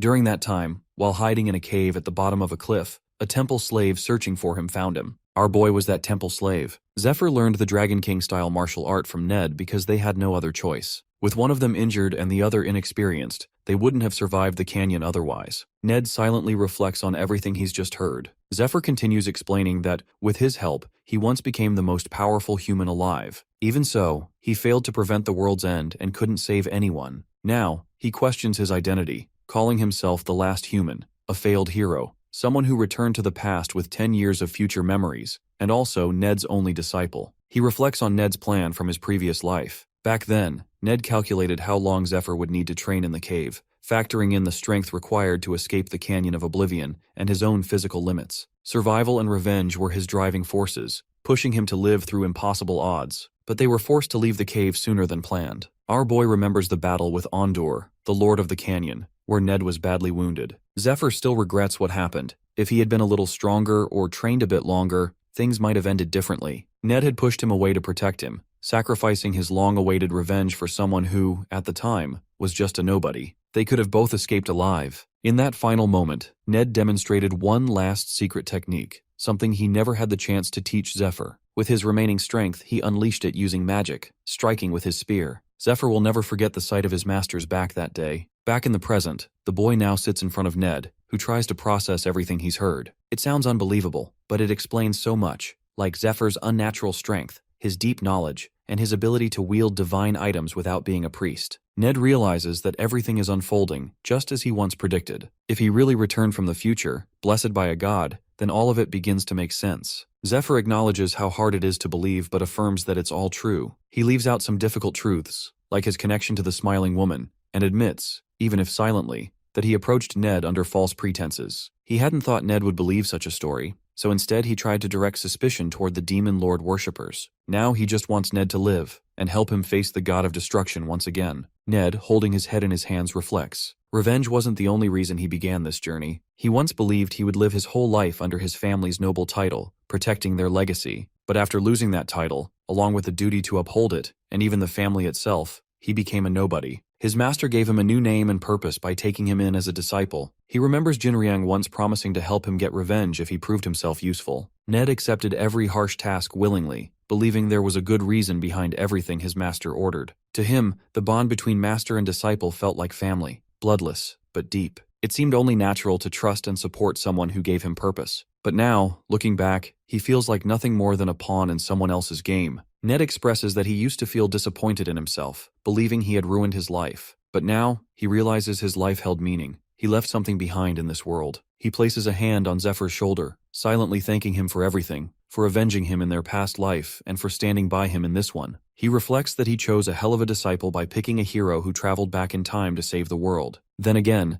that's exactly what he would expect from someone trained by him. As he prepares to leave, Ned decides not to let him carry the burden alone. This time, they will move forward together. Later, Zephyr reflects that their conversation went well. Ned agrees to keep everything a secret. Revealing too much about the future could cause widespread panic, and for now, that information gives them a critical advantage. Next morning, our boy is invited to a meeting called by Philip and his group. That morning, Philip officially introduces them as Princess Altair's permanent party members. Everything is handled quickly and efficiently, just as Zephyr expects from people chosen by Altair. Since the princess is currently unavailable, Philip suggests they have a chat in her absence. Ned silently notes the word unavailable and wonders about her absence. Zephyr suspects it's because of the crystal spellbook. Unlike ordinary spellbooks, crystal ones transfer their contents directly into the user's mind, forcing the body into a deep sleep during the process. The stronger the spell, the longer the sleep. Some users also experience fevers or other symptoms. He assumes a healer is looking after her, though it won't help much. It's not a physical injury. Ultimately, how quickly she recovers depends on how fast she can absorb the magic. Zephyr hopes she hangs in there. After all, he had a tough time in the dungeon, and now it's his turn to rest. The next few days pass quickly as the group focuses on preparing for the Blue Dragon raid. They gather supplies, sharpen their strategies, and adjust to the latest equipment. In the middle of all this, Elise Brenta gives Zephyr a quick hug. He tells her not to drag it out, and she promises to be quick. With that, he gained a new skill, Angel's Embrace. It's a medical ability that uses antenna-like sensors on the back to check a person's health through physical contact, usually a hug. Elise suddenly binds him with magical chains to keep him still, warning that if he moves, she'll have to start over. As she works, she casually comments on how muscular he is. Ned, watching the scene unfold, grows uneasy. He suddenly remembers he has something urgent to do, but as he turns to leave, Philip grabs his shoulder and asks where he's headed. Ned stammers that every party member needs a health check before a raid. They can't risk someone being unwell. But Elise doesn't let it slide. She says it's Ned's turn now. He quickly tries to dodge her attention, politely refusing and looking for a way out. At that moment, Ophelia walks in. Clearly unimpressed, she tells them that the princess has asked to see both of them. Hearing this, Zephyr immediately thinks Altair must be awake. They follow her to the room, and on the way, Zephyr remembers that the dungeon princess Overmind is still sealed in the magic crystal. During their last conversation, she had shared a few important things with him. Inside the room, Altair is sitting up in bed, awake and alert. She greets them calmly, while Zephyr studies her carefully, wondering if she already knows something about Ned. Some time ago, within Altair's consciousness, the dungeon princess appeared and shared that 3 stars had aligned, signaling that Altair's Median magic had advanced to level 3. She congratulated her and explained that this meant she now held all the basic knowledge of Median magic. From here on, she would need to continue training, awakening her powers, and gaining levels. With each new level, another star would join the alignment. The princess went on to say that no one, not even herself, had ever reached level 8, but she remained confident that she could be the first. If she managed to succeed, a gate to the stars would open.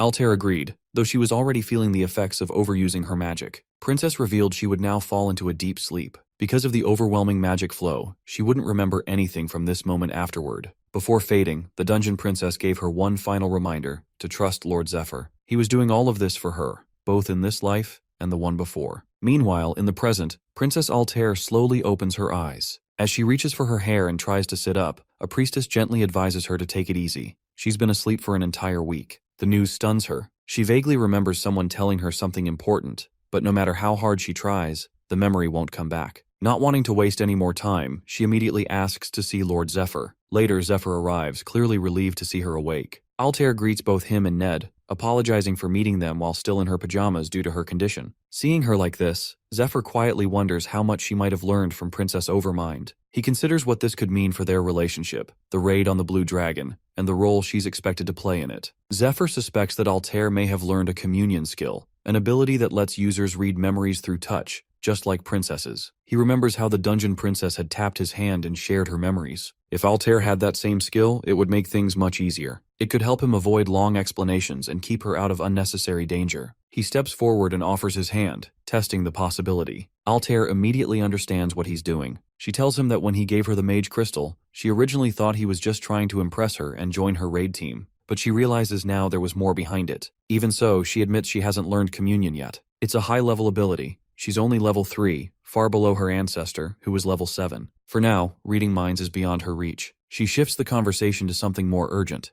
the plan they discussed a week ago. If Zephyr wants her support and access to her troops, he needs a real strategy to defeat the Blue Dragon. And not in some distant future. He has 3 weeks at most. She invites him to make his case. Zephyr agrees, but first asks if she's eaten, noting the talk will be heavy on an empty stomach. Then, to everyone's shock, he summons hundreds of strategy scrolls. A few days later, the group finishes all preparations for the Blue Dragon raid. They set out, joined by knights and healers from Lindell. Zephyr carries his silver key and a fully stocked inventory. To cover their movements, Altair claimed she was simply traveling and shopping. Meanwhile, a maid dressed as the debauched princess, rides in a luxurious carriage, keeping up appearances and helping maintain the illusion that Altair never left. As they travel, Zephyr figures the Demon Lord worshippers are now suspicious of each other. He had deliberately removed any traces of the Dragonheart's power from the Third Parish, stirring confusion. He believes powerful figures are still trying to figure out why Lucius has locked himself away. With any luck, this confusion will buy them a month or two, but no more. That makes it even more important for Zephyr to stay low and move quickly. The first step is the Blue Dragon raid and securing an alliance. He decides not to tell Altair the full truth yet. She hasn't recovered her memories, and she doesn't know he's from the future. Ned also cautioned him to hold back. If Zephyr suddenly claims they were lovers in a past life, she might think he's crazy. After all, she barely knows him now. Ned pointed out that, despite everything,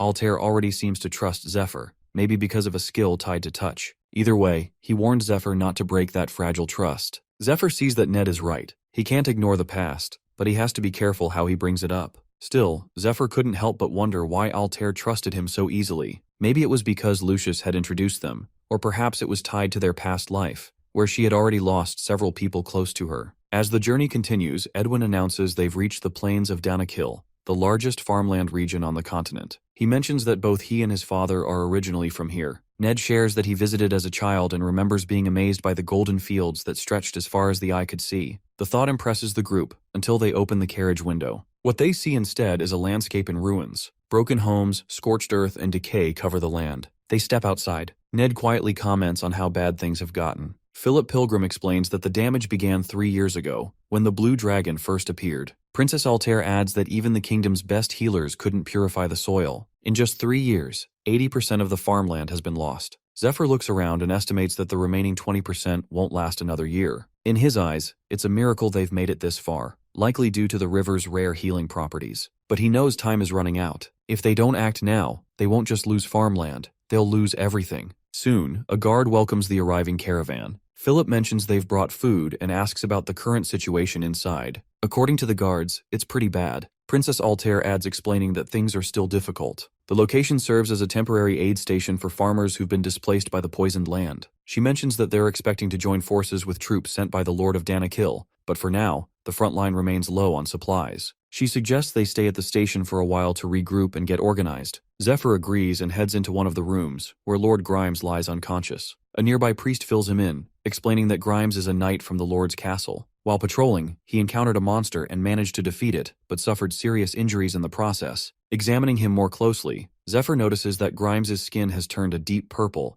a clear sign that the Blue Dragon's poison has spread through his body. He immediately recognizes the symptoms. Whether it was from drinking tainted water or being attacked by a creature from the dragon's nest, the result is the same. The poison can't be purified. Even the best healers can only ease the pain while the victim slowly succumbs. Altair quietly comments that she knows Grimes. He's a dependable and seasoned knight, and she suspects he may be part of the reinforcements sent by Danakil. Zephyr agrees that it's likely and asks how secure the station is, noting that they'll be working with these troops soon. She assures him that the station can be secured if needed, and he nods, satisfied. Though the dragon's poison is lethal, Zephyr has a countermeasure in mind, one that involves using poison to fight poison using his needle skill. Zephyr recalls that Fade only completed these poisons near the end of his previous life. Many of the ingredients were incredibly rare. This one, for example, uses the blood of Asmodeus, the 32nd Dragon Lord. Though originally meant to melt flesh from the inside, when used carefully alongside healing magic, it can actually burn away other poisons and rapidly restore health.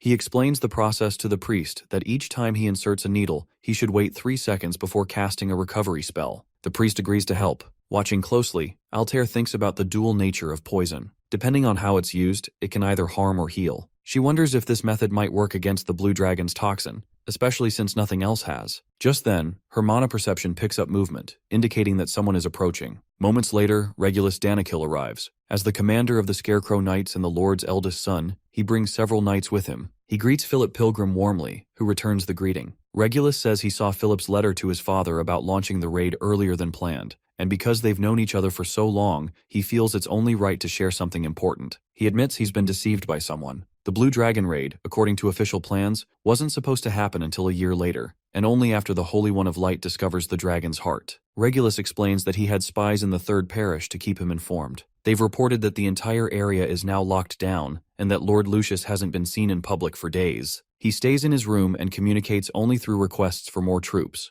To Regulus, this all seems suspicious. Philip chuckles, acknowledging Regulus's caution, and reassures him that his father has already promised reinforcements. He then asks if Regulus came on his own or was sent by someone. Before he can respond, Regulus abruptly changes the subject and immediately orders the aid station to be shut down. However, just as he's about to finish his sentence, a loud scream erupts from a nearby house. Shocked, Regulus rushes over to investigate and finds Lord Grimes inside, vomiting blood with several needles embedded in his body. Alarmed, he immediately recognizes the poison-tipped needles and draws his sword, demanding an explanation. His eyes land on Zephyr, and suspicion takes hold as he orders him to step away from Grimes. Before tensions escalate further, Ophelia bursts in and kicks Regulus, stopping him in his tracks. Blood trickles from his nose as he questions whether she's Princess Altair's bodyguard and why she's interfering. At that moment, Altair steps forward, revealing that she overheard everything using her mana perception. She acknowledges Regulus's concern, but firmly states that he has no right to interfere with her raid party or threaten its members. Removing her cloak,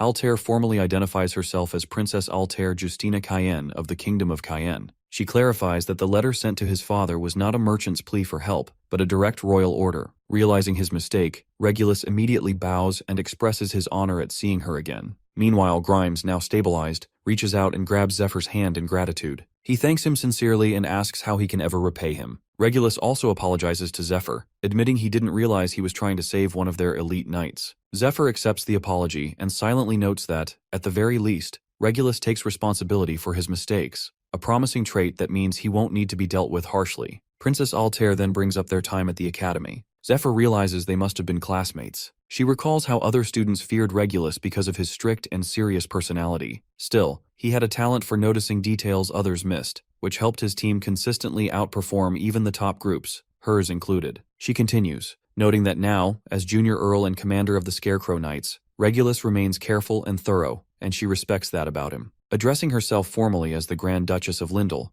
Altair shares a closely guarded secret, calling him her most trusted ally. She claims that Lord Zephyr received a divine oracle from the goddess Arya and was chosen to save both the Holy One and the world from an approaching disaster. Both Regulus and Zephyr are stunned by the statement. Altair continues, explaining that their raid party had become vulnerable to infiltration by Demon Lord worshippers, but the goddess intervened. As a result, Zephyr was granted the dragon heart and entrusted with their protection. She produces a letter, which she says is from the Holy One, Lucius, confirming Zephyr's divine mission. With this, she declares that all members must follow Zephyr as they would the goddess herself. Regulus, deeply moved, pledges to serve her and support Zephyr with all his strength. Zephyr meanwhile fights the urge to laugh. The letter is forged, and he knows it, but watching Altair deliver the lie so flawlessly makes him admire her performance. Without thinking, he taps her head, a familiar gesture from their past lives that slips out unconsciously. As they talk in their own world, a mage with glasses watches them from nearby. Just like that, the raid party members at the aid station have accepted Zephyr as their commander with little resistance, though the role comes with greater responsibility. He adds that while he used acupuncture to slow the spread of the poison in the victims, the relief is temporary. Without a proper cure, the poison will return in a few days. Luckily, the ingredients they need can be found nearby. The group finally reaches the Great Forest of Elfin, a vast, untouched land in northwestern Alsan. Ned is surprised to see that the forest remains pristine, unlike the ruined farmlands they've passed. Zephyr also notes how massive the forest is, larger than several territories combined. Altair explains that the forest feels different because of its high mana concentration. Horses can't go far beyond the nearby town. The intense mana causes them to panic. Philip Pilgrim hesitates, suggesting they leave the goods outside the forest, admitting he feels uneasy. But Zephyr knows they're safer inside, recalling the threat of the smiling woman who still roams the outer lands. He wishes he could store the group in the Silver Key for their safety. He remembers the angel once telling him that the Silver Key can store people too. However, she warned him that the previous owner who tried this retrieved a companion who had gone mad, screaming like a wild animal. Altair, curious, asks why someone would lose their mind in the Silver Key. Zephyr decides not to explain. Instead, he concludes it's better to keep his companions nearby, where he can watch over them. In moments like this, he wonders whether he truly needs the Silver Key at all. Altair explains that the nearby forest town used to be home to about 50 residents from the Danakil territory. Now it serves as a frontline base, and the rest of the raid party is already stationed there. She suggests they head in that direction.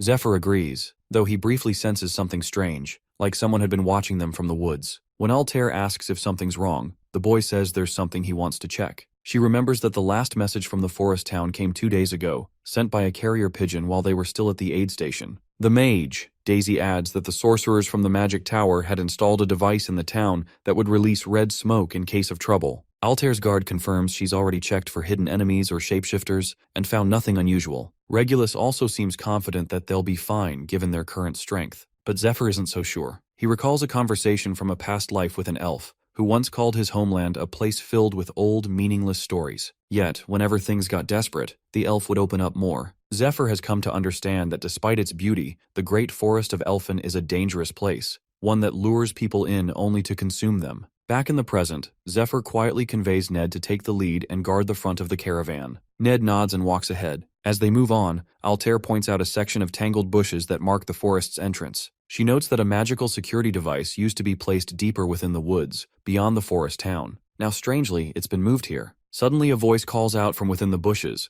morphing into a monstrous face that warns the humans to leave. Zephyr grips his magical key, thinking that 2 days is more than enough time for the town to have been taken. With that, he draws the Graham's sword, declaring that the enemy has had more than enough time to occupy the bases. He questions what the monster did with the remote village people. Just as the monster is about to respond, Altair dismounts and tells everyone to wait. She then steps forward and, addressing the monstrous figure as the president of the forest, introduces herself, stating that she comes in peace and wishes to speak. The creature in the bushes responds, asking why she speaks of peace while arriving with an army. He reminds her that several warnings were already sent through carrier pigeons. Calling her the human princess, he accuses her brother of destroying any chance for negotiation. He recalls how her brother once proposed a truce. Each side would build a town and a sentry post on opposite banks of the river, with no contact, no interference, and no conflict. It was meant to mark an era of silence, sealed by a rare item as a token of cooperation. But now, he says, all they can offer intruders is death. As the roots begin to move, the group braces for a possible attack. Suddenly they erupt, sending the party members flying in all directions. Meanwhile, Zephyr reflects on the elves,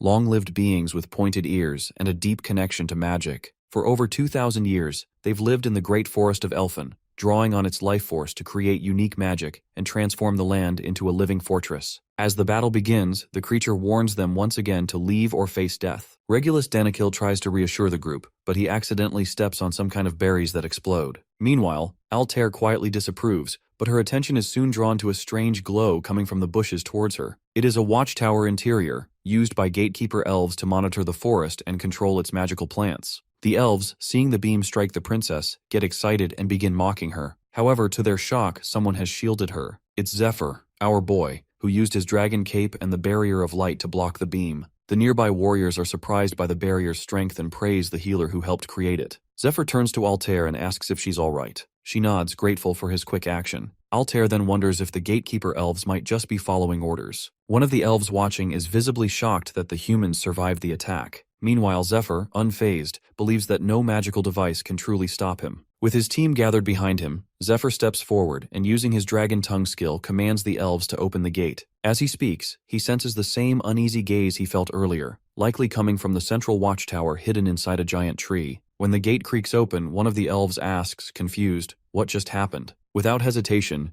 Zephyr enters, quickly knocks out 2 guards, and grabs the young elf girl. Despite her young appearance, he can tell she's likely well over 100 years old. He jokes that sometimes, a conversation starts better after a good smack, but she demands that he let her go. He pauses for a moment, noticing something off. Her eyes look different than he remembers. Before he can ask, someone attacks, and he throws the girl aside in defense. She accuses the attacker of nearly killing her and warns them to control their strength. It's another elf who just attacked using a bow, but as the young girl gives him instructions, Zephyr notices him. It's none other than Dariel, the divine archer, one of the strongest archers across the 10 continents. Hearing the girl, Dariel calmly announces the exact distance to his target, 0.63 miles, and begins preparing his shot. After that, he suddenly launches an attack. Meanwhile, Altair's group is left stunned, unsure where the attack is coming from. The mage quickly takes control, using her Grea's Eye spell to summon a few long-range scouting golems to assist Zephyr, and another to trace the direction of the attack. To her surprise, she discovers it wasn't a spell. It was an arrow, fired from over half a mile away with incredible precision.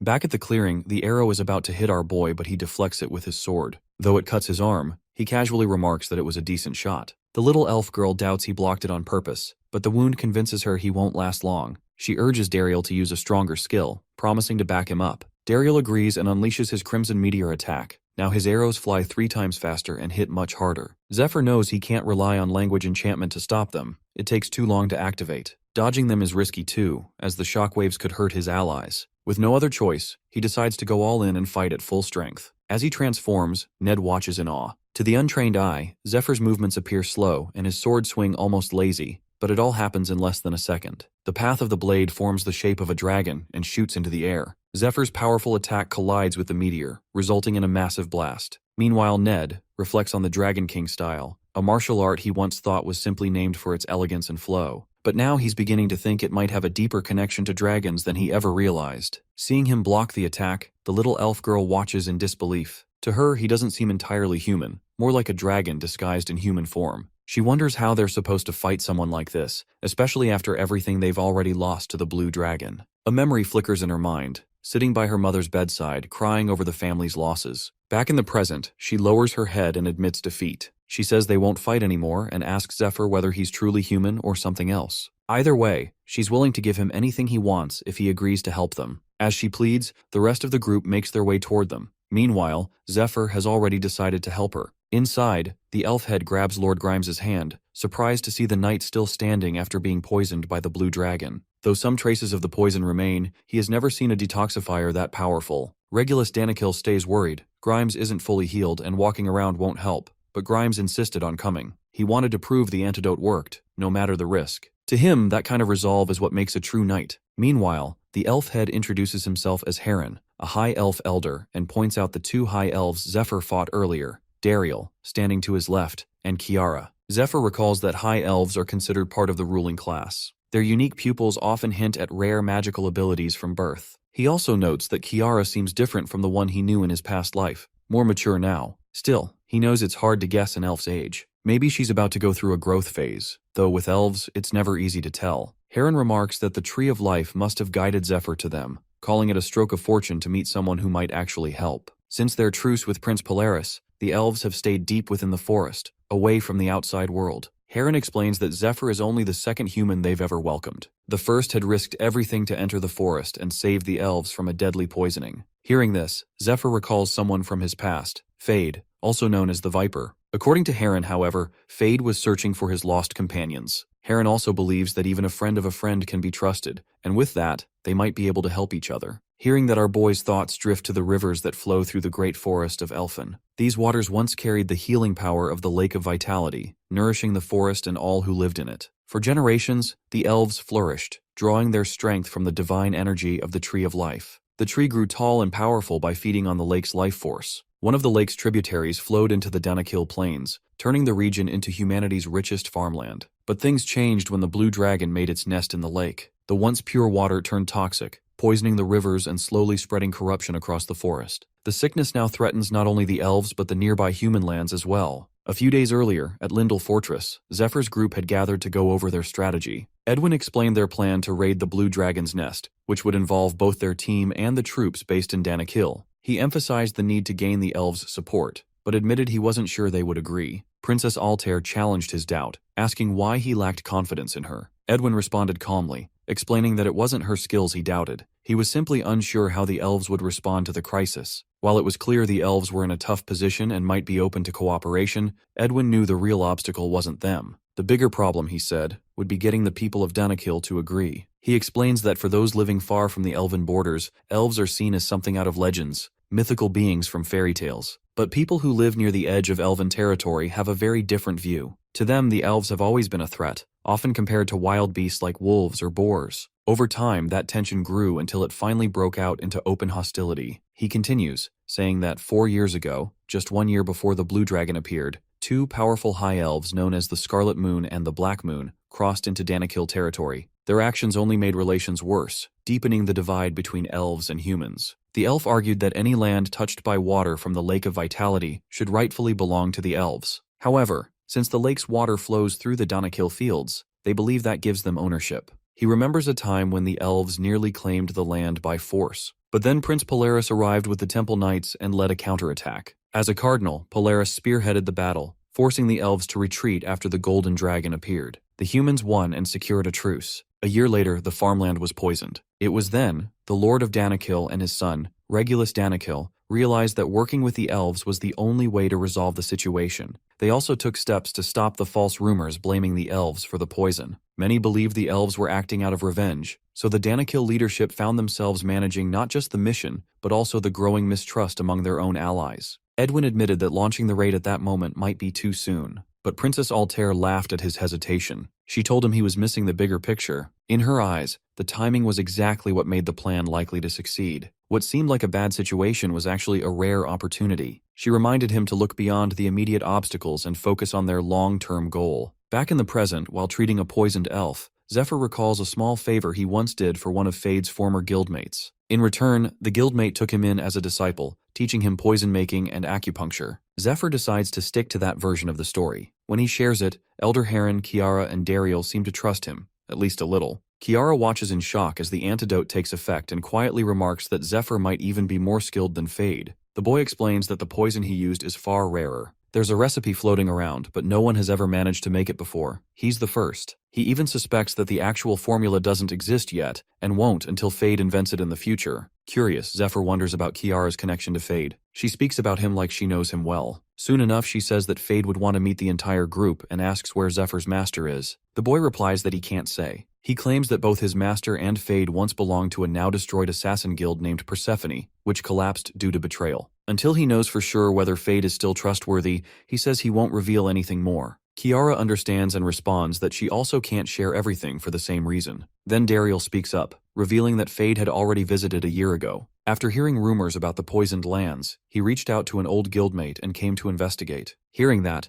Kiara tried to shut him up, which annoyed him, and he casually lifted her up while calling her out. Watching the argument unfold, Elder Heron thinks about how bad things have gotten. For the past year, the poisoned elves have survived only because of the small doses of deadly poison that Fade left behind. That supply is nearly gone. He remembers the painful choices they've had to make, deciding who would receive treatment and who would be left to die. In his eyes, Zephyr's arrival is nothing short of a miracle. Without him, the elves might have been torn apart by civil war. Now Heron sees a spark of hope. Not only can Zephyr neutralize the dragon's poison, but his strength might even match or exceed Dariel's. If they can earn his full support, Heron believes there's a chance they could recover the Queen's last sealed box, still hidden deep within the poisoned lands. 3 years ago, a powerful elf woman got her hand on the last of the sealed boxes hidden within the 12 towers. She claims that with this, they finally have enough strength to form a new kingdom. Elder Heron questioned her decision. He asked if she truly meant to leave behind both the kingdom and the Queen. He reminded her that she's only alive today because the Queen once risked everything to hold off the blue dragon. But the elf scoffed at the idea. She asked if he's looked around lately, if the state of the forest looked anything like a victory to him. She criticized the Queen harshly, saying she was never strong enough to lead. Even before the poisoning began, the Queen was weak and sickly. She failed to prevent the Scarlet Moon and Black Moon from taking control of the army. A real queen, she said, would have used mind control from the start to deal with such traitors. She declared she's done relying on a foolish ruler and will now lead anyone willing to follow her. Thinking back, she admits that the Scarlet and Black Moons taught her something important. Even though they were exiled for losing the war and destroying towers, they escaped with sealed boxes in hand. Their betrayal opened her eyes. She now sees where she went wrong. As she left, she told Heron to enjoy what's left of a kingdom with no future. Still, she added that if he ever changes his mind, he'll always have a place in the new realm she plans to build. Then laughing, she walked away. Left behind, Elder Heron quietly reflected that he didn't stay out of loyalty to the Queen. He stayed because he never had the strength to claim power for himself, not without one of the sealed boxes. Looking back now, he thinks he chose the wrong side. He admits he once considered training Dariel to be his ally, as the young elf has real talent. But Dariel is too loyal. He could never betray his mother, the Queen. If he ever found out about Heron's real intentions, to leave once he had a sealed box, he'd probably have him imprisoned without hesitation. Because of that, Heron sees the current situation as a rare opportunity. As the head walks Zephyr and Altair through the main building, he reveals that he truly believes the dragon must be slain, not just for the elves, but for the humans as well. While he fully supports that goal, he also notes that most of the other high elves have already abandoned their duties. Only a handful of capable fighters remain, and even they are barely holding on. He explains that he already sent scouts across the river a few days ago to search for possible resettlement sites. Those scouts ended up capturing some prisoners in a nearby forest town, but he assures them they were treated fairly and will be released soon. For now, he goes along with the Alliance while keeping his true goals hidden. Inside, he wonders about the tower where the last sealed box is kept. The area around it is far too dangerous to approach because of how badly it's been contaminated. However, with Zephyr's rare ability to neutralize the poison, Heron believes he can persuade him to retrieve the box. Once he has it, Heron is confident he'll finally have what he needs to claim the throne and become king. Elsewhere, Edwin reports that the elf elder has agreed to cooperate. With their poisoned kin now saved, the rest of the elves are beginning to support the alliance as well. They watch as the people of Danakil eagerly follow Princess Alair's preaching and devotion to the goddess of light. This confuses Philip, who wonders why the people revere the goddess so deeply. His son explains that she has protected them since ancient times. Although Philip remains doubtful, he brushes off his concerns, thinking everything turned out fine after all. Still, with a knowing smirk, he quietly advises Edwin to stay alert, sensing that trouble is near. Not far away, Milia, a mage from the magic tower, grows increasingly frustrated. She's already irritated about being sent to such a remote, unsanitary place,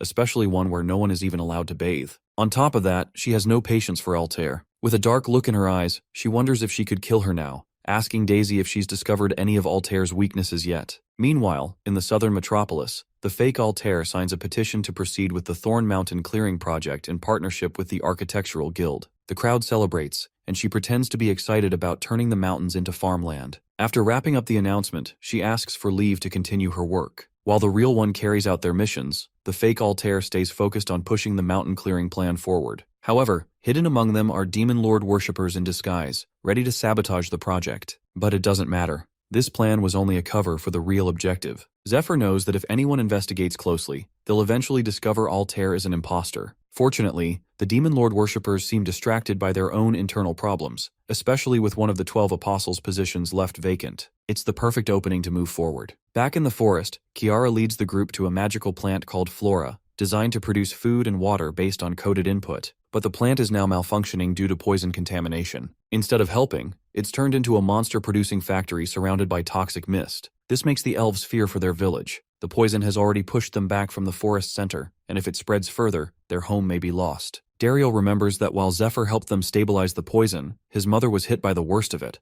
and she's been in that condition for 3 years, so they must hold the defenses. Following Zephyr's suggestion, the group prepares to fight the monsters while collecting magic stones from them as loot. Determined and ready, they brace themselves for battle. As the monsters charge, the mages, Altair's guard, and Ned fight back fiercely, knocking them down and keeping the horde at bay. After they manage to stop the attack, Daryl invites Zephyr to a meeting to thank him for helping defend the village and stabilize the poison. He admits it was surprising to receive help from humans. However, despite his gratitude, Daryl calmly explains that the 2 ingredients Zephyr requested are essential for protecting the village from further contamination, so he cannot hand them over. This response deeply frustrates Zephyr. He begins lecturing the elf, insisting that he needs those ingredients to craft a cure for his mother. According to his plan, once he heals her, he will restore both the lake and the Tree of Life, at which point those very ingredients will begin growing naturally again. To make his point, Zephyr gives him the middle finger salute and firmly assures the elf that he will also slay the dragon, just as he promised. What more does the elf want? A Hawk Tuah tribute or something? Still, Daryl remains hesitant. He doubts Zephyr can truly slay the dragon and insists that without the ingredients, the village would be contaminated within seconds. He sees himself as the last capable warrior among the High Elves, and believes it's his duty to protect their home at all costs. Hearing Daryl's refusal, Zephyr warns him that there won't be another chance. No one else is coming to save them. Not from the Blue Dragon, and not from the Queen's illness. All the humans have lost their minds, so asking them for help is pointless. Zephyr even is sacrificing his own blood to make an antidote for the poison, yet they still don't trust him. Stepping closer, Zephyr urges Daryl to open his eyes. This isn't something they can hesitate on. It requires full commitment. Agitated, Daryl challenges him to settle it through combat. As Daryl strikes, a sudden burst of light flashes into the sky. Altair watches in shock, surprised they would use their full skills in such a confined space. But to her surprise, the two vanish into the dust. Inside the dust cloud, Daryl tried to prove his point by aiming his strongest shot at Zephyr. But even that attack can't pierce Zephyr's dragon-like scales. Though Daryl also wants to defeat the dragon, deep down he knows the task might be impossible. Seeing him tear up, Zephyr tells him to get up. Then, to everyone's surprise, he snaps his bow in half, calling it useless. But before the moment grows too bitter, he assures Daryl that he'll craft something better for him, and warns him to hold back his tears, because once he sees the new items, he won't be able to stop them. Despite his assurance, Kiara begins tearing up, insisting they cannot give away the bow or discard it, as they are already short on firepower. She cries out that it's a hero-grade weapon, a revelation that stuns Philip and his group. Curious, Elise examines the bow and confirms that it truly is a hero-grade item, ranked second among all item grades. According to her, since the bow belongs to Daryl, it could easily sell for 50,000 gold at an auction, which leaves Philip visibly shaken. However, Dariel calmly responds, stating that 50,000 gold would be a bargain. He doesn't care about the price, knowing it was his own hesitation that led to this. Although the bow was once used to defend his town from contamination, he now looks forward to what Zephyr might create in its place, especially after mentioning he possesses some exceptionally rare crafting materials. A part of Dariel wonders if the high-quality material Zephyr referred to might be the branch from the Tree of Life, though he quickly dismisses the thought, assuming the branch is too small to craft a proper bow. Later, inside the main hall, Dariel fulfills Zephyr's request by offering him a glass of the Water of Vitality, along with a young branch from the Tree of Life. As Zephyr observes the shimmering liquid, he realizes how numb he has become since his brush with death. Nothing seems to stir him anymore. Yet, this water before him radiates a beauty that momentarily awakens something inside. Just as Zephyr prepares to drink, Dariel reminds him that it's the last remaining cup. Still, he remains hopeful that if their raid succeeds, they will take control of the Lake of Vitality and gain access to a plentiful source. Zephyr confidently assures them and quickly gulps down the Water of Vitality in one go. Suddenly, a burst of glowing energy erupts within his body. To his excitement, it begins to merge with his effectiveness-boosting perk, amplifying the potion's effects even further. In this empowered state, he immediately initiates Dragonification and activates Mana Flow. He knows he must grow stronger, as the conditions for the upcoming Dragon Raid are far harsher than those of the Princess Raid they recently completed. The area surrounding the dragon is enveloped in a massive, poisonous field, and at its center lies the beast itself, the dragon, king of beasts. Zephyr understands that no ordinary human can face such a foe. To stand a chance, he must enhance his dragon heart, and the vitality-infused water is the key to that transformation. Watching this unfold, Altair recognizes the risk. She knows that although the dragon heart must be strengthened slowly and with care, they no longer have the luxury of time. Acting decisively, she casts Moirai, a powerful spell named after the three goddesses of fate, to stabilize and adapt Zephyr's mana while he meditates. With great precision, Altair begins merging the elements, his mana, the Water of Vitality, and the energy flowing from the dragon heart. She channels all of it into the core of his being. As the merging begins, Zephyr's body convulses with a sudden power surge, his very frame starting to fracture under the pressure. Seeing the signs of physical breakdown, Elise immediately casts her healing spell to stabilize him. At the same time, Zephyr pushes past the standard 5% threshold of the dragon heart's power. Slowly, the power rises, but Altair continues adjusting the mana with intense focus. To her shock, however, the energy within the dragon heart begins resisting the fusion. The merging process falters. As a result, Zephyr's dragon heart power starts to drop, threatening to undo everything they've built. Meanwhile, Ned sits beside Zephyr, guiding the wild surge of power flowing through his body. Despite the mounting pressure, everyone remains focused on their roles. Suddenly, the entire chamber erupts in a blinding flash of light. As the dust settles, Dariel stares in disbelief as Zephyr has transformed into a half-human, half-dragon hybrid. The group breathes a collective sigh of relief, their expressions softening into smiles. They've succeeded.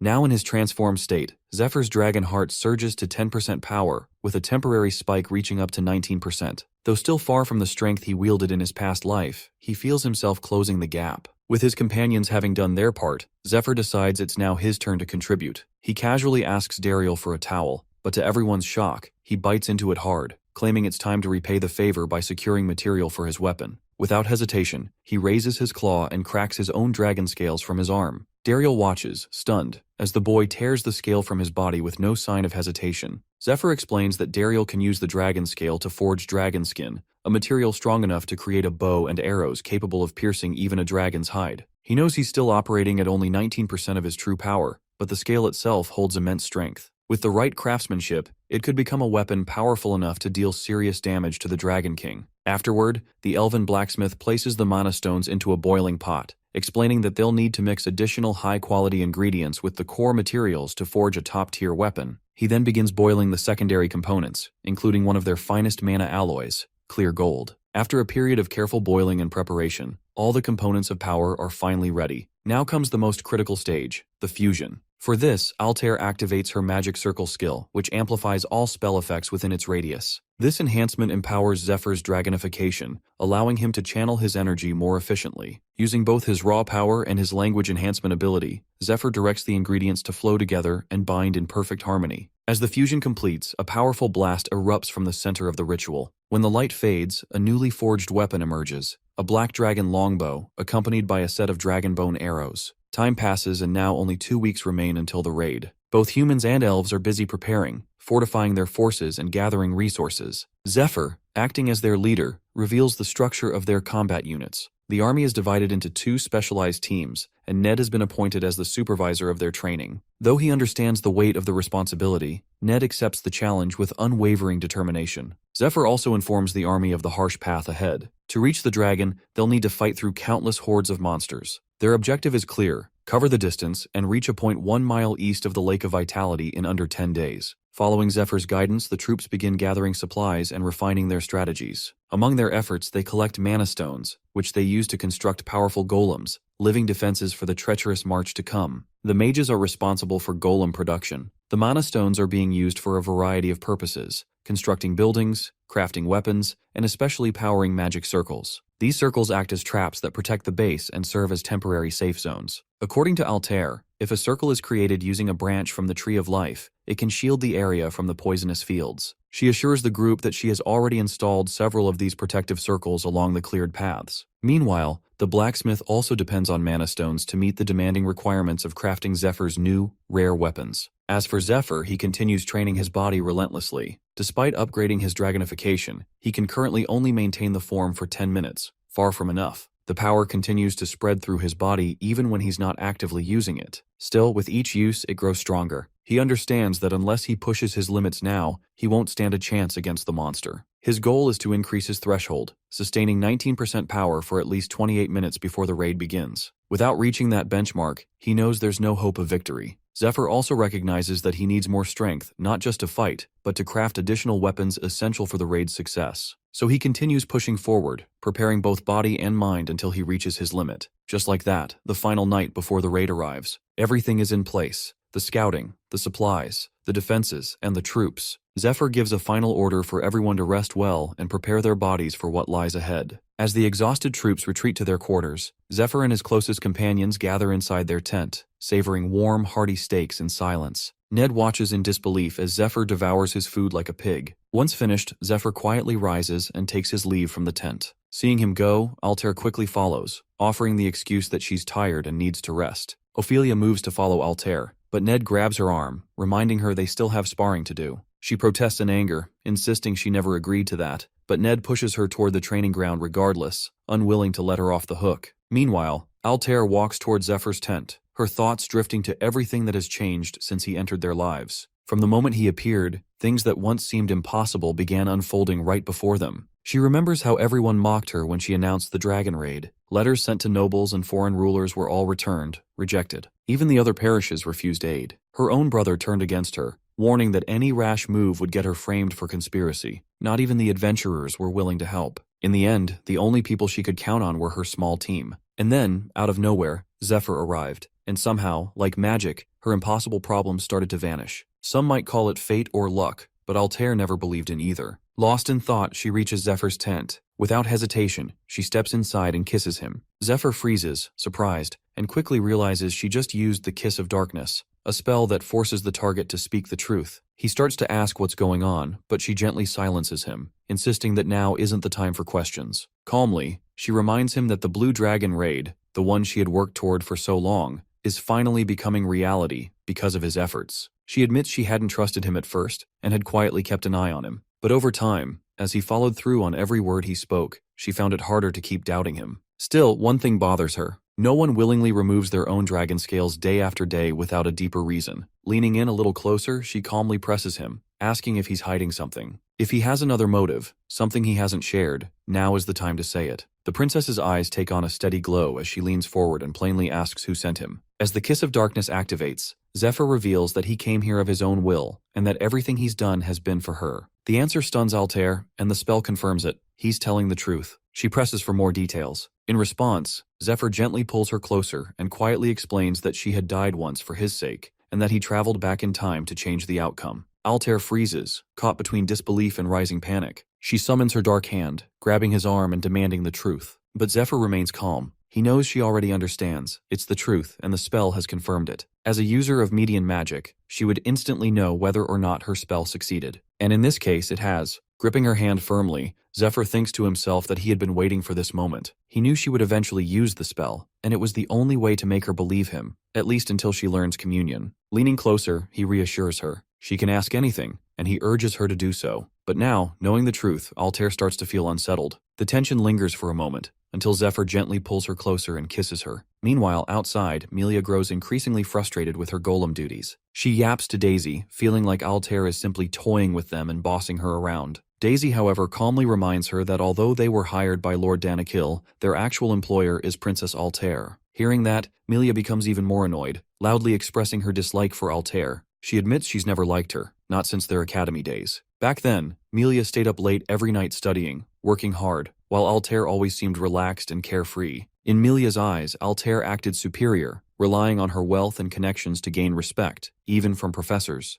As Melia continues yapping, Daisy listens quietly, recognizing that despite her frustrations, Altair has actually been doing a decent job so far. Deep down, she suspects Melia's anger might stem more from an inferiority complex than from anything Altair has actually done. Still, Daisy knows she needs to calm Melia down before she says or does something reckless. To help with that, she reveals that if Melia performs well during this mission, she's set to be promoted to exclusive sorceress, a role that clearly surprises her. Daisy adds that both dukes had requested a sorceress for their courts, but have yet to find a suitable candidate. From what she's seen, Melia fits the position perfectly. If she proves herself during the dragon raid, her future will be secure. That's all the motivation Melia needs. Her view shifts, and with new determination, she returns to her work. Unnoticed by either of them, Heron waits silently in the shadows nearby. Once they're gone, he approaches the golems and begins scribbling his own set of commands onto their control plates. Golems follow the instructions written directly on them, and Heron takes advantage of this, rewriting the runes so they will obey him alone. The next morning, war drums echo across the camp as everyone moves into position.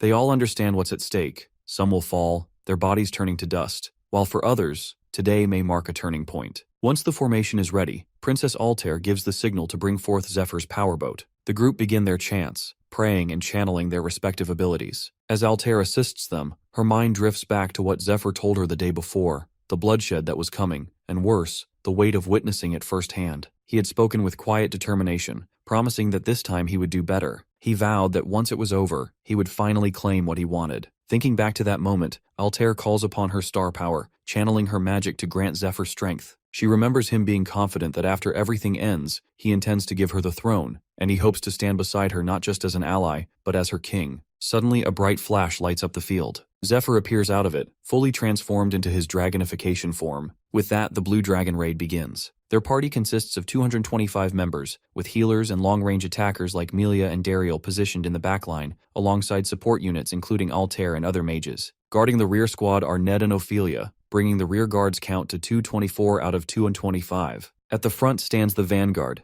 Zephyr, ready to lead the charge. As the raid begins, he instantly leaps into the air and surges forward. He knows the formation is unusual, almost reckless, but it's their best shot at completing the raid successfully. The closer he gets to the lake, the thicker the dragon poison fog becomes. That's the reason he positioned everyone else in the rear, away from the contaminated zone. Zephyr, on the other hand, is prepared. He has the Gold Tears potion, his effectiveness boost spell, and his dragonification, all giving him enough resistance to survive and fight within the poison zone. He's effectively the only one capable of operating properly inside the lake's radius. As massive monsters appear in his path, Zephyr activates his electric acceleration spell and charges straight into them. Using his massive sword, Graham, along with his dragon claws, he unleashes a powerful slash that cuts through most of them in a single strike. Pushing through the wave of enemies, he realizes he's approaching the lake and shouldn't waste time dealing with low-tier monsters. Without slowing down, he summons golems stored in his inventory and places tombstones that disperse mana wavelengths within a small radius, designed to draw enemies and keep them from interfering with his advance. Zephyr places one tombstone every 100 meters to cover the entire area, creating a mana road. This pathway allows magic from the main camp to travel through it all the way to the front lines, though the effect will be halved by the time it reaches the end. The team also uses strengthening magic on the golems, allowing them to control the constructs remotely through the tombstones. Despite the intensity of the raid, Daisy seems unusually excited, mainly because Altair finally approved her thesis. The proposal had been deemed costly by the Magic Tower, but Altair's green light gives Daisy a rare boost of confidence. Kiara, too, stays engaged. She deploys a Cyclops to accompany Zephyr for scouting, which makes her optimistic. With its help, they can easily circulate real-time attack coordinates. However, the moment they lay eyes on the polluted Tree of Life, the contaminated lake, and the dragon, their optimism fades. The scene feels different from 3 years ago. Back then, the dragon had growled instantly at the first hint of a presence. Now it stays silent, unmoving, and that silence unsettles them more than any roar could. They recall Zephyr previously questioning the strangeness of a territorial dragon remaining idle in one place, especially in a forest teeming with intruders. That thought returns to Kiara now. As she reflects, she realizes something they all overlooked. What if the dragon came to the lake for a reason? Meanwhile, Zephyr reaches close to the dragon and feels a sense of relief. As expected, the creature remains quiet, which works in his favor as he's already used up 2 minutes of dragonification just flying there. With the remaining time, he gets to work. He summons black dragon chains and wraps them around a large branch near the Tree of Life to anchor himself, then charges directly toward the sleeping dragon. He's already informed the others and is certain of one thing: the dragon isn't actually a poison type. The last recorded appearance of a blue dragon was 600 years ago. Despite lying in a lake known for its healing properties, this one is poisoning everything around it. That contradiction never sat right with Zephyr. As he charges in, he deliberately disrupts the dragon's rest. The dragon stirs, and in an instant, it lunges forward and swallows him whole. The knights watching from afar are stunned, but their shock deepens when they see Zephyr force open the dragon's massive jaws with both hands from the inside. Zephyr knows the truth that the dragon isn't the source of the poison, it's the victim. It's being slowly poisoned by demonic energy and is using the lake to try and heal itself. The beast is dying, not attacking. As he pushes the jaws open, Zephyr clenches the black dragon chain between his teeth and anchors it tightly around the dragon's mouth. He understands the creature is trying to stay submerged in the lake to recover, but the poison is wearing it down faster than it can heal. That's why he's chosen to take it down now, while it's weakened. Pulling with everything he has, Zephyr binds the dragon's mouth shut. The black dragon chain, forged from his own scales, proves effective. The moment the dragon senses the restraint, it lets out a thunderous cry, shaking the ground as it struggles against the binding. Zephyr pulls the dragon out of the lake, aiming to accelerate the spread of poison within its body. Without the lake's healing properties, the dragon won't be able to recover from its injuries. However, to his surprise, even with 19% output from his dragon heart, the creature resists. Its strength is greater than he expected. Not one to back down, Zephyr adjusts quickly. He draws Graham and slashes the inside of the dragon's jaws, where the tissue is softer than the outer scales. Suddenly, a momentary lapse in focus costs him. The dragon charges forward, jaws wide open, and manages to pin him against the Tree of Life with its mouth. Before Zephyr can react, the dragon releases a burst of its dragon breath directly at him. From the rear lines, the others watch in alarm.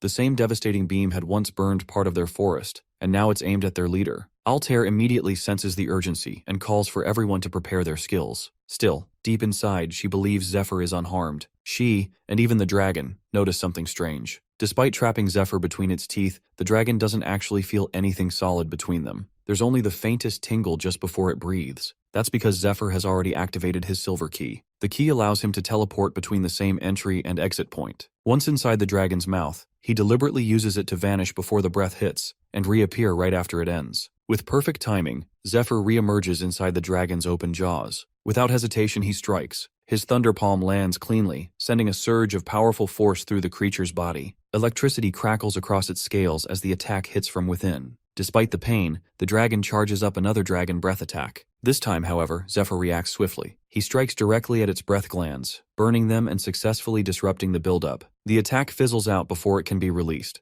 Zephyr notes that the dragon won't be able to use those glands again for at least 10 minutes, making this their best window to strike. The mages take the cue, channeling a variety of spells through the mana road created by the tombstones. Bursts of elemental energy bombard the dragon, holding it down. At the same time, Dariel prepares his dragon arrows, coating them with venom before firing. His shots hit their mark with precision, piercing the dragon's thick hide and forcing a painful roar from the beast. Seeing the impact, the party erupts in cheers. Many begin praising Dariel for his accuracy and power. Dariel, however, is lost in thought. He recalls how Zephyr once told him that he was still weak, because he lacked real combat experience. Kiara hears it and finds the comment odd. Zephyr looks younger than Dariel, yet speaks with the confidence of someone who's seen countless battles. Dariel, meanwhile, grows more curious about what the boy really meant. He suspects the meaning may not lie in this raid alone, but perhaps in something tied to his future path. Back in the moment, the arrows explode on impact, further damaging the dragon. Dariel doesn't celebrate. He simply watches, aware that this battle is just a stepping stone. The blue dragon isn't their final challenge. Kiara, observing Dariel's composure and focus, realizes that he's finally beginning to find his footing, just like he had once done in the past. As a child, Dariel never dreamed of being king. His ambitions were different, but now his resolve is returning.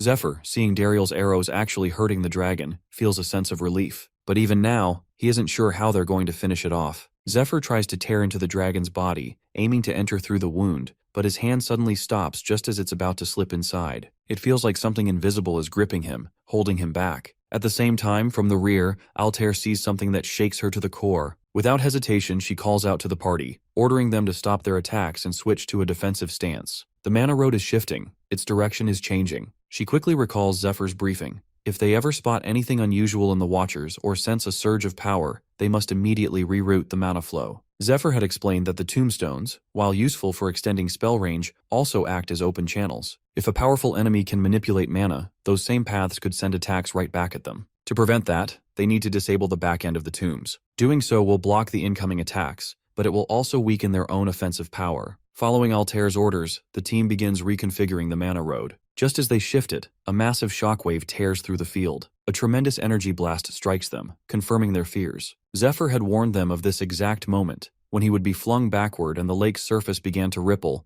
it would mean one thing. The dragon had activated its unique attribute, telekinesis. This ability allows it to move objects without making physical contact. Only dragons with infinite mana reserves can wield it, an ability that, in simple terms, means destruction and pain. On the battlefield, Zephyr regains his stance but knows he's running out of time. He has only 20 minutes left of dragonification, and the real fight is just beginning. Earlier, during Zephyr's briefing, he explained to the party that the poison in the air wasn't affecting humans or elves as severely, likely due to the water of life mixed within it. That water actively repairs the damage caused by the poison, which is why no one is dying outright. However, he warned that losing consciousness would still result in extreme pain. Zephyr also pointed out that the same effect applies to the dragon. Because of the constant internal pain, the beast remains partially dazed and might not be able to activate its unique abilities right away. Kiara, recalling past raids, finds this unusual. In those battles, the monster's attacks had grown more repetitive over time, something that always felt off. Zephyr explained that this was their window of opportunity. The moment they deal enough damage to break the creature out of its daze, it will regain clarity, and that's when it will activate its real powers. That's when the true battle will begin. Now back on the field, Zephyr stands in front of the massive, wheezing dragon shrouded in purple energy. He draws Graham, his sword. The dragon's eyes fixate on it and widen in recognition. It remembers the blade, it remembers Georgios, and now it realizes that it's him again. Meanwhile, chaos briefly erupts in the rear squad, but they quickly regain formation. Altair and the mages manage to redirect the mana roads, successfully cutting off the feedback loop of the dragon's counterattacks. The rear squad is safe, at least for now. However, even with that defensive advantage, they all begin to understand a harsh truth. Despite their efforts, despite the strategy, they are still painfully small in the face of the dragon's overwhelming power. Altair grows increasingly concerned. Their long-range attacks will be far less effective under the current conditions, and she knows that supporting Dariel is now critical. He's the only one who can make full use of the mana road to land direct hits on the dragon. Meanwhile, Dariel himself is feeling the pressure. The distance is so great that each of his arrows takes nearly 4 seconds to reach the target. That means Zephyr will need to hold the dragon in place for at least 4.5 seconds, an eternity in battle. At the same time, the dragon gate appears to be closing again, and everyone holds their breath, waiting for Zephyr to force it open once more. Inside the battlefield, Zephyr continues dodging the dragon's swirling beam attacks. Each strike carries enough destructive force to disintegrate whatever it touches. He quickly realizes that tanking them head-on is not an option. As he analyzes the pattern, the dragon suddenly unleashes a devastating surprise attack. It catches him slightly off guard, but he manages to block it just in time. Without hesitation, the dragon lunges forward with jaws wide, trying to devour him. Zephyr instantly activates electric acceleration,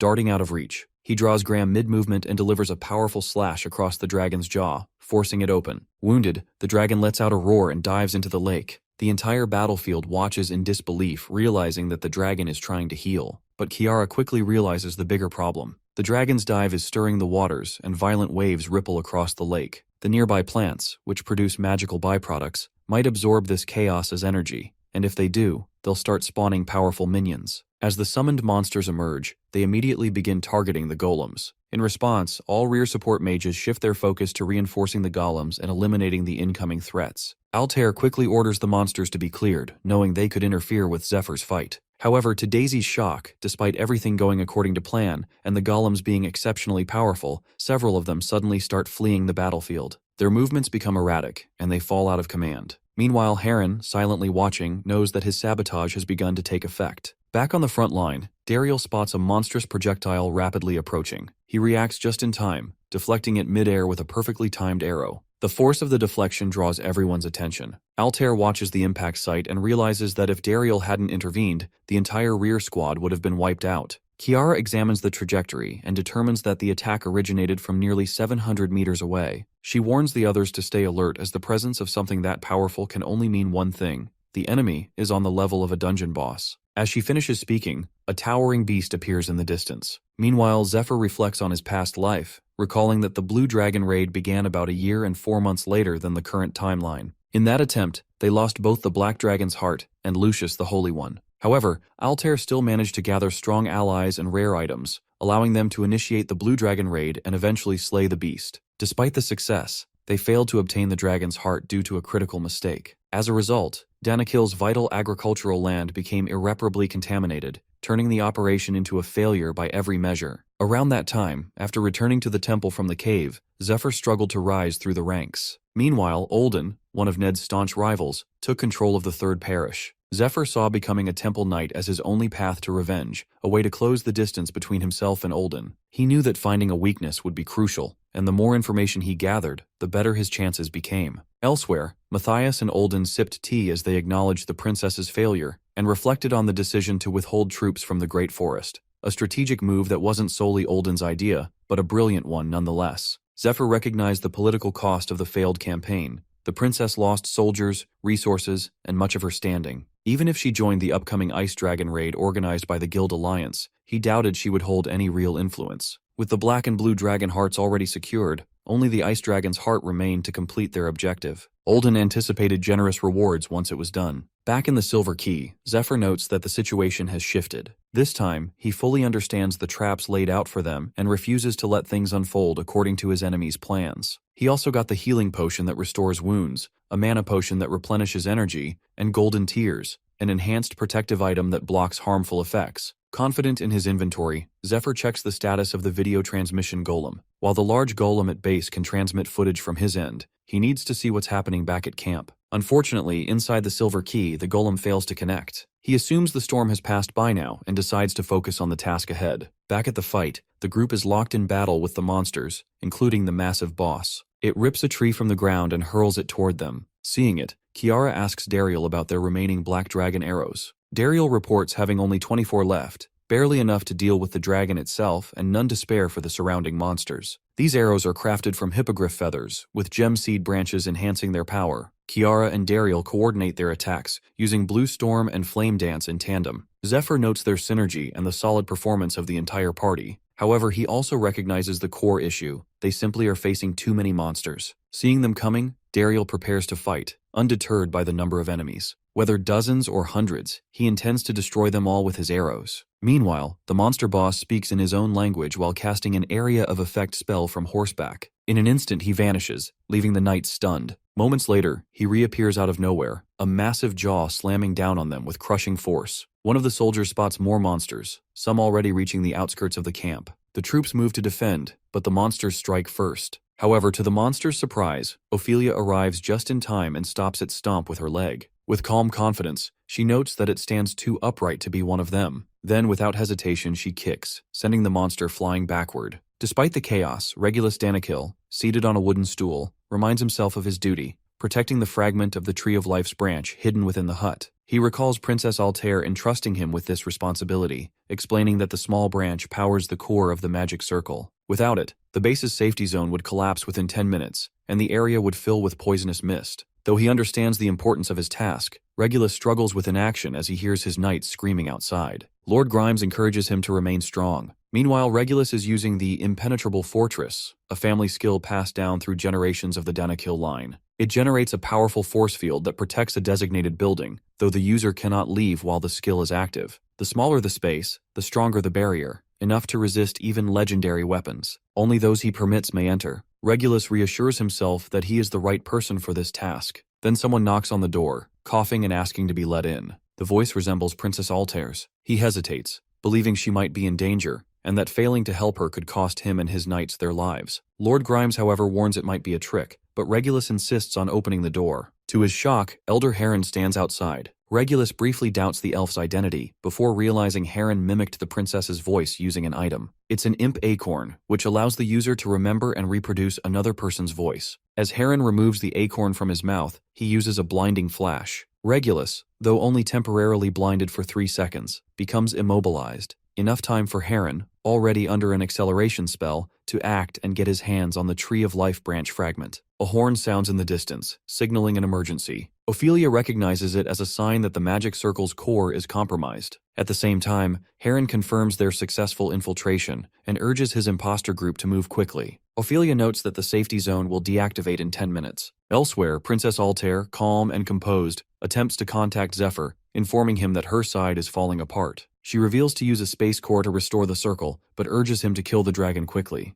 Zephyr, hearing this, doubts he can finish the fight in less than 10 minutes. He considers whether a reward might help motivate him. Hearing that, she offers him last night's unfinished work if he takes down the dragon in 10 minutes. That's all the motivation he needs. He ends communication and shifts into action. Meanwhile, he notices the blue dragon's breathing sacs beginning to recover, restored by the water, likely in preparation for another breath attack. As he seems momentarily distracted, the dragon suddenly bursts from the water, ready to strike. But he reacts just in time, summoning the stake of Fath and slamming it down on the creature. He borrowed the weapon from Lucius, who, despite concerns about the debt it carried, agreed to lend it. He then activates the Watcher Golem and signals the rest of the squad to follow his lead. Determined to end it within 10 minutes, he now sees the monster as nothing more than dead meat. Back in the forest, the imposters cheer over how easily they succeeded, but the mage controlling the golems quickly silences them. She struggles to maintain the copied magic circle and recalls Altair's instructions about the activation requirements for her skill, Mock Board. Though she successfully copied the magic circle of purification from Altair's earlier briefing, she now finds it difficult to keep it stable. She warns the others that, being a copy spell, she can only use it once, and urges them to move quickly. Their goal remains clear. They are heading toward the final sealed box, which contains the seed of the Tree of Life, essential to founding their new empire. Stopping there, Heron thanks his teammates, who reassure him that they are honored to follow a leader like him. Yet, deep inside, Heron harbors other intentions he does not reveal. Back at the battlefield, the elf warriors begin to falter after their elder retreats. From a safety bunker, Philip and his son watch the situation unfold with concern, feeling helpless. They know they did everything they could,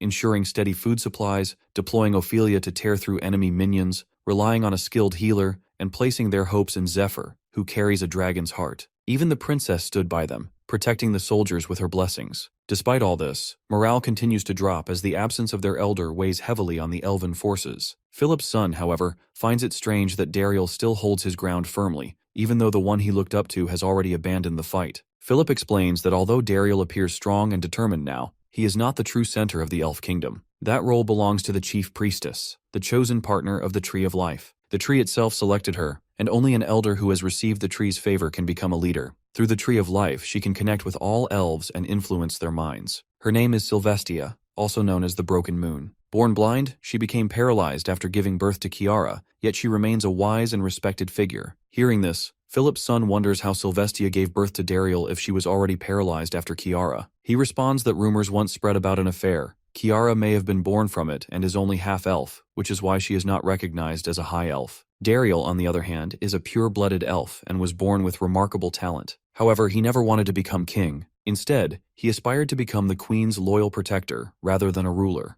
Initially, Dariel's stance wasn't a problem for the elven people, but when the situation began to deteriorate, they started seeking someone to lead them through the crisis. Even then, Dariel refused to take on any leadership role. Left without options, the elves were forced to appoint Heron as their temporary leader. Back with Heron's party, the mage struggles with guilt over abandoning the remaining elves. She tells herself there was no realistic way for them to defeat the dragon, and tries to find comfort in the belief that they did what they could, especially while Dariel chose to turn away from them. They sent their Black and Silver Moon units into human lands 4 years ago, sparking a war. In the process, they lost a precious item and allowed part of the forest territory to fall into enemy hands. The blue dragon soon appeared, taking control of the lake, and the strongest moon elf departed with the seed box, leaving Heron behind to manage a broken kingdom. The one who left stood no chance against poison, and even Dariel ignored the situation, choosing not to intervene. Then Altair arrived in the forest, accompanied by a dragon-like warrior, requesting an alliance. To the mage, it all feels like a facade. She believes they lack the strength to stand as equals with humans, and even if they do manage to defeat the dragon, the elven kingdom is already lost. Overwhelmed by the thought, she begins to cry, realizing Dariel truly abandoned them, leaving them with no real hope. What they're doing now, she tells herself, is for the sake of finding a new one. As they reach the tower containing the Tree of Life's seed, Heron looks ahead with determination. He plans to plant the seed far away from this place, hoping the new tree will eventually choose him, allowing him to finally become king. However, to their shock, a large red monster is already there, clawing at the tower walls. Back at the safety bunker, Philip feels puzzled. The High Elves, especially those of the Black and Crimson Moon, had left the kingdom to build a new one, but no one has heard anything about these new elven realms since. He wonders where they went. As the thought crosses his mind, the Crimson Beast near the tower begins to radiate an overwhelming energy. Taking charge, Heron deploys 2 sparrow golems, one to distract the monster and the other to retrieve the sealed box. The plan works perfectly. While one golem draws the monster's attention, the other blasts through the tower and swiftly returns with the box. However, what they don't realize is that the demon has spent 3 years searching for that very box. The moment it sees it in their hands, it strikes, slashing their throats and seizing it with ease. The monster is no ordinary beast.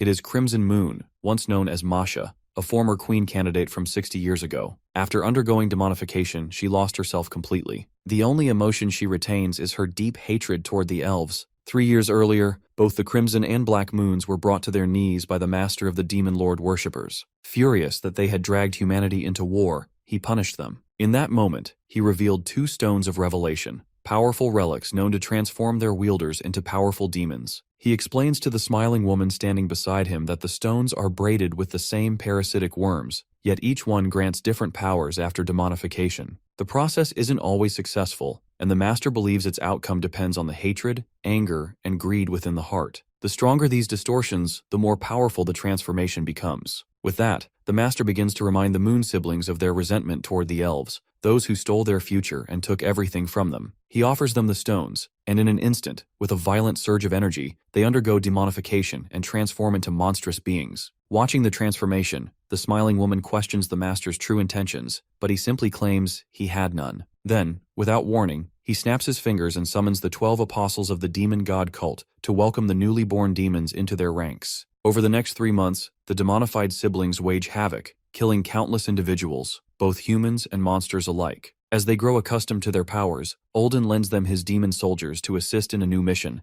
killing the Blue Dragon. Upon reaching its den, the Black Demon understands that the real challenge lies not just in the dragon, but in the elf protected by the Tree of Life. Still, if they want to send their enemies into the depths of hell, they must acquire the dragon's heart. Without hesitation, they leap into the den where the Blue Dragon rests. The dragon immediately senses their presence and begins to emit wild tornadoes. With a deep, rumbling voice, it declares that it's been a while since such inferior beings dared disturb him. Meanwhile, during a private wine party at the parish, an apostle questions Olden's choice to send weak elves against the Blue Dragon. Hearing that, Olden laughs, claiming he only sent the elves to become food for the dragon. He has his own reasons for forcing them into battle. He reveals that the 2 demonified elves were once candidates to become rulers of the Elven Kingdom. According to him, they come from the prestigious Moon High Elf family and were once powerful figures, known for their radiant light magic. Among the moon-named elves, those who bear the title often aspire to rule. However, the one chosen to be queen was blind and crippled, something the siblings could never accept. To their shock, despite her physical condition and her involvement with a human, she was chosen as queen, even though she had never received the formal training of a ruler candidate. As the rest of the elves celebrated, the Moon siblings stood in disbelief. With her appointment, they lost their chance at leadership. After their demonification, they also lost their wisdom and clarity. The apostles of the Demon Lord cult notes that perhaps they started the war so others would recognize their strength. But according to Olden, they failed miserably. As a result, they were exiled from Elven society, but not before stealing the seed of the Tree of Life. In their final confrontation before exile, they were defeated by a young elf who had barely earned his moon title. They only managed to escape with their lives. Olden then questions what any the apostle would do if his own people rebelled or abandoned him. The answer is simple: he would kill them no matter what. And to prove his point, Olden says that's exactly what he has done. Back in the dragon's den, the Blue Dragon manages to gulp down the Black Moon. Olden, watching from afar, knows that the Moon siblings are now driven entirely by the desire for revenge against the elves, and that is precisely what he's exploiting. As the dragon gulps down its prey, it immediately feels something stirring within. With a piercing roar, it vomits a tremendous amount of blood. The cause is Black Moon's demonic ability, extreme venom and petrification. This is exactly what Olden planned. He intended for Black Moon to poison the dragon from within, knowing that, in the end, it would become a race against time, whether Black Moon can survive the dragon's corrosive digestive fluids, or whether the dragon can endure the spreading poison. Olden is certain that if the situation worsens, the dragon will fly toward the Aslan continent and dive into the Lake of Life, the same sacred place that nourishes the elven forest with its waters. As expected, the dragon launches into the sky, heading toward the lake. On its tail still clings the monstrous Crimson Moon. The dragon ignores her completely, sensing no real threat from behind. Meanwhile, Crimson Moon holds on, not out of strategy, but because the side effects of demonification have left her mind clouded. Even so, a faint instinct drives her. Drawn to a familiar energy that stirs fragmented memories, she leaps toward the seed tower. However, her damaged cognition prevents her from entering. Instead, she begins attacking anything that approaches the tower, killing without hesitation. Because the dragon has become the main threat, no one has noticed her presence, and since that day, she has been relentlessly clawing at the tower walls. Now, after tasting the blood of an elder, Heron, something shifts within her. Her senses begin to return. Slowly, she starts regaining fragments of herself, and with that clarity, her thoughts of revenge sharpen. Her gaze suddenly locks onto a trail of radiant energy flowing through the forest. It leads directly to its source, the Ill Queen, Broken Moon. Crimson Moon doesn't just sense her now, she knows exactly where she is. The demon carries worms inside her, parasites that grow stronger alongside their host. Once they reach maturity, the wielder unlocks a unique ability. In Crimson Moon's case, it is gluttony, a power that steals abilities by devouring them. Now, having consumed Heron, the demon uses his acceleration skill, propelling herself toward her destination at an incredible speed. Within moments, the beast reaches the outskirts of the elven village and storms into the queen's resting chamber. The moment it sees her, it recognizes her as Broken Moon, the very one it has longed to kill. Overcome with rage, the beast lunges toward the queen. But just as the attack is about to land, multiple slashes strike the demon from all sides. It's Ned, sent by Zephyr to protect the queen in anticipation of a possible demonic threat. Now, seeing Crimson Moon before him, he understands what Zephyr meant. Without hesitation, Ned charges his Thunderbolt spell and unleashes a devastating barrage, shaking the entire chamber. Meanwhile, back at the lake, the battle between Zephyr and the monster still rages. Only 8 minutes remain before the purification magic protecting the camp fades. Because of this, Altair urges Zephyr to take the monster down before that happens. But in truth, he wants it dead even sooner. He knows that killing the dragon won't be the end of this raid, and every second counts if they're to ensure the safety of everyone left. Once the dragon dies, Black Moon is expected to awaken, and this is exactly the reason they failed the raid in his previous life. Last time, when they killed the dragon, the entire camp erupted in celebration. The warrior who delivered the final blow, Ederuis, stepped forward to claim the dragon heart, just as they had planned. But as he reached for it, he froze, shocked to see a barrier surrounding the dragon's corpse. In that moment, the demon hidden inside the dragon's stomach burst out, catching everyone off guard. Even more alarming was the sight of the demon holding the dragon heart in its claws. With a mocking grin, the demon thanked them for slaying the beast, and without hesitation, shoved the dragon heart into its own chest. Ederuis attempted to stop him, but another warrior quickly pulled him back to safety. Seconds later, a violent blast of poison erupted from the demon's body, melting everything in its immediate vicinity. The toxin spread rapidly, covering the entire forest. Realizing the scale of the disaster, Altair ordered a full retreat, and just like that, they lost the dragon heart. The aftermath left the once great elven forest, and the fertile Danakil granary, transformed into a lifeless, cursed land no one could return to. Back in the present, Zephyr fights with all of this in mind. In his previous life, the raid failed not because of poor strategy, weak party members, or lack of countermeasures. Those aspects were solid. The failure came from a lack of critical information. At that time, they had 2 capable vanguards who could move freely through the fog and were confident they could defeat the Blue Dragon. Ederuis had also identified a lingering wound on the dragon, a weak spot he had noticed during a previous encounter, when the dragon moved awkwardly. That was their key advantage. But now, in the current timeline, Zephyr feels frustrated. He can't find any trace of that same weakness on the dragon's body. Then it hits him. The previous raid happened a full year later. By then, the dragon may have become more eroded by poison, which could have caused that wound. In this timeline, it simply hasn't developed yet. Determined to create his own opening, Zephyr stabs poison scales directly into the dragon's body. The impact causes a violent explosion, and the dragon lets out a thunderous roar of pain. As it screams, the dragon suddenly commands everything around it to stop. To Zephyr's shock, time itself freezes. Water droplets hang motionless in the air. Leaves stop mid-fall. Even the wind stands still. This is a commanding power far beyond what humans can wield with a dragon heart. Even the silver key refuses to respond. Zephyr realizes the effect will last for exactly 7 more seconds, but that's more than enough time for the dragon to charge and unleash its breath attack. However, in that exact moment, Dariel fires a barrage of arrows at the beast. The strikes land just as time resumes. Dariel watches in disbelief, realizing that Zephyr actually created the opening he spoke of, and it worked. With each blast, Dariel continues to strike the dragon relentlessly, shot after shot. His barrage creates just enough of an opening for Zephyr to deliver a massive blow to the dragon's body. Together, they succeed in destroying its breath sac, rendering the dragon breathless, at least for now. Dariel now has 17 black dragon arrows remaining. He calculates quickly. Each spell requires 3 arrows, meaning he can cast his enhanced spell 5 more times. To kill the dragon, though, every shot must land. Back at the lake, as the dragon retaliates, Zephyr narrowly dodges the attack. He recalls how, in his previous life, they lost the dragon heart after this point. The blue dragon had taken full control of the corrupted body, and the battle that followed lasted an entire month. Over that time, Zephyr had learned its attack patterns and, through sheer endurance, barely managed to defeat it. Back then,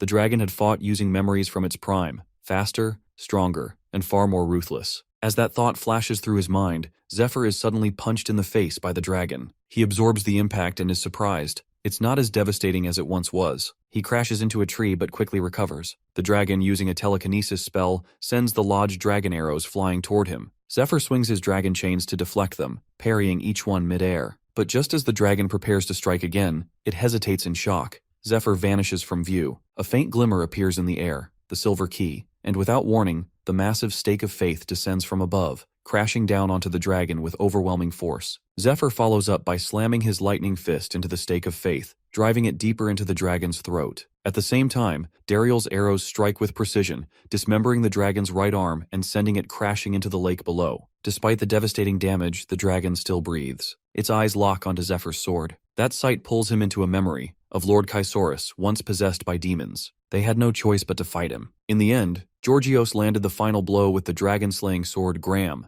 ending Chrysaorus' life. As he was dying, the blue dragon had thanked Georgios for freeing his master from the curse. But with tears in his eyes, he also issued a warning that as Chrysaorus' loyal vassal, he could never forgive the man who killed him. If they ever met again, he swore, he would kill Georgios himself. Back in the present, the dragon lies motionless, the stake still lodged in its neck. Kiara watches from a distance and wonders if it's finally over. But Dariel feels something off. He senses danger. The Tree of Life is trembling. Suddenly, the dragon begins to speak in a deep, rumbling voice. It calls Zephyr the Dragon Slayer and, in a solemn tone, reminds itself that it cannot go back on its oath. It must honor its vow, even if it means forgiveness. With that, the dragon grips the stake and pulls it from its neck. It then picks up its severed arm and, through ancient magic, transforms it into a massive blade. Clutching the sword, the dragon declares its duty is not yet complete. Though the pressure of its power is immense, Zephyr can't help but feel a surge of excitement. The dragon has just used its own tongue to convert its remaining life force into pure combat strength. And now, the true battle begins. Our boy has only 12 minutes of dragonification left, and the dragon still holds one breath attack in reserve. But those numbers no longer matter, because the dragon has already unleashed the dancing blade of death, a weapon forged from its own life force, carrying immense destructive power. He knows that no strategy will work now except one, pure, overwhelming force. To match that, he activates Berserk Dragon Mode, which boosts his physical abilities by 200% but shortens his transformation time to just 3 minutes. As the dragon brings down a heavy, energy-charged blow, he counters with his own power-loaded sword swing. Their attacks collide, the impact so intense that it sends him skidding backward. The dragon's strike is strong enough to slice the Tree of Life clean in half, shaking the elves watching from afar to their core. In the middle of the clash, he recalls Ned's teachings from his past life, lessons in martial arts that focused not just on strength, but on sensing its flow and learning to control it. According to Ned, if he masters it, he can elevate his strength to a higher level and overcome stronger foes even with limited power. Remembering this, he dodges the dragon's next attack and launches himself forward. While mid-air, he channels energy into his sword, recalling Ned's words, how strength flows like a river, and if one truly understands it, even a leaf can become a weapon. With that clarity, he moves around the dragon in rapid flashes, striking from all directions with precision. As he lands, he notices something lodged deep within the cuts he just made. It looks old, as if it had been buried inside the dragon for a long time. Then it clicks. He recalls the conversation with a vanguard from his past life, one that revealed the dragon's hidden weakness. This must be it. He charges again, but just as he moves in, he sees the dragon turning away, trying to escape into the water. To stop it, he throws the dragon chains, but as they catch hold, the beast pulls him into the lake along with it. As he swings his sword to wound the beast, it retaliates with a quick and powerful strike, knocking him back. Meanwhile, at the protective barrier, Kiara grows anxious as they can't pinpoint the monster's location underwater. At the same time, Dariel, seeking guidance from the spirits of his mother and father, shifts his aim toward the Tree of Life with his remaining arrows. Philip watches in disbelief as Dariel begins firing. But Dariel has a plan. With precise shots, he breaks the Tree of Life apart. Beneath the water, Just as the monster prepares to strike Zephyr again, the shattered remains of the tree crash down onto it. Seizing the opportunity, Zephyr kicks the dragon back and drives his sword with full force into its exposed bone, causing the creature to scream as it recoils in pain. On the day Georgios defeated Chrysaorus, the blue dragon had warned him to leave, but the knight had other plans. He apologized to the dragon as he drew his sword, explaining that he couldn't walk away and leave behind a threat to the queen's future. A brief but intense battle followed. Georgios overpowered the blue dragon and severed one of its horns in a single decisive strike. He then drove a sealing stake, White Queen's finger, into the dragon, a weapon that locks away the target's power and cannot be removed by the one afflicted. With that, Georgios ordered the dragon to remain in its den until the red dragon calmed down, stating that, because of the Chrysaorus heart inside him, he could never truly befriend a dragon. He advised they avoid meeting again for as long as possible. Now, in the present, as the blue dragon sinks into the depths of the lake, the memory resurfaces clearly. In that moment, he realizes, it's not Georgios standing before him now, but someone who has inherited his legacy. It's our boy Zephyr, the new dragon slayer. Meanwhile, inside the dragon's stomach, Black Moon awakens, sensing that the dragon might finally be dead. He believes this is the moment to claim the dragon's heart. But just as he begins to get excited, Zephyr strikes him with a powerful blow, sending him flying across the space. Without pause, the boy follows up with another swing, slamming Black Moon into a tree. Zephyr has already sealed the dragon's corpse inside his silver key, preventing Black Moon from getting anywhere near the heart, no matter what he tries. He remembers from his previous life how Black Moon had once absorbed a dragon heart improperly, triggering a surge of uncontrolled power that killed most of his followers. Zephyr knows that only beings on the same level as dragons can absorb a dragon heart safely. Black Moon wasn't one of them, and he died on the spot attempting it. Shortly afterward, the smiling woman arrived, taking both the dragon heart and Black Moon's magic stone. It became clear then that Black Moon had merely been a pawn used by those who worship the demon lord. Now, in the present, Zephyr still can't believe that Black Moon allowed his own people to die and lost their homeland, all to be discarded by the very ones he served, only to end up in this pitiful state. On the other hand, Black Moon senses something strange, a human aura mixed with dragon energy, but he finds it interesting. He had expected to run into elves, but seeing a dragonoid catches him completely off guard. Just as he prepares to introduce himself, Zephyr wraps the dragon chains around him and, using his strength, drives the full stake of faith into his body. To his surprise, the figure vanishes. Black Moon isn't there. Moments later, laughter echoes from behind. Black Moon mocks Zephyr, claiming that his speed exposed his own weakness, making him easy to counter. By now, Black Moon has already figured out that Zephyr is relying on limited dragon power, and that he can only maintain it for around 2 minutes. Zephyr realizes the man is sharp.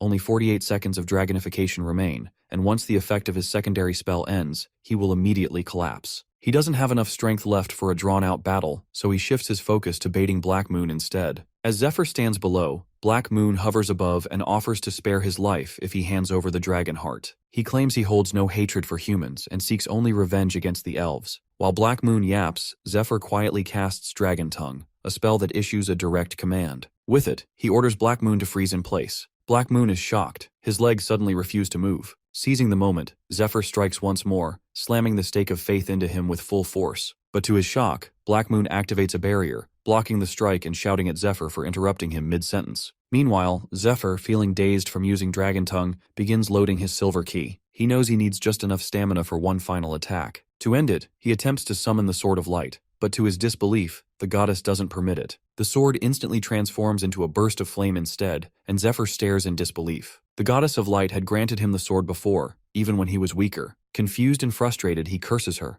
and in that moment he's suddenly thrown backward, engulfed in flames. Watching from a distance, Black Moon is confused by what just happened, but relieved his barrier held. He still can't move his legs, but being bound doesn't stop him from attacking. In his hand, he conjures Venom, his ultimate skill, Venom Spear, sharp enough to pierce dragon scales. With a leap, he drives the spear straight into Zephyr's chest. The impact sends a brutal wave of pain through Zephyr's body. Hearing his screams, Black Moon is amused, surprised to see someone stronger than himself cry out like that. Without pause, he prepares another spell, claiming he has much to do and will grant Zephyr a peaceful death. He unleashes a massive wave of poison. But before the spell lands, a strange noise echoes from the lake. Suddenly, enormous roots burst out from beneath the water, one of them piercing straight through Black Moon's chest from the left. Black Moon can't believe what just happened. Zephyr reveals that, by drawing in all the poison from the area to use his ultimate skill, Black Moon unknowingly purified the lake and the surrounding jungle. Zephyr remembers from his past life how the Dragon Heart and the Black Moon's magic stone were taken by the demon cult and turned into weapons that generated poison fog and spears. So in the present, he anticipated that the original owner, Black Moon,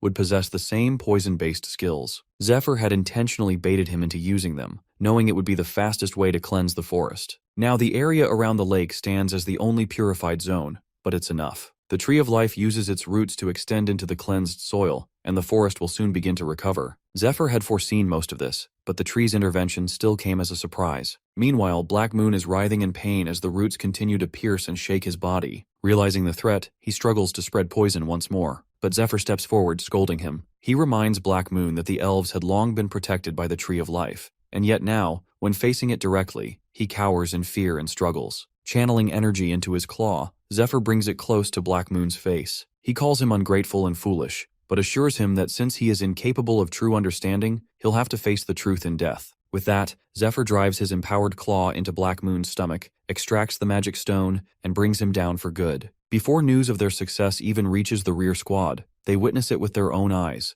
The Tree of Life begins to resurrect right in front of them. Seeing this, Altair announces to the rest of the party through her golem that the blue dragon has been defeated and the dragon heart has been secured. The soldiers, hearing this and seeing the tree's revival, are filled with renewed energy and quickly begin wrapping up the remaining monsters. Altair still can't believe Zephyr actually pulled it off. As everyone celebrates, she tries to contact him again, but receives no response. Meanwhile, Zephyr is unconscious, free-falling on the lake's surface. The Tree of Life gently catches him with its roots, silently thanking him for saving it. In return, it decides to do the same for him. Its roots wrap around him, glowing faintly as they begin to share their healing energy. Far away, even Ned, watching the roots burst forth from the forest floor near the village, smiles. He knows the boy has done it. Despite his relief, Ned himself is badly wounded from his battle with the Crimson Moon Demon. He's shocked to have been struck by his own martial arts, realizing too late that the demon was capable of duplicating his techniques. Ned has already lost a great deal of blood and can no longer restore his body. Just as he begins to accept what he thinks is the end, glowing vines begin to wrap around his arms. To his surprise, it's her, the queen. She assures him that the vines act as her hands and legs. Though she cannot move herself, he protected her, and now she wishes to express her gratitude. As her vines lift her gently from the bed, she introduces herself as the Queen of Elves, quickly noticing Ned's condition and realizing he needs immediate care. Meanwhile, back at the lake, Zephyr is lost in a dream,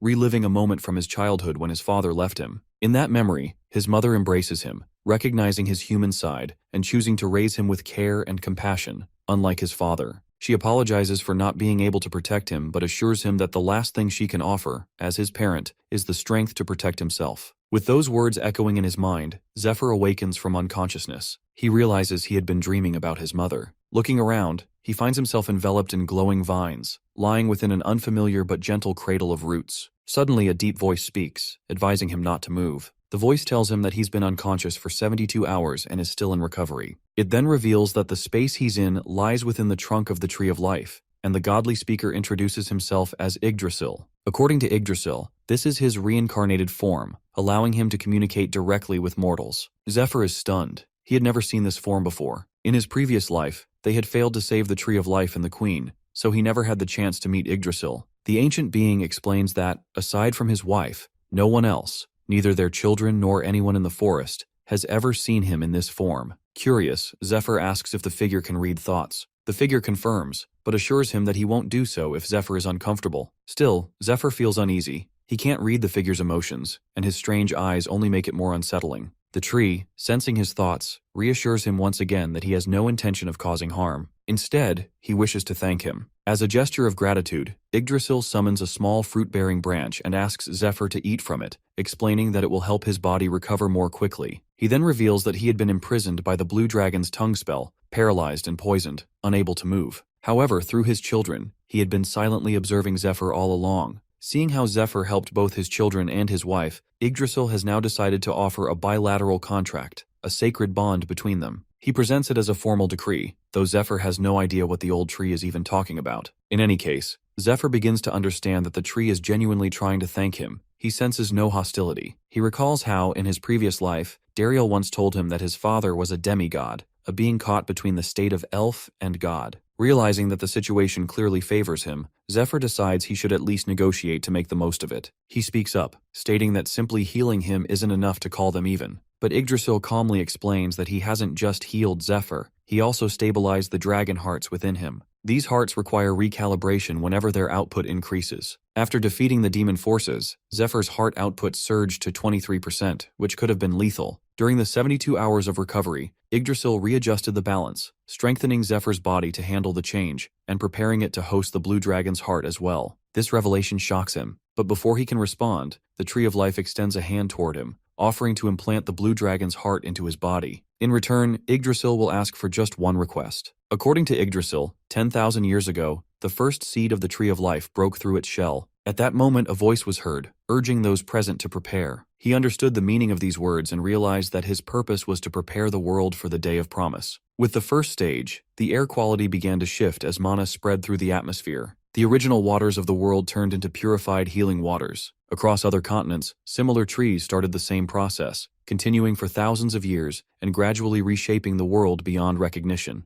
Eventually, the elf species was created to serve the Tree of Life, and with their assistance, everything progressed smoothly, while Yggdrasil waited patiently for the promised day. But then, something unexpected happened. Yggdrasil became a father. In that moment, he chose to go against his original mission, willing to pay any price to protect his family. While recounting this story to Zephyr, Yggdrasil offers once again to transplant the dragon heart in exchange for a promise that he will fulfill his request. Zephyr remains uncertain. He knows that during the transplant, he will be completely defenseless, something he cannot risk trusting to someone he doesn't fully believe in. Sensing this hesitation, Yggdrasil surprises him by asking how he will die in the future. The being already knows that Zephyr has seen the end. To understand the truth for himself, he looked into Zephyr's dream while he was unconscious. The first thing he noticed in the boy's vision is a connection to his mother, but he quickly realized it wasn't something he could use as a clue. Then he picked up a signal, a detailed depiction of the world's devastating end and a face he recognizes. He suspects it might be a prophecy, and it appears to be a remarkably detailed one. As Yggdrasil speaks, Zephyr understands that the ancient tree has managed to interpret the signals on his own. Realizing there's no point in hiding the truth,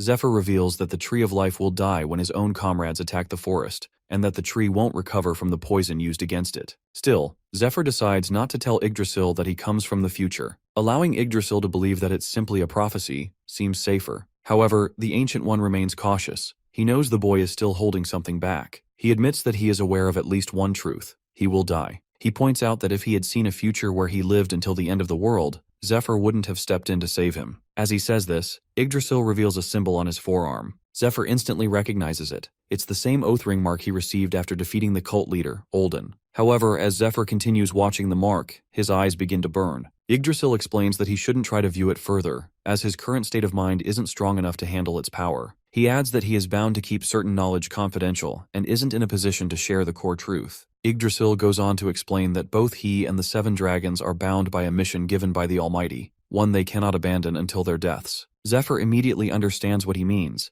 It's the same reason he had no choice but to kill the blue dragon. The Tree of Life then reveals that in the final days, the surviving dragons will lose their will and join the Demon Lord's army, a future he has already seen. Upon hearing this, Zephyr wonders if he too will become an enemy like the dragons. Yggdrasil offers a vague answer, admitting that he has never doubted his mission and never truly believed this world held much value. Yet something changed when he fell in love with the Broken Moon. Despite knowing she wouldn't live long, she loved him and wanted to have a child with him. Though her body was weak, she wished to create lasting memories and dreamed of continuing a life together. She also refused to use the Chalice of Conception, a sacred tool used by elf royalty to help conceive a new life, choosing instead to try naturally, despite the risks. She chooses a different method, and Yggdrasil, moved by her love, takes on a humanoid form. That one woman significantly shifted his perspective, making the world seem more valuable than it ever had before. He believes Zephyr will one day understand that feeling as well. Hearing this, Zephyr recalls Altair from his past life and the moment of conception they shared. As he lies down and closes his eyes, Yggdrasil begins channeling the blue dragon heart's energy through his divine powers. Before starting the process, he makes a request that when the time comes,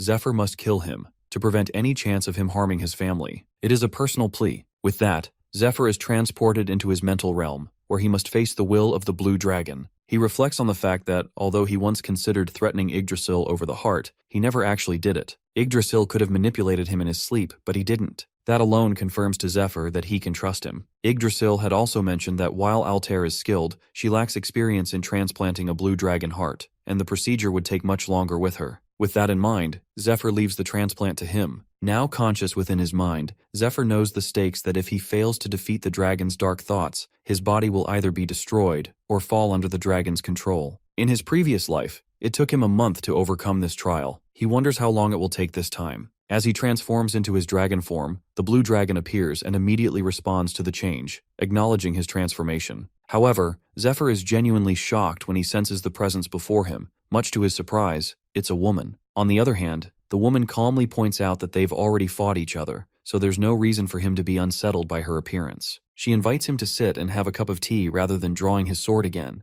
Despite her calm demeanor, Zephyr still struggles to believe that the blue dragon is actually a woman. Meanwhile, in the forest, Dariel assures everyone that Zephyr is safe and currently with his father. Altair, upon hearing this, looks confused. After all, his father is a tree. Others begin to wonder if the tree might have simply consumed him. Dariel, however, explains that the Tree of Life might actually be treating him. Philip, hearing this, grows concerned. He worries that Zephyr could end up captured by the Tree of Life and possibly used as a hostage. At the same time, Dariel senses another strong presence within the tree, one he suspects might be the blue dragon heart. That thought raises further concern that will Zephyr even return? Still, one thing is certain, that if he does come back, he won't be the same. Inside Zephyr's consciousness, he accepts the woman's offer of tea, quietly honored that a dragon has chosen to reveal her polymorphed form. He knows that all life forms are most at ease in their original shape, and they only shift their form when trying to show superiority, express respect, or deceive someone for personal gain. Judging by her demeanor, Zephyr deduces that she likely lacks the talent for trickery, so her transformation is either out of respect or a show of superiority.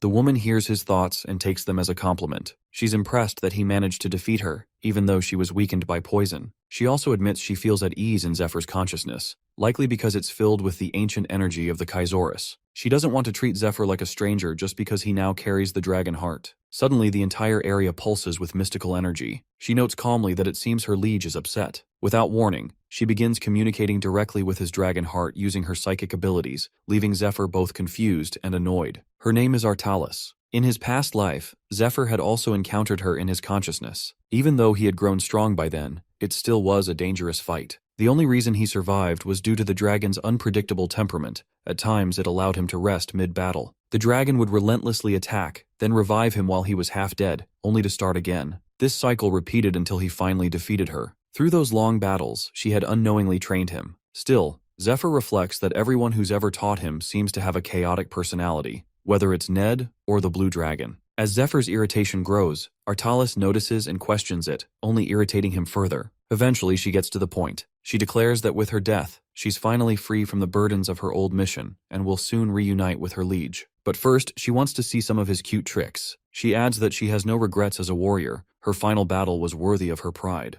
Then, she shares final thoughts that a person's soul can be seen through what they hold dearest. An artist through the tip of their brush, a musician through their fingers, and warriors like them through the edge of their swords. A warrior's training, hardships, and unwavering will all reveal the true shape of their soul. After observing Zephyr closely, Artalis comes to a conclusion that she likes him, and feels comfortable entrusting him with her power. She also senses a tremendous amount of energy within him, along with a rare potential. She looks forward to seeing him reach the heights she herself failed to attain. With that, she announces that she will merge with him, granting him permission to use her power. Whether he can actually wield it, however, depends entirely on him. As she gives him the dragon heart, she warns that she will continue watching, and hopes he won't lose his life meaninglessly. Zephyr is slightly surprised by how willingly she cooperates, but it works in his favor, saving precious time. He also understands what she meant about dying without having truly lived a fulfilling life. Just before leaving, he offers to cook something for her as a gesture of thanks for her sacrifice. She smiles,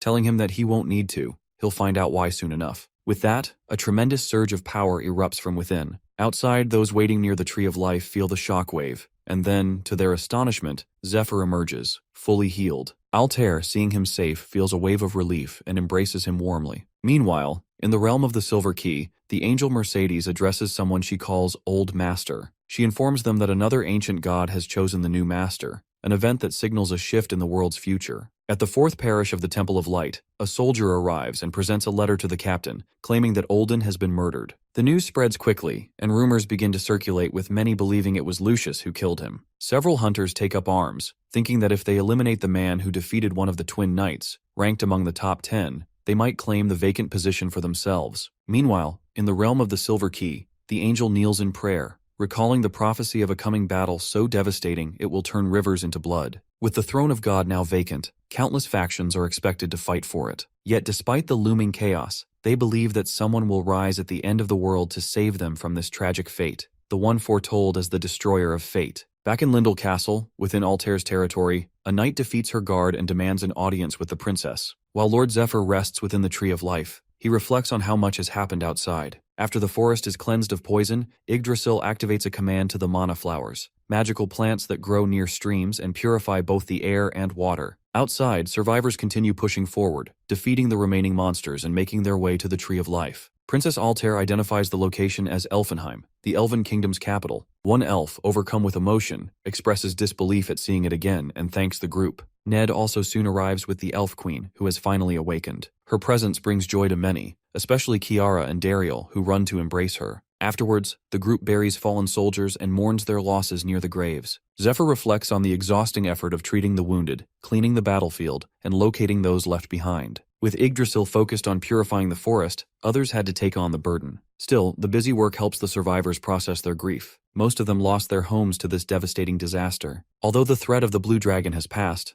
Zephyr notices that peace brings its own weight. It forces everyone to confront the true cost of survival, the lives lost, and the sacrifices made. As the last of the fallen are buried, the Blue Dragon raid is declared officially over. The Queen formally thanks Princess Altair, the Temple of Light, the Danakil territory, and especially Zephyr, the Dragon Slayer. She swears on the Tree of Life that the elves will never forget their debt. Honoring the bilateral agreement, she declares that the Great Forest of Elves is now allied with Princess Altair and the Earl of Danakil. A non-aggression pact is sealed, along with a commitment to share future hardships and victories. Philip's son, Edwin, reflects on how these alliances answer many concerns he had before the raid. With tension between elves and humans, the mission had always risked betrayal from within. Attempting a raid under such conditions seemed premature. Yet, Princess Altair saw the bigger picture. To her, this moment of crisis was an opportunity, a chance to unite both the Elven Kingdom and Danakil. She challenged the idea that they should exploit the elves' weakened state. Philip Pilgrim agrees that conquest isn't the goal. He reminds the group that Polaris, once celebrated in Danakil as a hero, had already proven his worth by driving out the Black Moon and Red Moon during the war 4 years ago. Princess Altair explains that when Danakil was poisoned, Polaris refused to help. Claiming he had no time, he even sold off all his Danakil-related stocks and land bonds. To him, the situation seemed unsolvable. As a result, Danakil was effectively abandoned and left desperate for aid. The elves were in an even worse state, having had no diplomatic contact with humans for centuries. With no one to rely on, this moment became a key opportunity. By helping both Danakil and the elves, Altair plans to bring them into an alliance,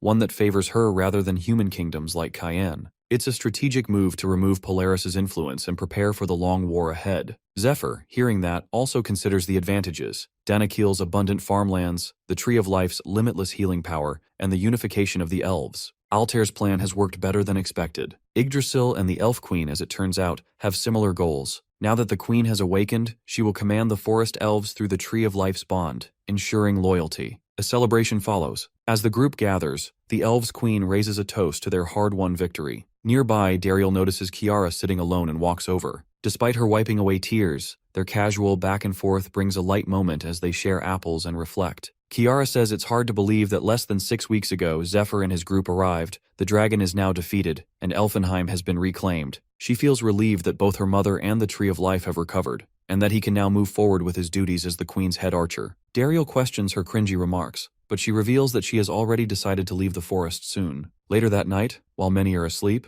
or some who can't sleep yet, like our boy Zephyr, Princess Altair prepares for the night, knowing it's time to rest. But there's one important thing she must do before going to bed, and just as she thinks of it, she hears a knock at her door. She knows many admire her for her beauty, lineage, and talents. People praise her, offer gifts, even pledge their lives to her, but none truly understand her desires or who she truly needs protection from. Even before adulthood, she realized few would walk her path. Though she appreciates her companions, she has never felt romantic interest in any of them. At some point, she accepted that she may always be alone, but that, she believes, is something she can live with. Princess Altair reflects that what she truly needs isn't a romantic partner, but a reliable weapon. She remembers the day her hopes for a normal life were shattered, when Polaris, corrupted and dangerous, reached for her, and she had to run. From that moment, she knew emotions were a luxury she couldn't afford. Love, to her, only creates vulnerability. She once believed that choosing a political partner, someone who could lead her to victory, was the logical path. But when she looked at Zephyr, she began to question that belief. Ophelia, observing the change in Altair since Zephyr's arrival, remarks to Ned how often the two are together. Zephyr would keep an eye on things while she visited the Elder. She remembers asking the princess who would protect her, to which Altair casually replied that the Tree of Life would protect her,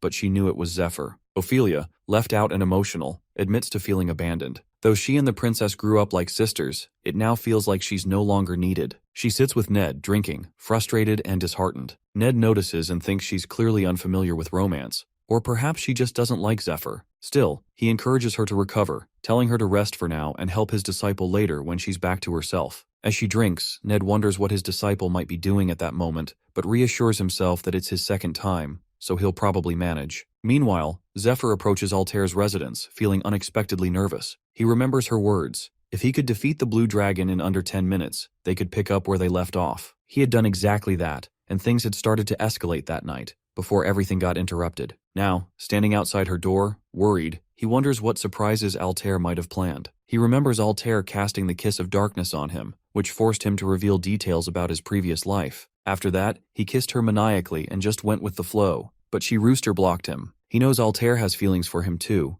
but to her, he's just someone she's known for a little over a month. She doesn't recall their past lives, so it makes sense that her desire isn't as strong as his. Still, he's willing to let her lead for now, though he fully expects her to make it up to him someday. There are more important things to handle, like discussing their next move or examining the dragon heart. So he enters her room, and when he looks at her, he realizes it's okay for him to goon, for once. Altair looks away shyly, then meets his gaze, thinking about how much she had planned to say. But now, overwhelmed with nerves, she forgets it all. Without a word, he kisses her at the door. She notes how sweet he tastes. That night, they lie beside each other. Before this, she believed she would live her life alone. That love didn't matter. But he changed that. He gave him more love than she thought possible, and she gave it back freely. Altair once believed she was alone on a difficult, thorny path, but he had always been there, walking beside her. She thinks back to the night he revealed his past and how deeply it affected her. She had tried to avoid the truth, hiding her own loneliness, but now she can't even imagine the kind of pain he endured, losing everyone, forced to continue on alone. Her heart aches for him. She had stayed awake that night, unable to rest, feeling a strong desire to do something, anything for him. That's when she finally understands. This must be love. And she's in love with him too. On day 44 of the lockdown in the third parish, Fade holds a dagger to a priestess. She's caught off guard, thinking the sacred barrier around the parish should have made entry impossible. Yet here he is. Fade, however, insists he came for another reason entirely. He didn't expect to find this. He demands to know who supplied her with the poisons in her possession. Elsewhere, Dariel practices with his bow. He recalls being 15 when his mother briefly regained consciousness. At that moment, she gave birth to Kiara and said that this little girl was born with a different fate and would have to leave the forest. Now that the girl was grown and ready to leave, she chose to go with Zephyr, claiming it might be fun, and that, just maybe, she'd run into Fade out there too. But Dariel questions Kiara's sadness at the banquet. Was it really just about leaving? Or is it something deeper? Perhaps the lingering rumors among the elves. He remembers the whispers. Her striking eyes and vibrant hair make others suspect she's half human. Some even say that's why the queen was punished, and why the forest's life force has been weakening. He concludes that maybe she really doesn't belong in the forest at all. Still practicing, he's surprised when his mother arrives and watches. She simply smiles and says it's impressive. Dariel notices her too and is surprised he hadn't sensed her. She tells him that she came to hear his sound. After listening, she calls it the most beautiful sound in the world. With both parents now present, his mother awake and his father physically incarnated for the first time in decades, Dariel feels deeply grateful, silently thanking Zephyr. His mother observes his form and gently points out that his mana flow is uneven. Though his aim is accurate, she advises him to shoot with his heart and trust those around him. As part of his training to earn the Moon title, she gives him a new task, to leave the forest, and she wants him to take Kiara with him. Elsewhere, Philip Pilgrim arrives with an urgent letter for Princess Altair. Zephyr opens the door and, after a brief moment of surprise, takes the message seriously upon seeing the seal. A meeting is quickly called. At the gathering, Altair thanks everyone for attending on short notice. She announces that, as agreed with Elf Queen, Kiara and Dariel are now official party members. Both express their gratitude,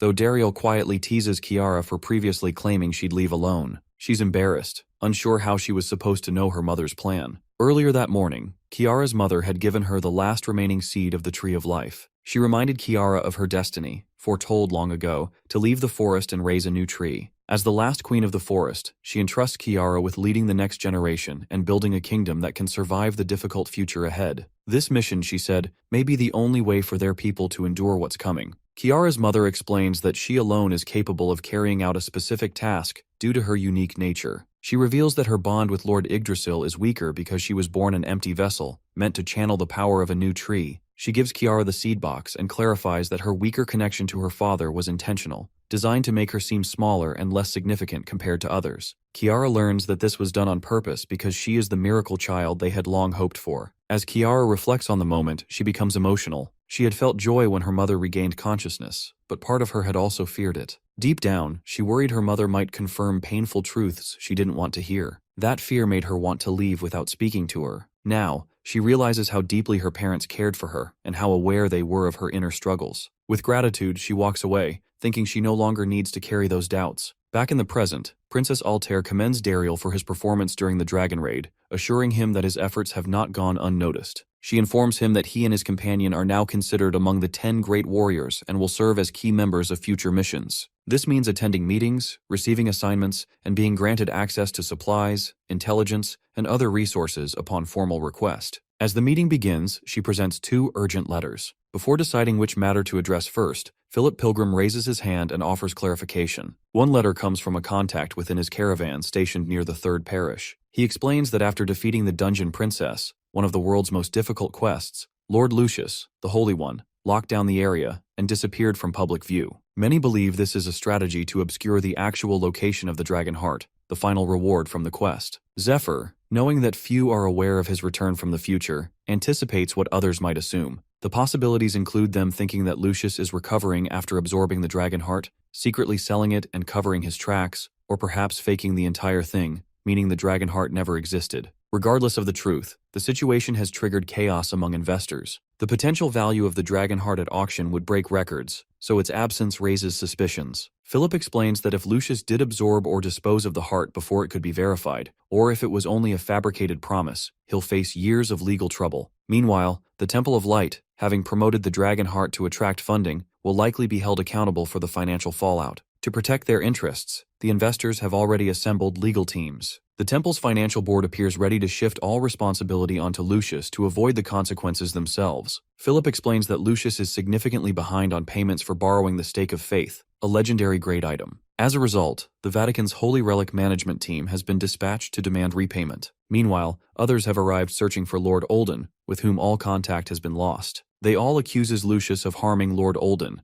prompting several figures who have recently entered the Third Parish, including the head of the Temple Knights in the Fourth Parish, and a wave of adventurers hoping to claim a spot among the 10 great warriors after hearing of Olden and the Twin Knights' deaths. With so many factions converging, the Third Parish has become unstable and is on the brink of siege. The troops are agitated and are demanding entry, determined to confront Lucius and reclaim his investment. Ned reflects that the Third Parish, weakened after the raid, would not last long without reinforcements if a siege were to begin. Turning to the second letter, Ned questions what could possibly be more urgent. Philip explains that the letter comes from a butler at Lindell Fortress and concerns the recent defeat of a knight representing Lord Ophelia in the ongoing marriage competition. What makes it significant is the weapon used, a renowned blade with ties to Zephyr and his past. Zephyr immediately recognizes the weapon as Requiem, the legendary sword once wielded by Blademaster John Howell, the highest-ranking member of the 10 Great Warriors. A while later, at Lindell Fortress, an old man informs Zephyr that the visitor is already waiting inside.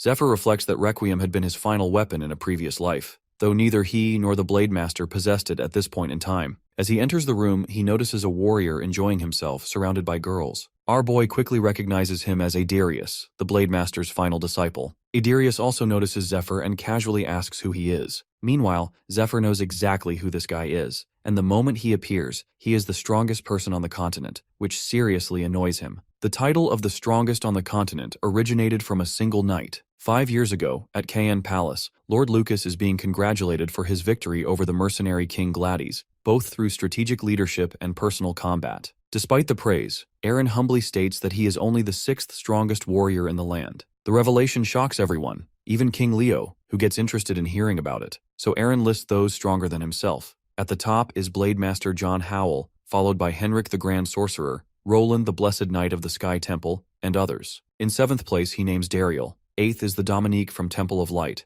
9th, the mercenary king Gladys. And in 10th place, the Twin Knights. Back in the present, before Zephyr's departure to Lindell, Philip Pilgrim recalls how Lucius's popularity helped the ranking spread quickly across the continent. Many self-proclaimed warriors challenged those on the list, only to be defeated, further solidifying the rankings. Over time, the list became widely accepted as the official ranking of the 10 great warriors. After the execution of the mercenary king for treason, Ophelia rose to 9th place by defeating the Twin Knights. Since then, the rankings have remained unchanged for 2 years. Dario reflects on an encounter 7 years earlier, when he fought a powerful human knight near the forest's edge, unaware then of the knight's fame. Now, realizing he's considered one of the 10 great warriors, he doubts the credibility of the list. He notes that Zephyr seems far stronger than him, and even Ned isn't included in the rankings. Zephyr replies that the list was made 5 years ago, during a time when both of them were still growing. They also chose to keep a low profile, as drawing too much attention would make it harder to operate freely. Ned remarks that regardless of the list's origins, to be officially included now, one must defeat a ranked warrior and present proof, typically an item belonging to the fallen warrior. That's become the unspoken rule. Zephyr recalls his past life, when a wave of chaos followed Adirius's appearance. Adirius had claimed that his master gave him the legendary sword Requiem before passing away. This declaration attracted many challengers, seeking to take his place among the great warriors. Around the same time, Ned became wanted for stealing the Black Dragon's heart, adding further instability to the region. Princess Altair comments that the mysterious newcomer wielding Requiem, Blade Master John Howell's legendary sword, is claiming to be the master's final disciple. If true, it's a matter of great urgency. She notes that John Howell is of particular concern to the leader of the Demon Lord worshippers, as she's one of the few capable of thwarting his plans. Known also as the Sorceress Elva, or the White Queen, John Howell's true form is said to be that of the White Dragon, an identity shrouded in secrecy and power. She is revealed to be the one who taught ancient Median magic, a form thought long lost. Elise is surprised to hear of a dragon disciple for the first time, and wonders how such magic resurfaced. She notes how the princess seems to attract rare fortune. Meanwhile, Daryl questions the name John, assuming it's male, but Kiara explains that names often vary, and John might be a play on the sword technique or simply a false identity. What shocks them most is the claim that this woman is a dragon disciple. Edwin brings up the legend that the White Dragon was supposedly killed by the Black Dragon 1,000 years ago. Altair, however, corrects him, noting that the White Dragon was not killed but sealed away, and every 100 years sends a physical incarnation into the world to train a new disciple. Princess Altair explains that her own master's incarnation disappeared 6 years ago, when its time in the physical world ended. That raises the question, how could this new disciple have been trained by her since then? Kiara speculates that the guy might be lying, but Princess Altair silently concludes that Adirius is indeed her master's disciple, something she knows through Zephyr. However, revealing this openly would raise difficult questions, especially since only she and Ned know about the future. She decides the safest path is to guide the conversation naturally without exposing too much. Philip Pilgrim then shifts focus to the real concern, the sword. If Requiem were a fake, the situation wouldn't be as serious. But the blade is genuine, carrying immense power, and must not fall into the hands of the Demon Lord worshippers. He questions why Adirius would participate in the marriage tournament at all, knowing the duel was public and difficult to cover up. He asks if there's any chance the sword could be a replica. Zephyr, however, points out the suspicious timing, prompting Princess Altair to encourage him to elaborate.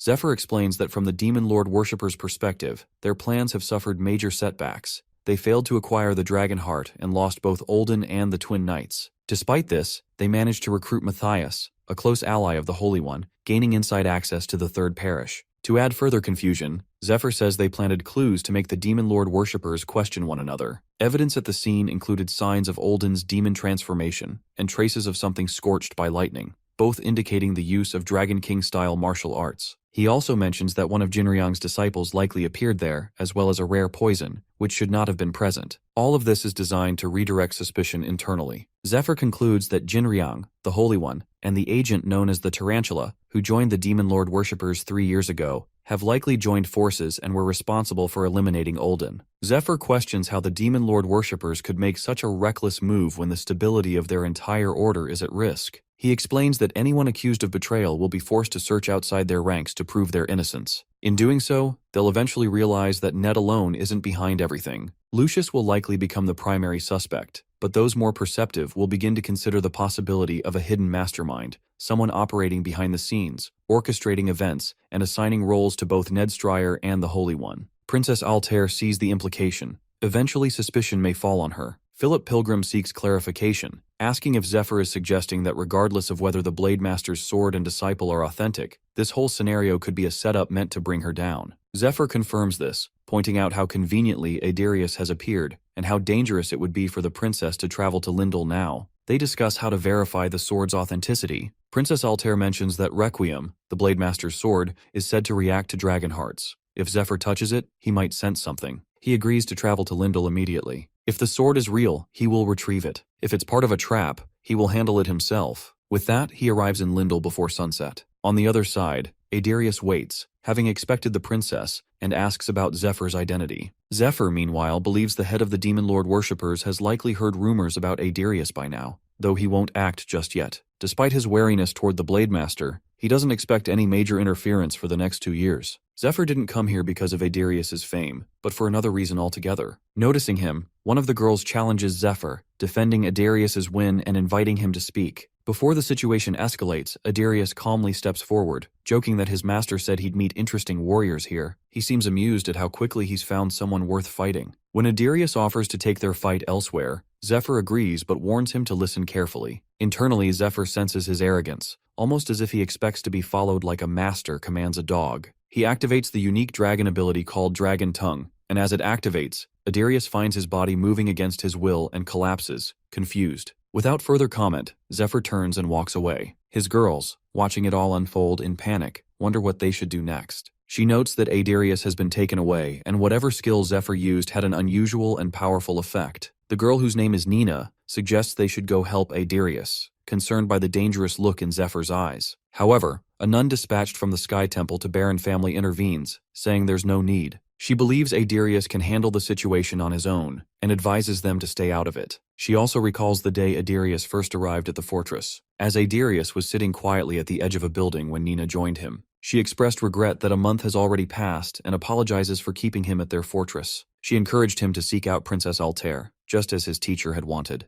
Adarius, however, said he'll do that later, explaining he can't walk away when so many monsters still threaten the area. Nina remembers how Adarius saved the fortress single-handedly during a major monster wave. Though rough around the edges, she appreciates his strong heart. The sister comments that someone might be falling for him, then adds that as stronger monsters began appearing, Adarius fought with increasing intensity, often skipping rest, food, or sleep. Eventually, he charged alone into the boss monster's den and defeated it a week later, after luring it out and toying with it during battle. His fighting seemed almost possessed, wild and unrelenting. Over the next 6 months, Adarius cleared 3 nearby territories of monsters. Baron Risha, impressed by Adarius's strength, thanked him for defending their lands and marveled at how someone only 18 could be so powerful. Despite knowing that Adarius's goal is to marry Princess Altair, he proposed that he marry his daughter instead, promising to make it worthwhile. Adarius politely declined, saying he must go to the princess, but Baron insisted his daughter should accompany him. The sister supports the idea, commenting that Adarius is reckless and only focused on battle. She warns that he doesn't react well to being interrupted during a fight. When Nina asks for guidance, she suggests they follow Adarius from a distance and observe in secret. Meanwhile, outside, Zephyr is calmly served tea while Adarius lies tied up on the ground. However, Adarius soon manages to free himself from the restraints, shouting triumphantly that he is free. Zephyr observes this with mild surprise. Most knights would take at least 30 minutes to break a basic dragon tongue, yet Adarius manages it in just 12 minutes, a clear sign of the powerful item in his possession. Adarius also hadn't expected a human to use such advanced dragon-related magic, and the sensation reminds him of his own master. Meanwhile, he speculates about Zephyr's true nature, wondering if he's a dragon servant or perhaps carrying a dragon heart. He uses Cradle of the Earth, a rare ability tied to the white dragon which allows the user to hide items in an underground inventory. Adarius quickly decides it doesn't matter. His master warned him never to go easy on opponents like Zephyr. He formally introduces himself, a disciple of Blade Master John Howell. Seeing him, our boy knows why he stands above most warriors. Exceptional natural talent, elite training, and a legendary item. That item is the Silver Lion Mithril Armor, crafted from the bones of the white dragon. The armor nullifies a wide range of debuffs, resisting temperature extremes, poison, curses, and even the weakening effects of dragon skills. This armor explains how Adarius has survived intense battles and even fought dragons without possessing a dragon heart. Zephyr notes that he already wears the armor and evaluates his combat potential. He then draws his own weapon from a silver key. His sword Graham is a famed dragon-slaying blade forged 1,000 years ago. Zephyr reveals that the blade is freshly soaked in dragon's blood and confirms he carries a dragon heart within his chest. To test him, Zephyr pours water into a glass and lays out a challenge. If a single drop spills during their fight, Adarius wins. If that happens, Zephyr will hand over both Graham and the dragon heart. Adarius asks if he wants Requiem in return, but the boy replies that if he does manage to win, he can keep the sword. However, Zephyr will earn the right to choose a nickname for him, suggesting playful insults like Whitey Baddock or simply Mutt. As the duel begins, Zephyr mocks him for having crawled behind him for 12 minutes under the dragon tongue, suggesting that Mutt is already a generous nickname for someone with his level of intelligence. With that, the two clash. Zephyr strikes first, and the guy blocks the blow, acknowledging his confidence. He raises the stakes, saying that if he loses, he'll willingly become Zephyr's lapdog. Both fighters push forward with full force. Adarius quickly notes Zephyr's skill, impressed by how effortlessly he wields a massive sword with just one hand. Curious to test his own strength, he activates Lion's Roar, a unique ability granted by the Silver Lion mithril armor. With his defenses heightened, he launches an aggressive attack, but Zephyr immediately counters, striking with enough force to make him crash with a massive blast. His girlfriends and an old man observing the fight reflect that Adarius has grown even stronger since their last meeting. Meanwhile, Adarius leaps into the air and charges straight at Zephyr with his powerful sword crackling with energy. However, our boy calmly blocks the attack, which only excites Adarius more. He calls it a real challenge. But to his shock, Zephyr suddenly uses his Dark Hand spell, gripping Adarius midair and slamming him into the ground with tremendous force. Stunned, Adarius wonders where such overwhelming power is coming from. He finds himself unable to move, as if something unseen is pinning his entire body in place. Zephyr stands calmly, still holding his glass of water. For Adarius, it becomes clear. Zephyr just used Dragon's Way, a technique powered by an absorbed dragon heart. The ability allows the user to summon the image of the dragon as it once was, granting them the same powers and attributes. Using telekinesis, Zephyr subdues him while reflecting on their past. In his previous life, Adarius was already considered the strongest among the 10 great warriors, making him a priority for recruitment. Zephyr had always intended to test him this way. Now, seeing his current level, he realizes Adarius still has a long way to go, and likely experienced a dramatic leap in strength later in life. He recalls the exact cause of that growth, and feels relieved that if he had left Lindell Fortress out of boredom, they might never have crossed paths again. Back then, Zephyr wouldn't have had the strength to restrain Adarius. But this time, he knows the outcome will be different. In this life, he becomes the first truly powerful opponent Zephyr has faced since leaving his master's side. He sees potential in him, believing that this time he will grow stronger, not alone, but with Adarius as his sword. As their battle concludes, Zephyr acknowledges his victory and tells him to accept him as his master, giving him the nickname Mutt. The scene shifts to 6 years earlier. A gray-haired woman, Princess Altair's teacher, grabs her arm and tells her that her time is nearly over. She calls Altair her beloved disciple and says she has taught her all she can. Although her instruction is incomplete, she believes she will find a way to finish the magic herself. She stresses the importance of defeating the head of the Demon Lord worshippers. Having spent 25 years in this physical incarnation, the teacher reflects on her long journey filled with both failures and promising students. Some quit halfway, others were lost to corruption, but Altair stood firm. The teacher feels proud to have her as a final student, confident she will continue fighting and inspire hope in the world. She quietly wishes she could have fully healed her disciples' emotional wounds, and hopes someone will be there to stand by her when she eventually reunites with her original self. As her physical form begins to dissolve, she senses something is wrong. Instead of returning peacefully, her spirit is suddenly pulled elsewhere, as though caught in a trap. Disoriented and unable to breathe properly even in spiritual form, she finds herself in a strange place filled with dust. In her weakened state, she becomes trapped in the body of a small lizard and is then caught by a young orphan boy, Adarius. He casually contemplates whether to grill or boil her, completely unaware of her true identity. The dragon spirit is in disbelief, internally protesting the absurdity of being eaten by a child. Back in the present, Adarius explains how he became the Blade Master's disciple. She trained him in swordsmanship until her physical form faded about 6 months ago. Before parting, she entrusted him with a sword and armor, asking him to aid Princess Altair. Adarius, true to his word, especially when it involves a bet, now pledges himself as a loyal follower, ready to do whatever is asked of him. Watching all of this, Zephyr is pleased. Adarius, once wild and untamed, now shows humility and discipline, proof that the encounter has tempered him. Zephyr sees this change as inevitable, knowing how hard it must have been for a battle-hungry warrior to train in seclusion as a dragon's disciple. Meanwhile, badly beaten, Adarius reflects on how dull combat has felt since leaving his master. Bandits, knights, even boss monsters, none offer a real challenge. Disillusioned, he begins to question if this is all there is to fighting, and wonders where he'll find that same thrill again. But after meeting Zephyr, it feels like he's found his answer. Idarius knows Zephyr still hasn't shown the full extent of his abilities, and he's desperate to uncover what he's hiding. He wants to fight him again someday, hoping that next time, he'll win. But he also understands that raising a warrior like him is like raising a dog. You can't just train them to bite on command. Zephyr jokingly asks if he also wants snacks and plays with him. Idarius excitedly confirms, assuring he'll have the energy to do whatever's needed. Hearing that, Zephyr calls him closer, then suddenly flicks him so hard that in a split second, his forehead caves in.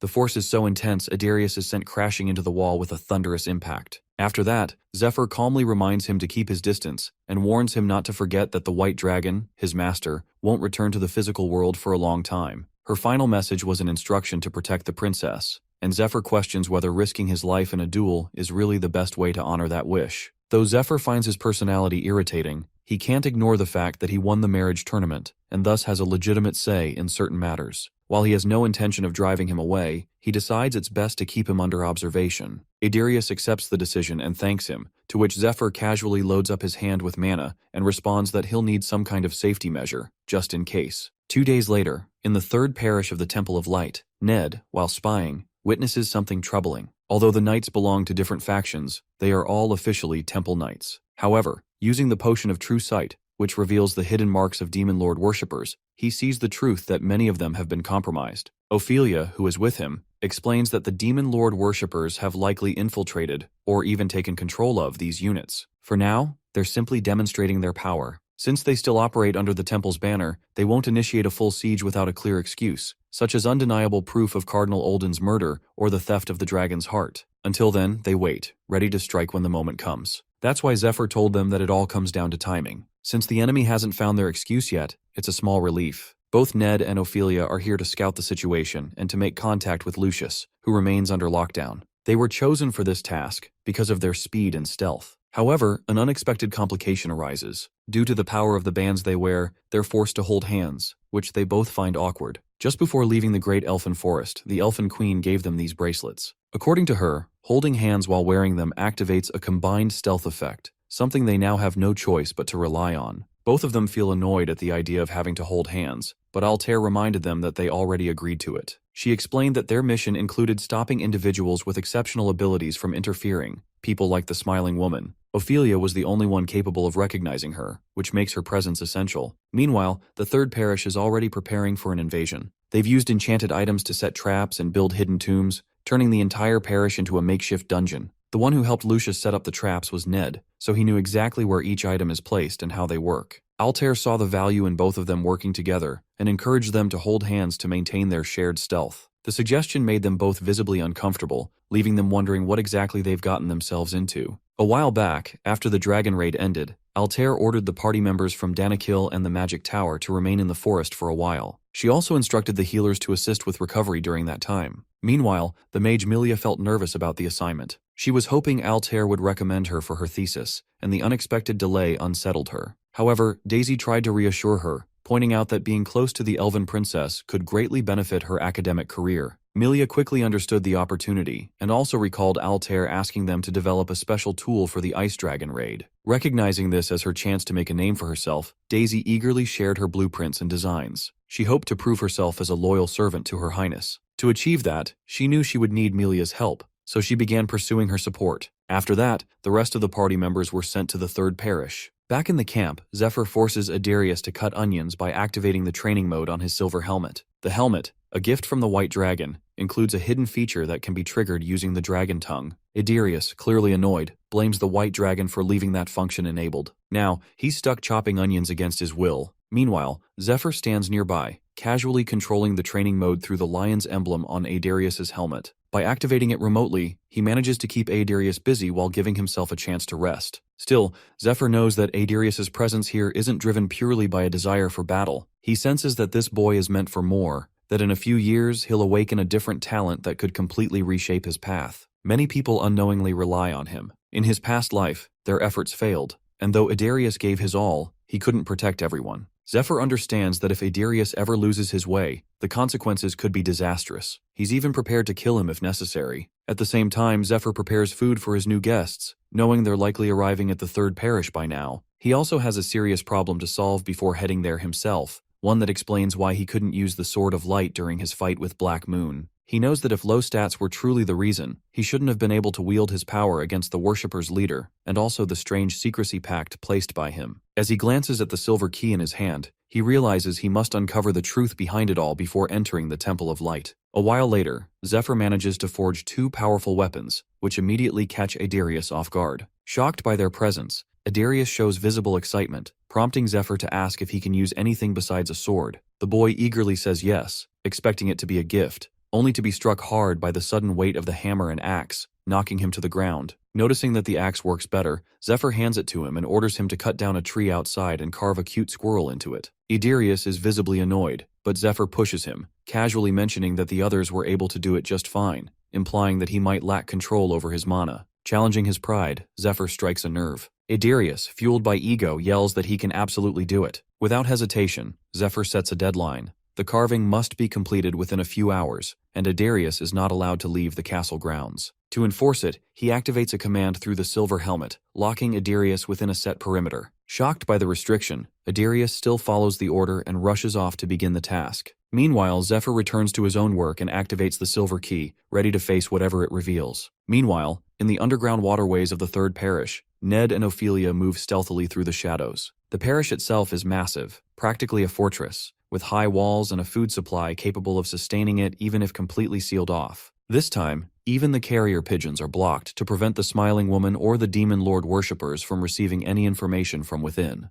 However, the sewage system remains a weak point. It can't be fully sealed off, and Ned knows it's the most likely route for invaders. Opening a grated door, he uses a magic tool called the Labyrinth Maker, a device that distorts space, allowing only those who follow a specific choice to pass through. Its location is also magically hidden. He reminds Ophelia of the method he explained to her earlier. To activate the path, both of them begin dancing, an unusual but necessary ritual to meet the entrance requirements. Embarrassed, they go through the steps, and Ophelia quietly questions who in their right mind would design something like this. As they continue, each specific dance unlocks a different layer of the magical entrance. But when they reach the ballroom dance requirement, Ophelia accidentally steps on Ned's foot. As a result, they fail to meet the full entrance condition and are immediately ejected from the pathway, forced to start over from the beginning. At the same time, inside the main building, Lucius gazes out the window. Without warning, someone sneaks up on him and holds a knife to his head. Despite the threat, Lucius remains calm, more surprised than frightened that someone managed to slip past the heavy security. With a faint smile, he turns his head slightly, curious to know what this intruder wants from him.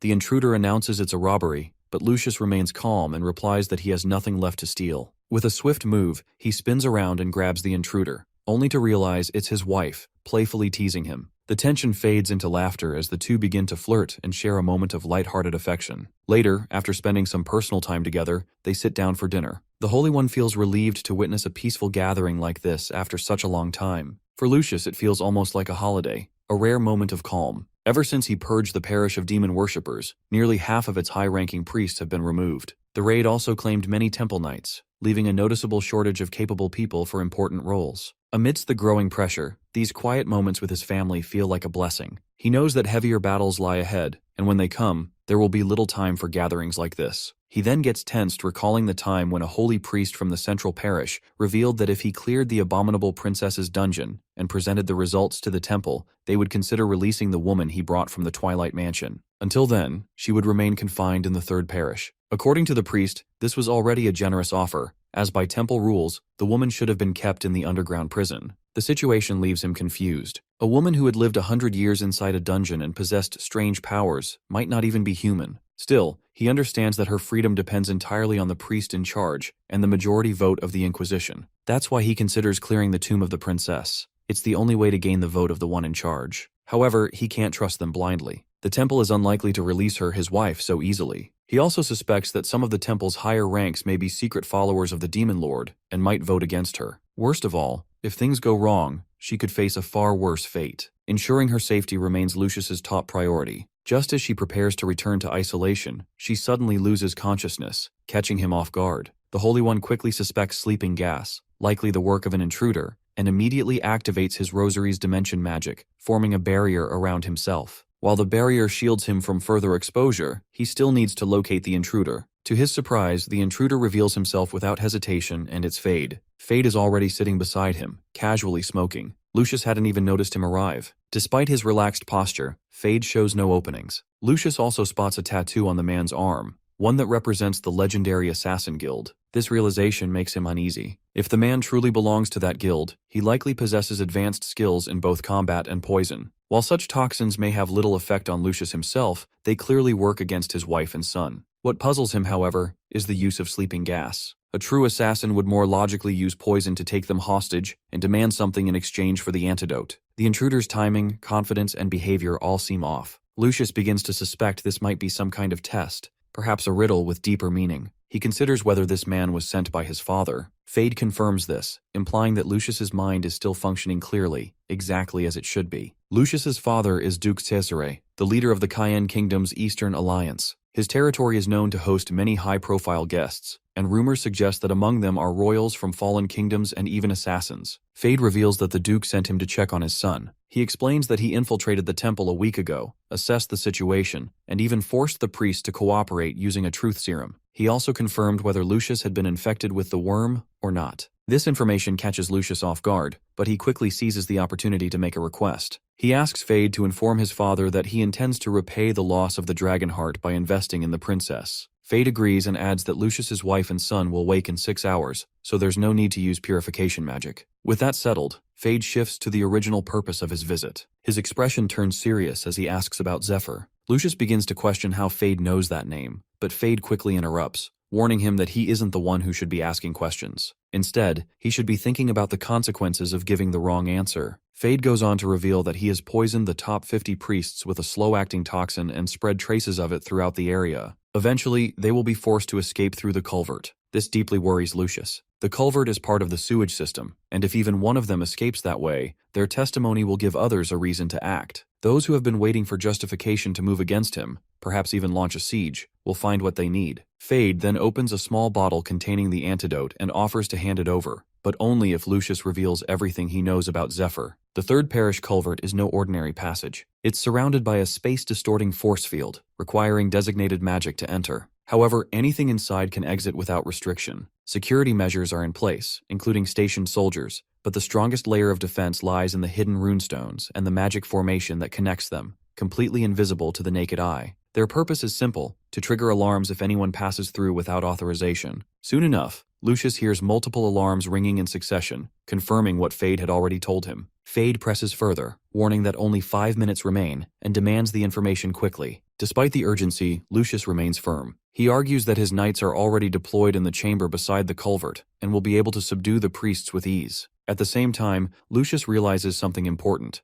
Fade has offered him the antidote, yet insists the priests are already in the culvert. This suggests the poison can be purged remotely, even without the antidote. Charging his holy light into his relic, Lucius confidently concludes that if he defeats Fade now, he may still find a way to forcefully detoxify the affected priests. Feeling that the balance has shifted in his favor, the Holy One demands to know who Fade really is. But Fade is already one step ahead. Without hesitation, he pulls out the rosaries of Lucius's knights and calmly reveals that they've all already been put to sleep. Meanwhile, in the knights' waiting room, they are all already deep in sleep, lost in their own dream worlds. Back in the chamber, Fade draws his blade and points it at Lucius, stating that the only one at a disadvantage here is Lucius, whether he wants to fight or prolong this. But before he can finish, someone strikes him from behind with a powerful thunderclap-like slap. It's Ned. Fade reels in shock. Despite being on guard, this man still managed to land a hit. For a moment, he wonders if it's Lucius's trick, but seeing Lucius just as surprised, he realizes it's not. His head begins to spin, and he starts to feel disoriented while a strange scent lingers in the air. While he had been focused on the room, something unfamiliar must have slipped past his senses. Unbeknownst to him, it's Ned's mist bracelet, an artifact with an exceptionally strong stealth effect, even when only one side of the pair is worn. Fade grows increasingly uneasy. Observing Ned's stance, he realizes the man is intentionally hiding his weapon, keeping his moves unpredictable. Meanwhile, Ned sticks to a hit-and-run strategy, fully aware that getting caught in close combat with a poison user like Fade could be dangerous. Suddenly, Fade draws his whip sword and begins swinging it wildly. The whip is laced with poison, and his attacks sweep through the entire area, leaving little room for mistakes. Still, Ned manages to dodge each strike with precision. As he evades, he recalls something Zephyr told him about Fade, and that if the chance ever came, he should try to convince him to join their party. Ned feels slightly concerned, but according to Zephyr, he's the perfect person for this task. Fade is someone who doesn't respect the weak, so if Ned can beat him, there's a strong chance he'll join their side. Zephyr also warned that Fade is a poison user, and one of his toxins enhances his physical strength. Depending on the type and amount used, the intensity of that boost can vary. However, even at its peak, it won't surpass Ned's strength. Ned knows Zephyr is once again sending him to do something ridiculous, but deep down, he understands why. Zephyr trusts him,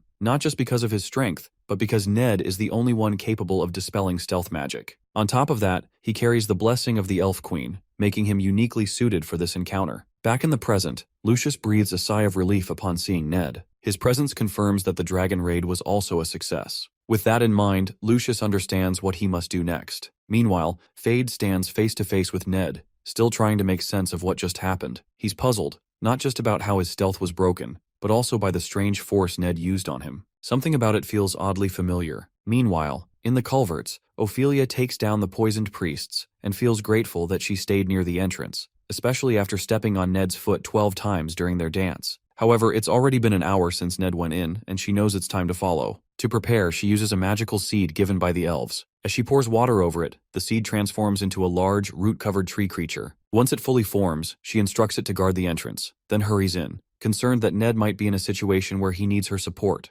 Elsewhere, in the angel room, Mercedes hears loud crashing sounds coming from the main hall. She rushes in, only to find Zephyr already there. Surprised, she demands an explanation for his sudden arrival. Zephyr, however, brushes her off, casually claiming that he's just upgrading the place's exterior. Without waiting for a reply, he begins smashing furniture and ornaments with his axe, shocking Mercedes. She starts yelling at him to stop, insisting that the items are valuable and irreplaceable. But Zephyr, visibly irritated, insists that he'll replace them with better ones once he's done. Just as he raises his axe again, the ancient turtle-shaped clock in the room lets out a loud chime. Zephyr pauses, muttering that time's up. He then presents Mercedes a large marinated rack of blue dragon ribs that he prepared using his grandfather's recipe. The dish is coated with a special poison, as a normal knife can't even leave a scratch on the meat. According to him, he used a toxin called Venom Spear, then purified it using black moonstone to remove the poison's harmful properties. After neutralizing its effect, he sealed the purified venom into a jar in liquid form. To cook the ribs, he uses weak flames produced from dragon breath, applying just enough heat to slowly roast the meat until it reaches perfect tenderness. The result is a rare delicacy. Even Mercedes, for a brief moment, is drawn in by the rich aroma, but she quickly reminds herself that this might be part of his trap. She plays along, telling Zephyr that she designed the room for him to do whatever he wants: cook, destroy, indulge, but warns him that if he thinks causing chaos will help his cause, he's mistaken. She calls his behavior pointless, but Zephyr calmly begins slicing the meat and offers her a taste. Despite her annoyance, Mercedes can't resist the flavor. As she takes a bite, Zephyr casually asks how it tastes, but his tone shifts suddenly. He grabs her by the mouth, calling them untrustworthy and demanding to know what really happened. He's furious. He had believed the Sword of Light was meant for him, but just as he was about to use it, he was told he couldn't. Mercedes insists that they don't know what he's talking about, but Zephyr doesn't believe her. He throws her to the ground in frustration, declaring that if this is the kind of deception they want to play, then he'll do whatever he pleases. Without hesitation, he sits on the throne and announces that his time as a tool is over. From now on, he'll sit back, eat, and let the gods watch. If they want anything from him, they'd better pay more. He then orders the angel to leave. Mercedes, enraged by his arrogance, can't believe a mere human dares speak to them this way and act so shamelessly. Just as she prepares to retaliate, two glowing letters descend from the sky and crash before them. She's stunned that the gods have actually responded to his tantrum. She turns to Zephyr and congratulates him, saying he's gotten what he wanted. Zephyr, slightly confused, listens as she explains. These are sealed letters from the gods, each containing divine explanations and rewards. However, he can only open one. Once he chooses, the other will vanish. The two letters are from the god of light and the god of sky, and now Zephyr must choose between them. Back in the third parish, Ned and Fade clash, both swinging their blades with precision. Fade, however, has already interrogated the nun Rose. Under torture, she revealed that Zephyr was using a strange fighting style she had never seen before. She also claimed he used to inject himself with poison through a needle, and that the last time she saw him, he was following the Saints' raid party. That was all she knew. Now, as Fade fights, he is certain the one facing him is Ned, while the man with silver hair will be Zephyr. Still, something about Ned's movements unsettles him. The way he fights seems to reveal something deeper, something about who he truly is. As their swords collide, Fade asks how he acquired these skills so quickly and what he might have been doing 4 years ago. He suspects that he might have been trained in Eastern martial arts, and perhaps once worked as an assassin. Distracted by the thought, Ned launches a strike, but Fade blocks it and counters with a barrage of poison needles. Ned quickly neutralizes them all, but he follows up with a cloud of poison smoke. Ned stays one step ahead, dispersing the smoke with a sharp clap that sends out a shockwave, catching Fade off guard. Only then does Fade realize that during their fight, Lucius has slipped out through the door. It becomes clear to him that Ned revealed himself to buy time for the Holy One's escape.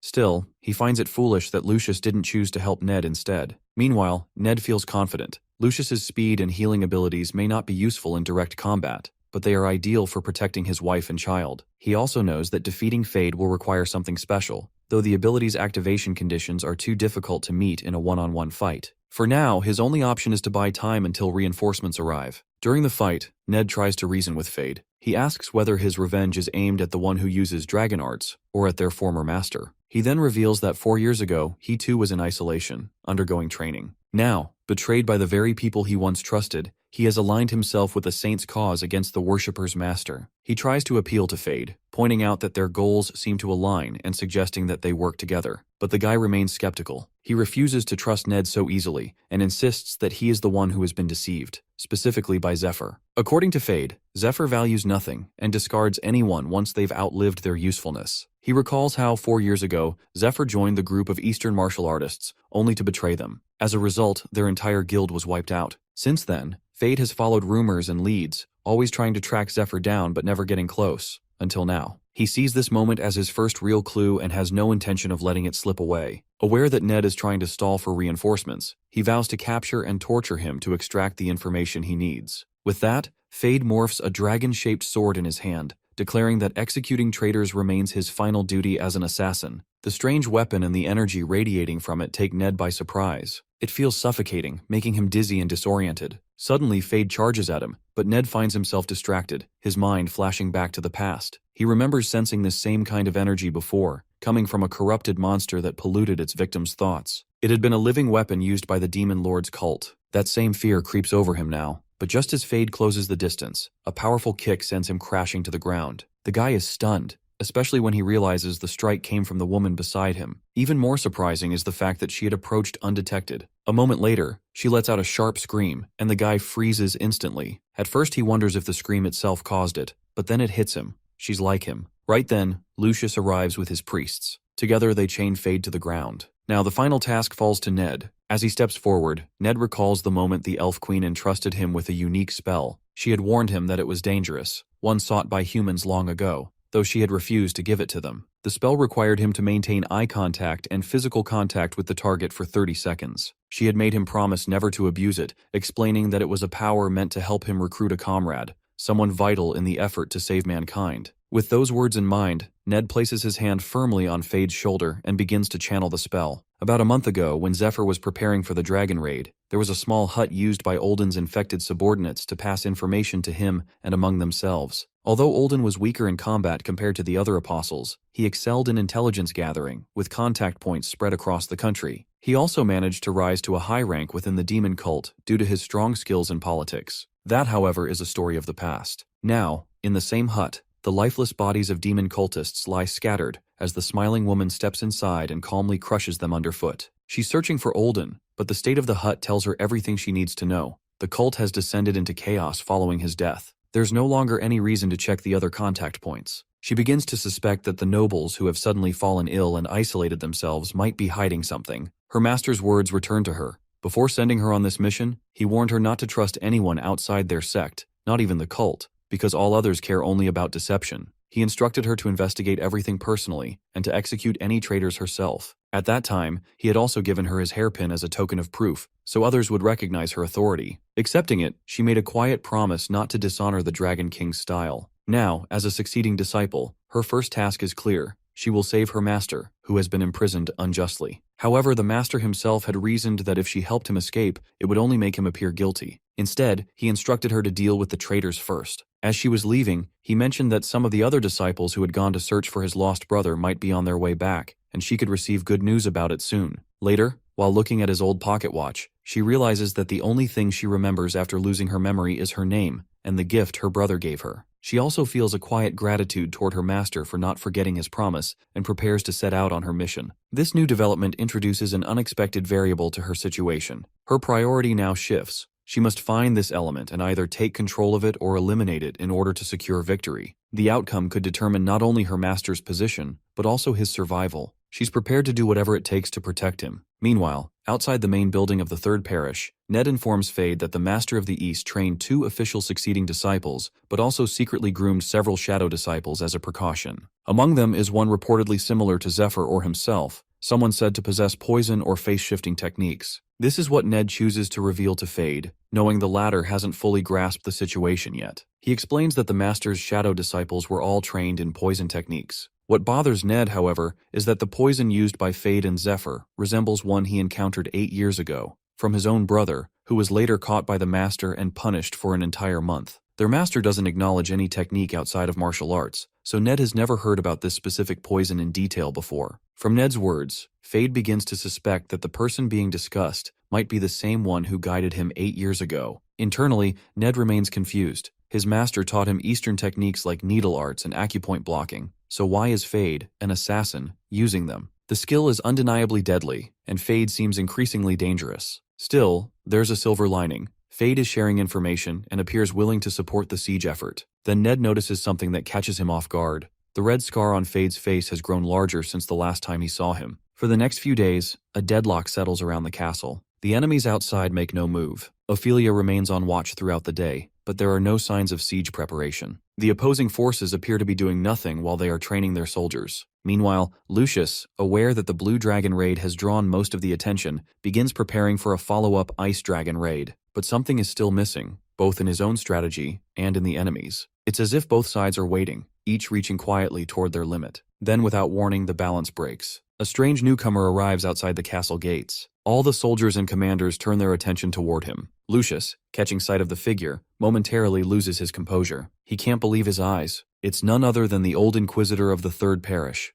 the former captain of the vanguard party during the raid, Matthias Grimmer. The mages outside recognize him too. To them, he's Lucius's former subordinate, once dismissed from the saint candidacy at a young age, often mocked as the crumb-picking dog of Lucius himself. As the others talk about Matthias, Lucius remains frozen in shock. He clearly remembers seeing Matthias transform into a demon with his own eyes. He had killed him, and the body had turned to ash right in front of him. Ophelia, however, sees through it immediately. She recognizes it as a trick, an illusion created by someone familiar with their history. They likely knew that Matthias's corpse was never recovered. This appears to be the work of the Master of the East, Jinriang, who personally trained that weapon, shaping her into a master of disguise and deception. She is the smiling woman, and while Ophelia understands how the trick works, even she finds it strange that they chose to use Matthias as bait. Still, the intent is clear: draw attention, confuse the enemy, and shift the blame. Meanwhile, Matthias begins weaving a false narrative. He claims he and others were part of the original raid party, but were abandoned as soon as they uncovered Lucius's alleged plan. He insists that Lucius had plotted to scam his investors, steal the dragon's heart, and keep the profits for himself. According to him, during this betrayal, Lucius also allied with the demon worshipper Ned. Matthias then goes further. He formally accuses Lucius of blasphemy, invoking official authority to put a target on his back. Ned is also visibly confused that Matthias looks just like his older sister. He struggles to understand how she could accuse him of worshipping a demon lord in front of so many people. He recalls Zephyr once saying that she lost her memories in an accident as a child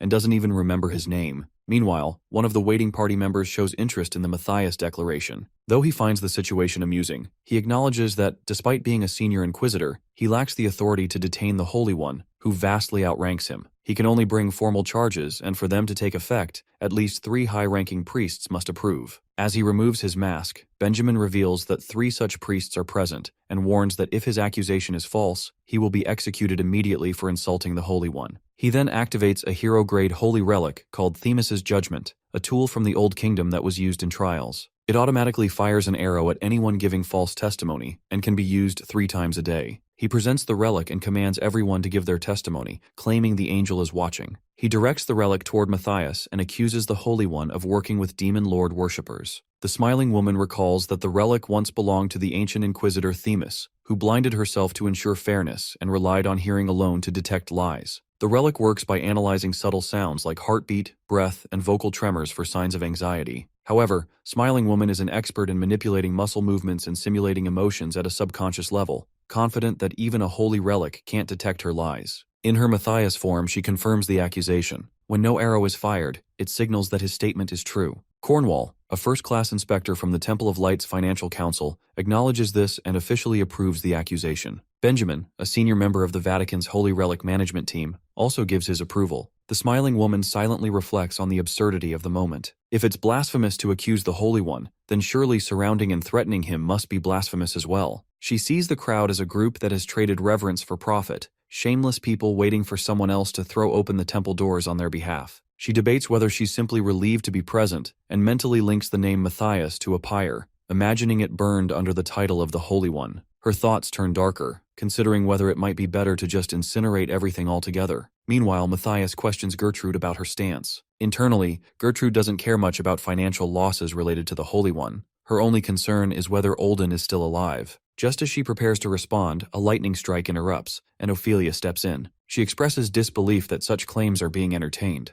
Gertrude immediately recognizes her as Ophelia, one of the 10 great warriors and a known bodyguard of the princess. Cornwall, too, notices the man standing beside her, finding his face oddly familiar. Ophelia turns to Benjamin and asks how reliable Themis's judgment truly is. He responds with confidence, claiming it's perfectly accurate. She then challenges this certainty, asking whether the relic can account for false testimony delivered under hypnosis or mental suggestion. She argues that even if someone speaks with conviction, the underlying belief might be manipulated. As she points toward Ned, she explains that he was personally sent as reinforcement by Princess Altair to aid the Holy One. She calls him her servant, claiming he slept with her horses in the stables for 12 years. In her eyes, his loyalty is unquestionable. She accuses the one posing as Matthias of fabricating lies and manipulating the situation. At that moment, the disguise begins to fail. Her outer clothing is scorched, and the lightning strike disrupts her mana flow, revealing his true form. The crowd realizes it isn't Lord Matthias at all. It's a woman in disguise. Caught, the impersonator admits she's been exposed again, noting this is the second time Ophelia has foiled her plans. She then turns to Ned, calling him a traitor and vowing to take his life before the day ends. With that, she and her 2 men take out the Hypnos ocarina and begin to play. In response, a massive corrupted creature rises from the ground. Ned quickly realizes the creature before him is indeed a Shoggoth, but something feels off. The musical pattern needed to control it is unusually long, which signals that the beast has evolved. What they face now isn't a regular Shoggoth, it's a Basilikos. The impersonator, now fully transformed into her true female form, prepares for what's next and asks if they're ready. She announces it's time to begin the Song of Swords and Screams. As her voice echoes, Cornwall feels a wave of fear. He recognizes Basilikos' cry spreading across the battlefield, inducing intense dizziness in anyone without magical protection. A nearby soldier reassures him, stating that the mercenaries will secure a path for retreat. Cornwall soon notices that everyone reacted to a skill the Basilikos had just used. As they move to counterattack, they encounter other monsters. Realizing the scale of the threat, Cornwall identifies it as a full-scale monster attack, with the Basilikos acting as their commander. He reflects that the term Basilikos means small king, and the creature's power certainly lives up to the title. Troops fall back in panic, shouting for help.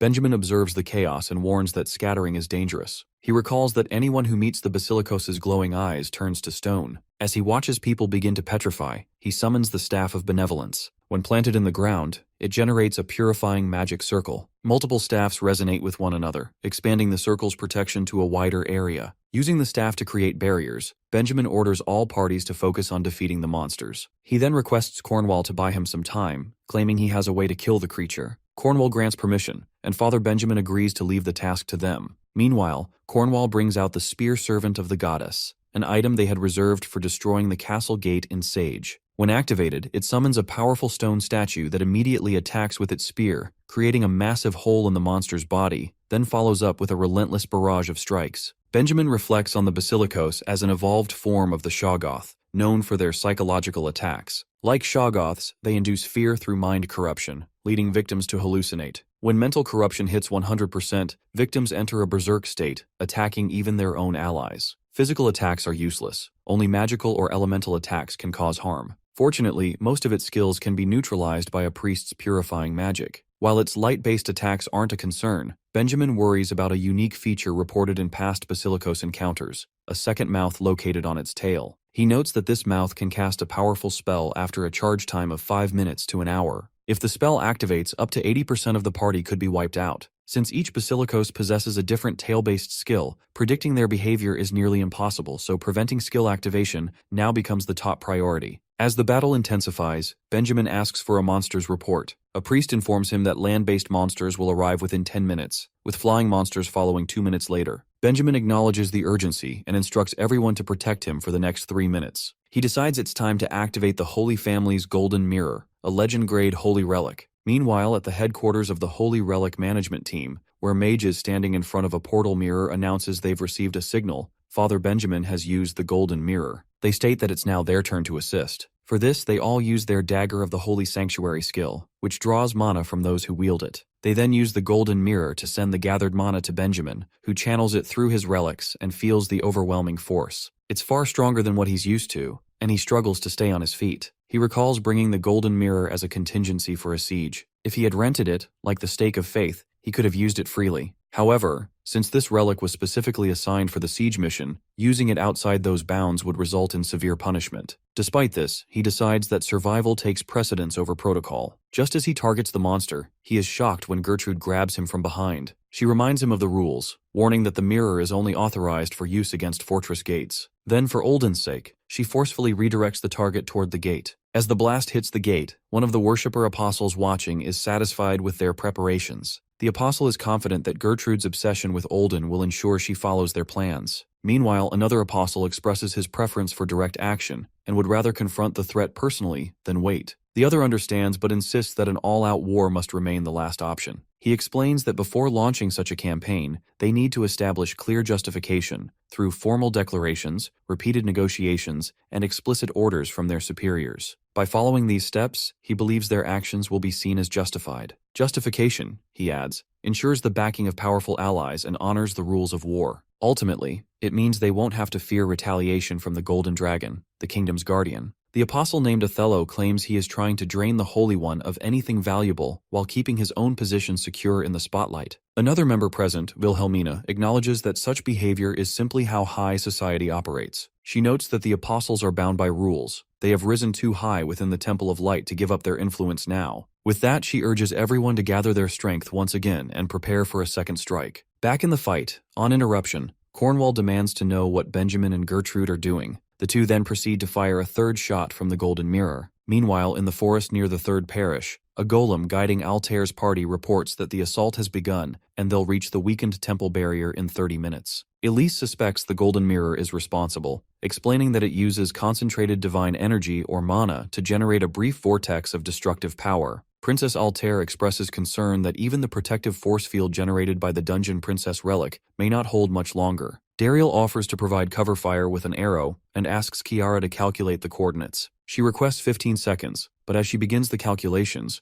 Dariel notices something unexpected. Without hesitation, he orders everyone to jump on the count of 3. Despite their efforts to dodge the incoming slash, some soldiers are struck and fall, while Princess Altair watches it all unfold. As the dust settles, they hear a voice mocking their luck. Stepping into view, it's revealed to be Jin Gang, Jinriang's son and the top disciple of the Dragon King style. Drawing his weapons, he declares his intent to send them to hell. Back in the third parish, chaos unfolds as Ned and Ophelia join forces against the Smiling Woman in a 2-on-1 battle. While fighting, Ned attempts to confront her, urging her to remember that he is her younger brother. She refuses to accept it, unable to believe that the person standing before her could be related to her. She lashes out, but Ned sidesteps the strike. She accuses him of being misled and warns that if he intends to deceive others, he should at least be convincing. Suddenly, the sound of a barrier breaking echoes through the area, and the fortress gate collapses. Ophelia quickly assesses the situation and confirms that the defenses have failed. Realizing this, the Smiling Woman activates her electric acceleration ability and dashes toward the temple while Ned and Ophelia immediately give chase. As they sprint after their leader,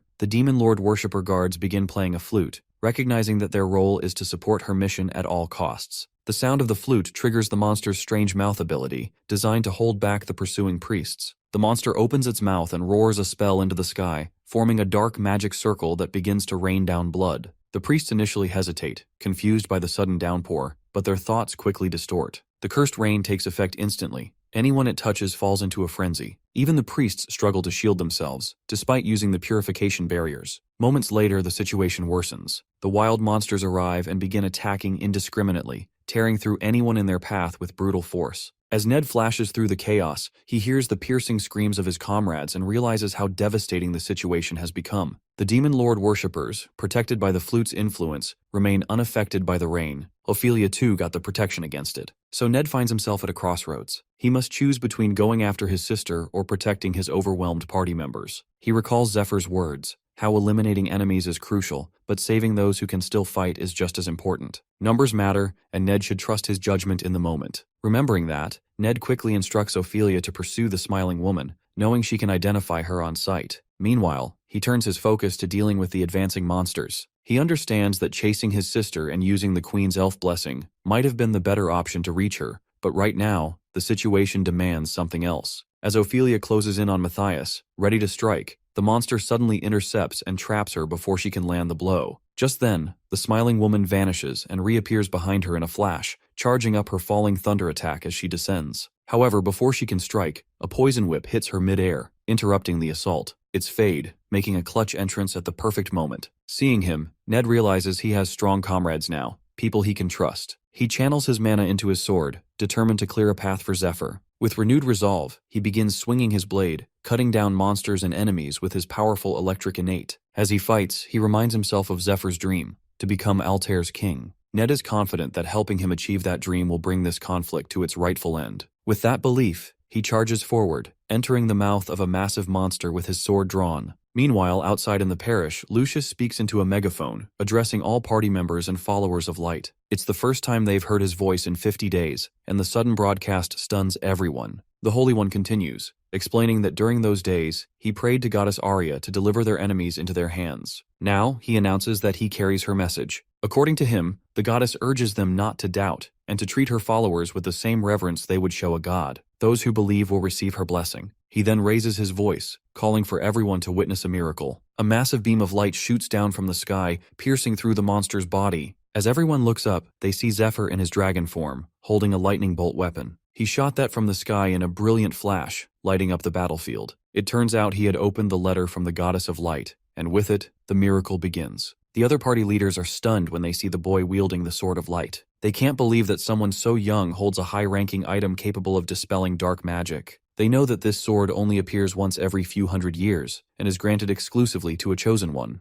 Their surprise deepens when they notice that, with the sword in hand, the boy now exhibits dragon-like features and radiates an aura strikingly similar to that of the gold dragon. Meanwhile, Zephyr reflects on his past life. At this same point in time back then, he had gone largely unnoticed, overshadowed by Adarius, who took the spotlight. But in hindsight, that anonymity gave him the chance to move in silence, ambush enemies, and seize rare opportunities to grow stronger. Now, he knows that just like before, he could remain hidden behind figures like Lucius or Dariel, but this time, there's no need. He understands it's finally time to step forward and show himself to the world. Just a few days earlier, inside the Silver Key, Mercedes had revealed something that stuck with him. The voice that once stopped him from using the sword wasn't Arya's, because he cannot hear the voice of a god directly. That moment reminded him of a time when he thought he had heard the goddess's voice through Mercedes, but never actually heard it firsthand. He realizes now that he still doesn't know what Arya truly sounds like. Pushing that thought further, Mercedes also disclosed that while the goddess granted him full permission to wield the Sword of Light, it was the sword itself that rejected him. This brings back another memory. When Mercedes explained that the goddess entrusted him with the sword on one condition: he must protect the Holy One. Only then does everything click into place for Zephyr. He now understands that although he can use the sword freely for 10 months, the moment he carries out the goddess's command, protecting the Holy One, the sword is bound to obey him. 10 months is more than enough time for him to take what he needs. Back in the present, the boy casts his Dragon Tongue spell, forcing all humans to kneel and freezing the monsters in place. To everyone's shock, the spell works instantly. Everyone stops exactly where they stand. Even Ned and Ophelia fall under its effect. Then, with a single swing, Zephyr slashes through all the frozen monsters, leaving the smiling woman stunned. She doesn't understand what just happened, but quickly realizes that the figure before her isn't the saint with the dragon heart. It's a dragonoid. Now aware of the threat, she knows the only option left is to retreat. Fortunately for her, the chaos Zephyr caused gives her just enough time to shift her appearance. As she prepares to flee, something strikes her from behind, leaving her dazed.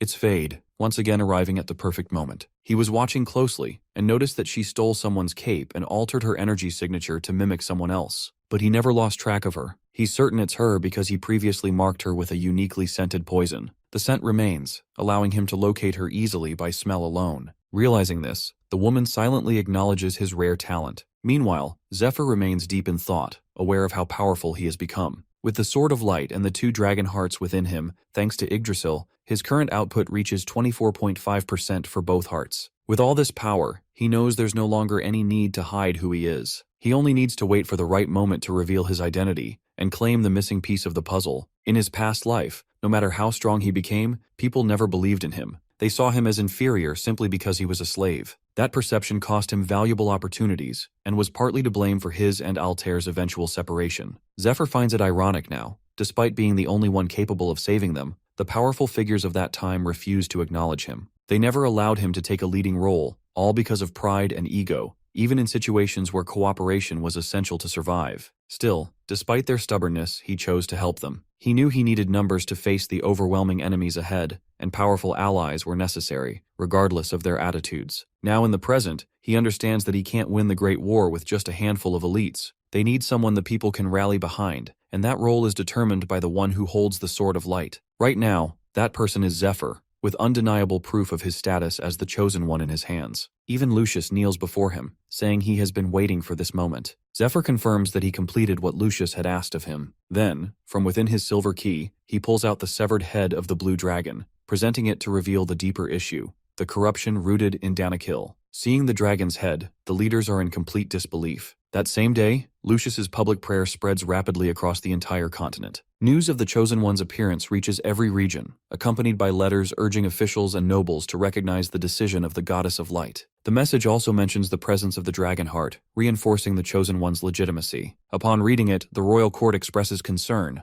It feels dangerously close to embezzlement or overreach. But with the goddess's name involved, the matter becomes nearly impossible to challenge. Moreover, many witnessed the event firsthand, and they know that no one will question the disappearance of the Dragon Heart. With all these factors in play, it becomes clear that Lucius and Zephyr have secured a significant victory. Zephyr is now seen as the central figure in the unfolding story of this world. In response, the people begin the official prayers to Goddess Arya, asking for her eternal light and guidance. The scene shifts to Jin Gong as he recalls his earlier days, when he stood out as the most gifted among all the disciples of the Dragon King style. Born with an exceptional physique, he quickly grasped the core principles of martial arts. Even after accepting the demon worshipper's worm, he continued to grow and gained incredible power. His name, meaning strong dragon, seemed perfectly suited to his identity. He sees himself as powerful and firmly on the right path, though he holds a deep dislike for his father, who constantly speaks of returning east to reclaim his throne. Jin Gang also considers Ned foolish and stubborn for refusing the worm. In his view, everyone else is mistaken.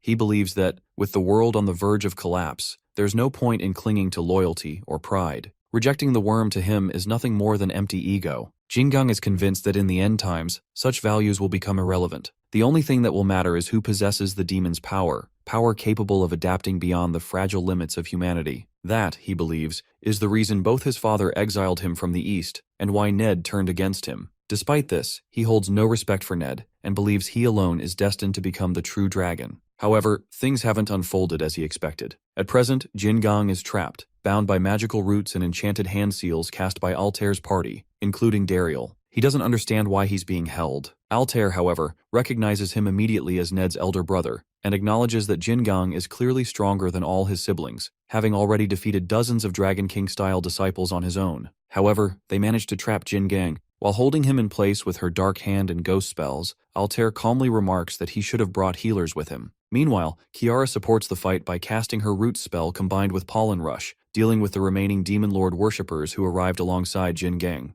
Elise tends to healing duties, keeping the party in fighting condition. Dariel's enchanted bow, empowered by Elise's buffs, proves especially effective. His boosted speed allows him to slow down and damage the enemy group significantly. As the battle winds down, Altair looks at Jin Gang and tells him he made a critical mistake by letting his guard down and allowing them time to channel their buff spells. She says his downfall is the result of his own carelessness. Hearing this, Jin Gang grows furious and begins shouting curses at her. But before he can finish, one of Dariel's arrows strikes him directly in the head, blasting it apart. Altair watches as Jin Gang collapses. She knows he had no value as a hostage, and could have become a serious threat if he had joined forces with the Smiling Woman. In the end, killing him was the safest option. Realizing that Jin Gang was present here, Altair begins to suspect that the Smiling Woman may now be with Lucius. The flash of light she noticed earlier might have come from Zephyr. As she thinks about this possibility, a slight blush rises on her face, knowing she might see him soon. Afterward, the group scouts the surrounding area, makes sure it's secure, and begins the healing process in preparation to move toward the third parish. At the third parish, Altair's group arrives just as night falls and finally reunites with Zephyr. Meanwhile, the local residents are shocked at the sight of Dariel. It's been centuries since they last saw an elf. Cornwall, observing from a distance, grows puzzled upon seeing Princess Altair standing so close to Zephyr. He begins to wonder if they had known each other before. Fade, also present, sees Zephyr for the first time. Immediately he realizes that Zephyr is not the one he has been searching for. Ned, noticing Fade deep in thought, offers to introduce him to Zephyr, but Fade refuses, claiming he doesn't like him. His indifference shifts to surprise when Kiara calls out his name. As she runs toward him, he vanishes without a trace. Outside the parish, the 10 strongest challengers begin to retreat. They know they can't confront the Saint right now, and if the Saint truly defeated the Twin Knights, then he may be stronger than any of them, making it pointless to engage at this time. Elsewhere, in one of the temple hallways, a knight arrives to find Gertrude trapped in an enchanted snare. She calls out manically for Olden, insisting she will find him. At the 13th parish, Prince Polaris finishes reading the letter detailing all that has happened. He laughs, amused by the unexpected turn of events. Intrigued, he expresses a desire to meet Zephyr himself. The boy has provided him with so much entertainment that Polaris feels he should be rewarded. Eager for another encounter, he turns to the Golden Dragon and asks whether it's time to arrange a new event for the second round.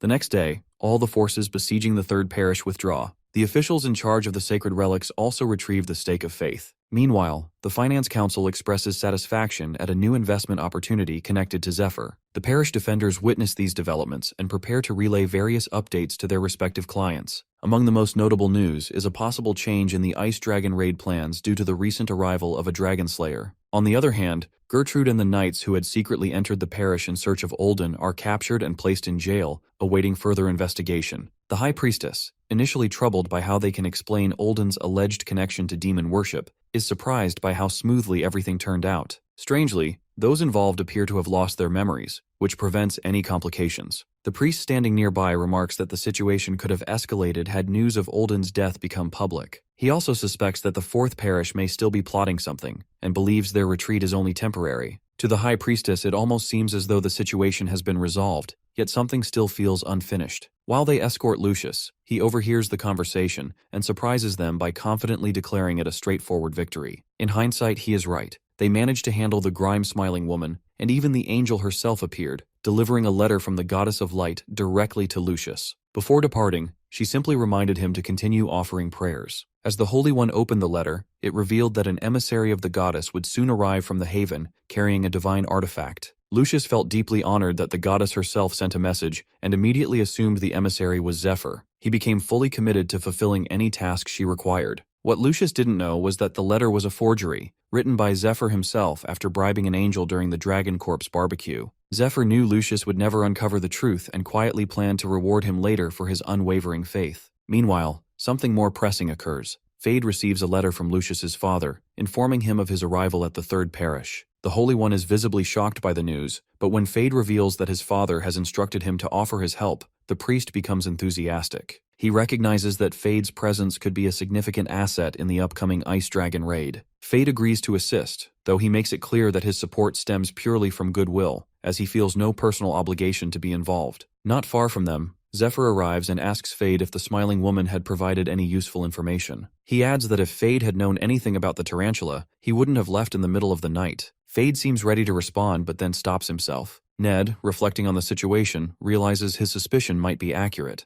The main problem with the smiling woman lies in the failure of his queen's blessing. It has no effect on her. As a result, they resort to using a truth serum, but even that yields no information about the tarantula. Ned suspects that all Fade managed to obtain was the location of the Dragon King's style, which still leaves many questions unanswered. Ned also recalls that the tarantula are notoriously difficult to track, and with the Jin Gang now dead, the only ones who might have information about them are Master and Zephyr. At that moment, Zephyr offers to help Fade take revenge, on the condition that he shares what he knows. He warns him not to refuse. With a sudden burst of movement, Zephyr flashes close to Fade, startling him. Caught off guard, Fade quickly agrees to listen. Later, the entire group gathers for a meeting, where the new party member, Adarius, introduces himself as the wielder of the Requiem sword and a disciple of the White Dragon. He explains that his master instructed him to assist Altair, so he has come to fulfill that order. The group welcomes him warmly, and Altair suggests that he train under Zephyr for the time being. Adirius accepts without hesitation. Though he understands the princess wants him to observe and understand the current situation first, he feels slightly disappointed that he couldn't make a more dramatic entrance by arriving earlier, ideally during the Blue Dragon raid. He holds strong confidence in his own abilities, believing that had he been there, he might have slain the dragon himself with a single strike to the heart. Inwardly, he recalls the words of the White Dragon, that when the demon lord descends upon the world, all dragons will follow him and unleash destruction. His mission, therefore, is clear that he must kill them all before the end times arrive. This is what his master had once told him, while in lizard form, which also implied that he would eventually have to kill the original form of the White Dragon as well. Adirius knows he cannot bring himself to do that. As a result, his goal shifts. Instead of killing, he now aims to prevent the Demon Lord's descent altogether. He also understands that dragons could be powerful allies if used correctly, and their support might make the coming battles much easier. Still, he feels puzzled as to why Altair hasn't considered this possibility. Then he remembers. Perhaps it's fear. A fear that might be affecting everyone seated around the table, clouding their judgment and making it harder for them to think clearly. Adirius doesn't like this atmosphere, so he decides to stay quiet for now, observe the group, and follow the other party members until he fully understands the situation. While he's lost in thought, Zephyr glances over and notices something about him that he doesn't like. After the meeting, Elsie casts her spell, Angel's Embrace, a strange form of magical health assessment. All the new members are visibly uneasy about it, while Elsie seems to enjoy their discomfort, playfully commenting on how rare it is to examine specimens like a dragon, a seasoned warrior, and an elf. Hearing this, Fade becomes irritated, but to his surprise, Elsie soon discovers that she's unable to inspect him at all. Around the same time, Altair arrives and asks whether she has looked into the Smiling Woman. Elsie explains that despite fulfilling all the known conditions for the Queen's blessing, they were unable to apply it to the woman. Kiara speculates that the woman might already carry a blessing, or perhaps a curse, that causes interference. However, that theory doesn't hold. According to Elsie, they examined everything thoroughly, and the results suggest a different issue. The woman may have a problem with her brain. This revelation surprises Altair. The High Priestess notes that while high-level healing spells can reattach freshly severed fingers, they can't restore parts that were lost years ago. Since the Smiling Woman was involved in the shipwreck where she lost her memory, it's likely she suffered brain damage and now perceives the world in a fundamentally different way. Elsie points out that the woman didn't even recognize that she was looking directly into Ned's eyes, meaning the conditions for the Queen's blessing were never actually met. This suggests that the Smiling Woman might no longer see humans as humans at all. Later, Zephyr visits the holding cells to observe her himself. As he approaches, she stares at him without the slightest hesitation in her eyes. 13 years ago, after the boat incident, she was swept away by the waves and washed up on an island. When she regained consciousness, everything around her was dark and silent, except for a constant ringing in her ears. With no memory of who she was, she panicked and screamed. One day, overwhelmed by pain and thoughts of ending her life, she suddenly caught the scent of incense, and the ringing stopped. At that moment, she heard a heavy voice commanding her to open her eyes. When she did, a mysterious master healed her, and her vision began to return, if only slightly. That was the moment she met her mentor. She spent her days learning the language of the East and meditating under the master's guidance. Slowly, a sense of peace began to settle within her. During meditation, her vision gradually improved, but what she saw disturbed her. Everyone around her appeared as monsters.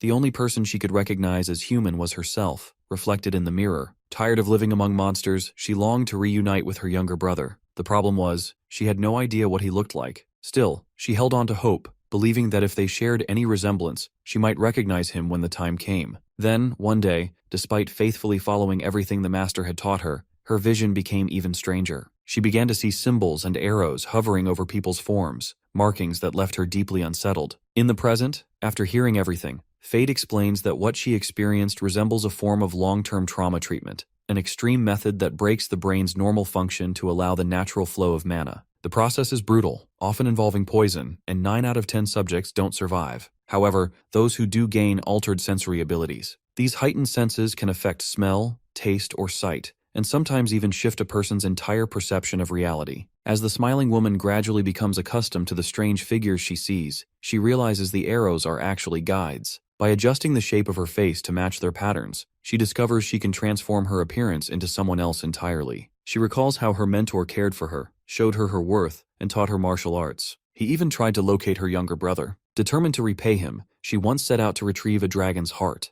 but failed. Still, her primary goal remains to save her master. For that, she needs a way out of this prison. Zephyr manages to extract all this simply by watching her closely. She notices him staring and assumes he's acting strange. She then admits she will be killed if released, and makes a final request. to take a bath before she dies. Willing to offer any information in exchange, she pleads with him. If he cannot untie her, she asks if he could wash her himself. Zephyr steps into the cell, tells her to stay still, and gently lifts her head. In that moment, as she looks into his eyes, she believes she has ensnared him with her charm. She believes she has Zephyr under her spell, convinced that he sees her as an unforgettable war trophy and will eventually give in. Desperate to escape, she's willing to do anything, knowing that even those as strong as a dragon heart bearer or the wielder of the Sword of Light can't fully resist their natural instincts. But to her shock, Zephyr leans close to her face and coldly orders her to expel the worm inside her. Almost instantly, she feels something rise in her throat and begins coughing up blood. Zephyr watches from the side, smirking. He remembers her from the past, how she once tried to manipulate him, pretending to be close just to use him before discarding him. But now, in the present, he stomps on the writhing worm she vomits onto the floor as she struggles to breathe.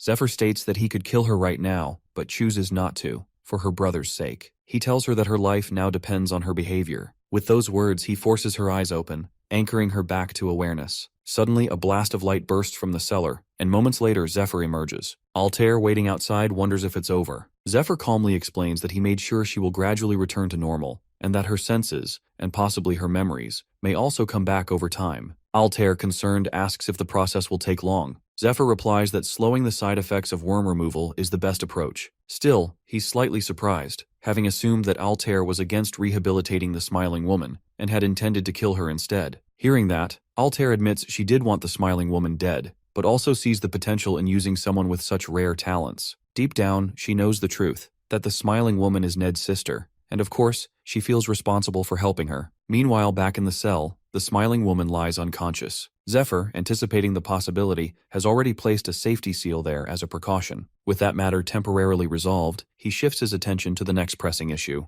In truth, Zephyr never wanted to meet the smiling woman at all. His original intent was to kill her, but because she is Ned's sister, he had no choice. Even so, the moment he saw her in person, he struggled to suppress the emotions she stirred. What troubled him even more was the same question he still couldn't answer. Why did so many individuals willingly follow the demon god cult, even after learning the truth? Why did they remain loyal to someone who brought ruin? He knows he can't afford to ask those questions. The future he's fighting for depends on holding on to the memories he already carries. As he stands lost in thought, a sandal flies past his head. Looking up, he sees Altair at the top of the stairway, smirking slightly. She had intentionally untied it. The moment feels almost surreal. The dark, narrow stairwell, the chill in the air, and Altair's skin faintly glowing in the low light. It all blurs together. Then, on those cold steps, they share a quiet, intimate moment. Zephyr reflects on how deeply he's been wounded in the past, betrayed time and time again. He had built his world in darkness, where trust had no place. But then Altair came. She offered honesty where others brought lies, and somehow became the reason that,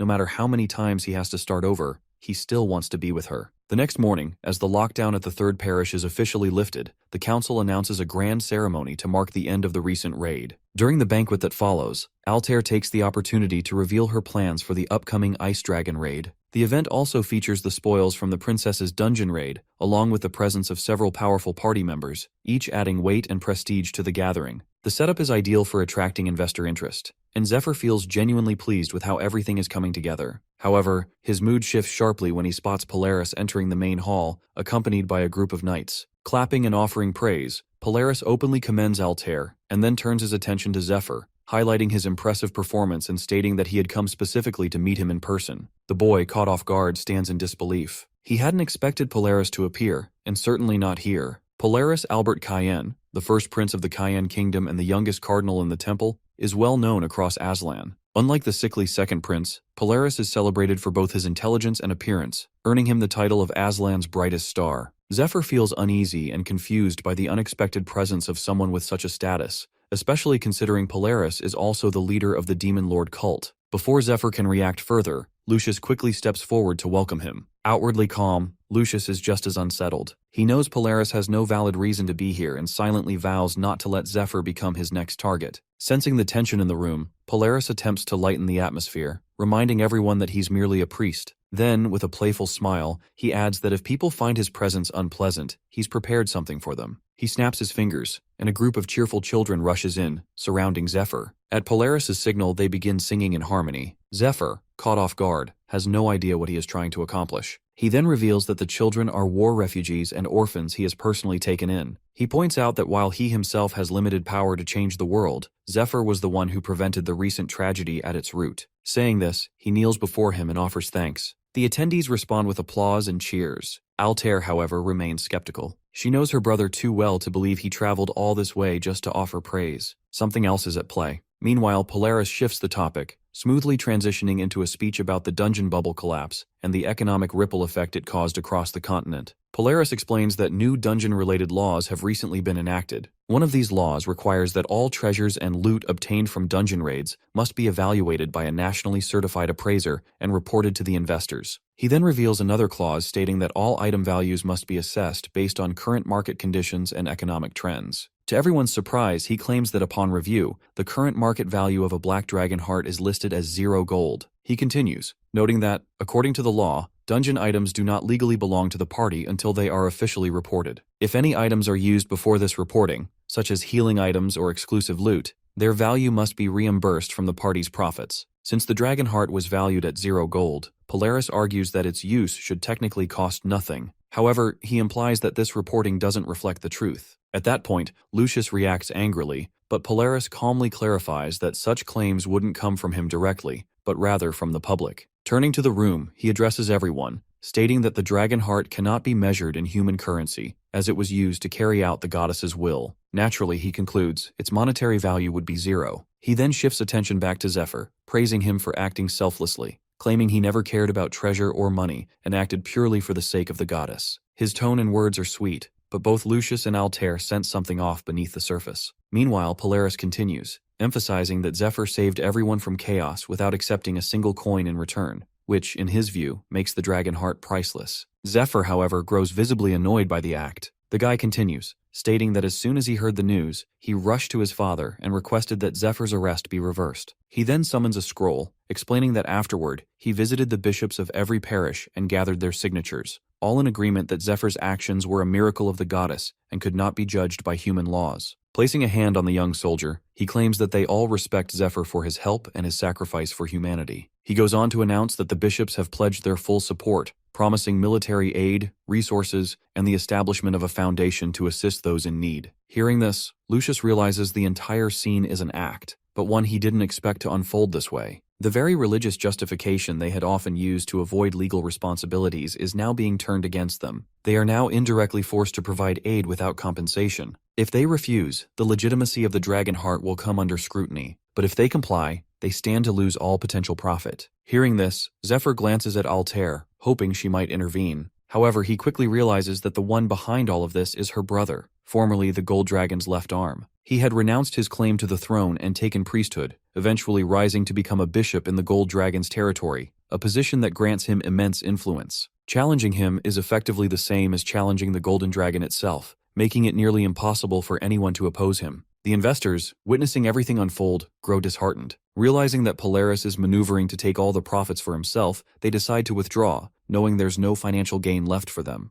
At that moment, Polaris steps closer to Zephyr, revealing that he hasn't come to start another war, but simply to defeat him. Despite the tension in the air, Zephyr holds back a laugh, fully aware that the man in front of him is completely absurd. Polaris's actions follow a familiar pattern often used by temple guilds and nobles to suppress smaller guilds and individuals. They start by making vague excuses to cut their targets off from funding, initially keeping their promises once or twice. After that, they begin to stall, claiming the money is still being processed or that approval is needed from another branch. Eventually, the promised support never arrives. As a result, soldiers are left under-equipped, and dungeon raids fail. To keep the strongest members from being recruited by other parties, guilds are forced to overpay them. On top of that, dungeon equipment, especially enchanted or specialized gear, is expensive. There are also ongoing costs for labor and supplies such as potions, food, and camp gear for parties that can range from a dozen to several hundred members. Even the rights to raid a dungeon must be purchased, so when higher-ups monopolize the profits, it becomes a death sentence for the party. This is exactly what Polaris is attempting. Returning to the present, Polaris mocks Zephyr's lack of a proper response. He pushes the idea that, now that he is seen as important, he must follow established rules, regardless of his personal strength. He even suggests that Altair will go broke without any financial products to support her, and since she has a public image to uphold as a princess,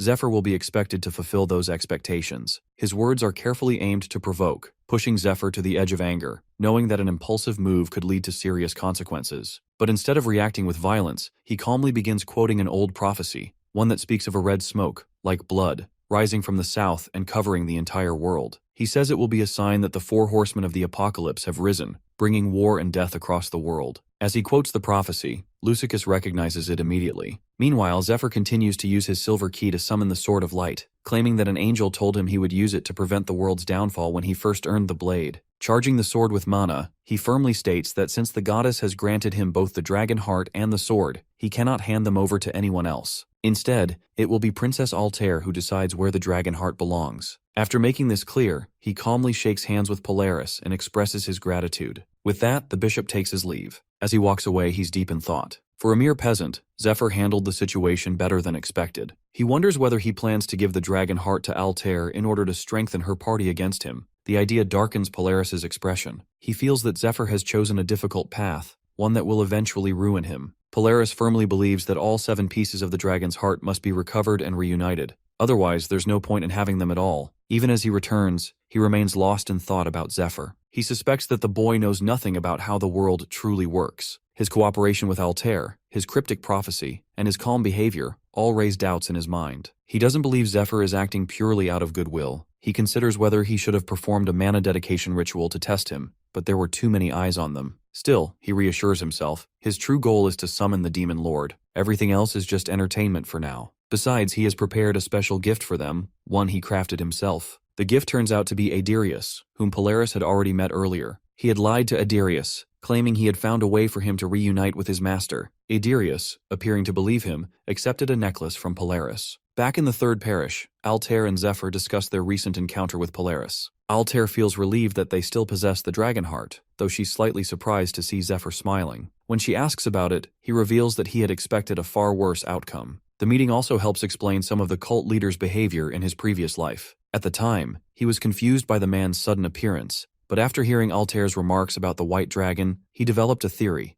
Perhaps the cult leader had shown up to investigate whether the white dragon was involved in Olden's disappearance. Even so, one detail still puzzles him. In his past life, Polaris never took any action against Adirius for 2 whole years, despite Adirius's known connection to the white dragon. The answer, however, comes from Adirius himself. Sometime earlier, Zephyr met Adirius and who showed him his ice dragon deity. From that conversation, he learned that Polaris was never able to collect the dragon hearts. This explains why he seemed relieved during their recent meeting. He likely believed they would never gather enough power to challenge him. With this in mind, Zephyr decides to act. He pretends not to know how to use the dragon heart, and it works just as he hoped. Polaris leaves, choosing to fight through wealth and political influence, exactly how humans tend to operate, and Zephyr understands that well. But when he mentions humans, Altair briefly recalls a memory of her brother in his demon form. Meanwhile, Zephyr continues thinking, if the bishop had revealed his true power, they would all be dead by now. Or at the very least, their party would have been forced into a desperate struggle for survival. Yet, Polaris leaves Zephyr untouched and never reveals his allegiance to the Demon Lord worshippers. Our boy suspects there must be rules in place,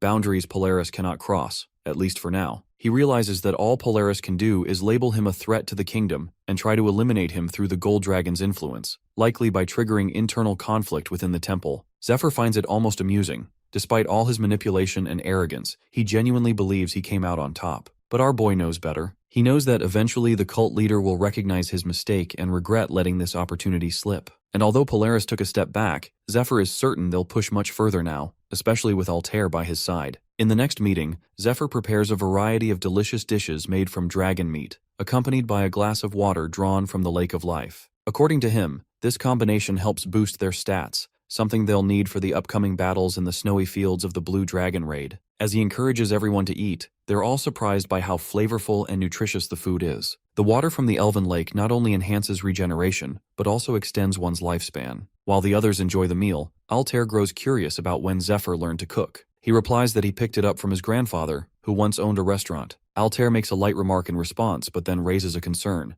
Ada Ruiz is the only one missing. Zephyr simply notes that dragon meat doesn't sit well with him, avoiding further explanation. Still, she worries that Ada Ruiz might come to resent them. Zephyr, however, feels confident that even if he holds a grudge, he won't act on it, not with Dariel around. Meanwhile, Ada Ruiz quietly concludes that it might be best to eliminate Zephyr now. Despite the cult leader's earlier interference, the dragon raid proceeds as planned and on schedule. In the following meeting, Lucius presents a list of items to be sold at the upcoming Lauren auction. This auction is the largest on the continent, where millions of gold worth of goods are traded, including legendary items. According to the priest, placing an item in the auction is a lengthy process. It takes months to submit an item and even longer for it to be evaluated. Only after all the formal procedures is it added to the official catalog, one that only auction staff are permitted to view. Overall, the auction process typically takes around half a year for an item to be listed. However, Zephyr notices that one particular entry in the catalog is scheduled to go up for bidding in just 2 months. He recalls that once auction dates are finalized, sellers can't cancel their listings unless the auction house finds the item unsatisfactory. That loophole gives them an opportunity. If they offer something better in return, the auction house may cancel the previous request and accept the new one. With that in mind,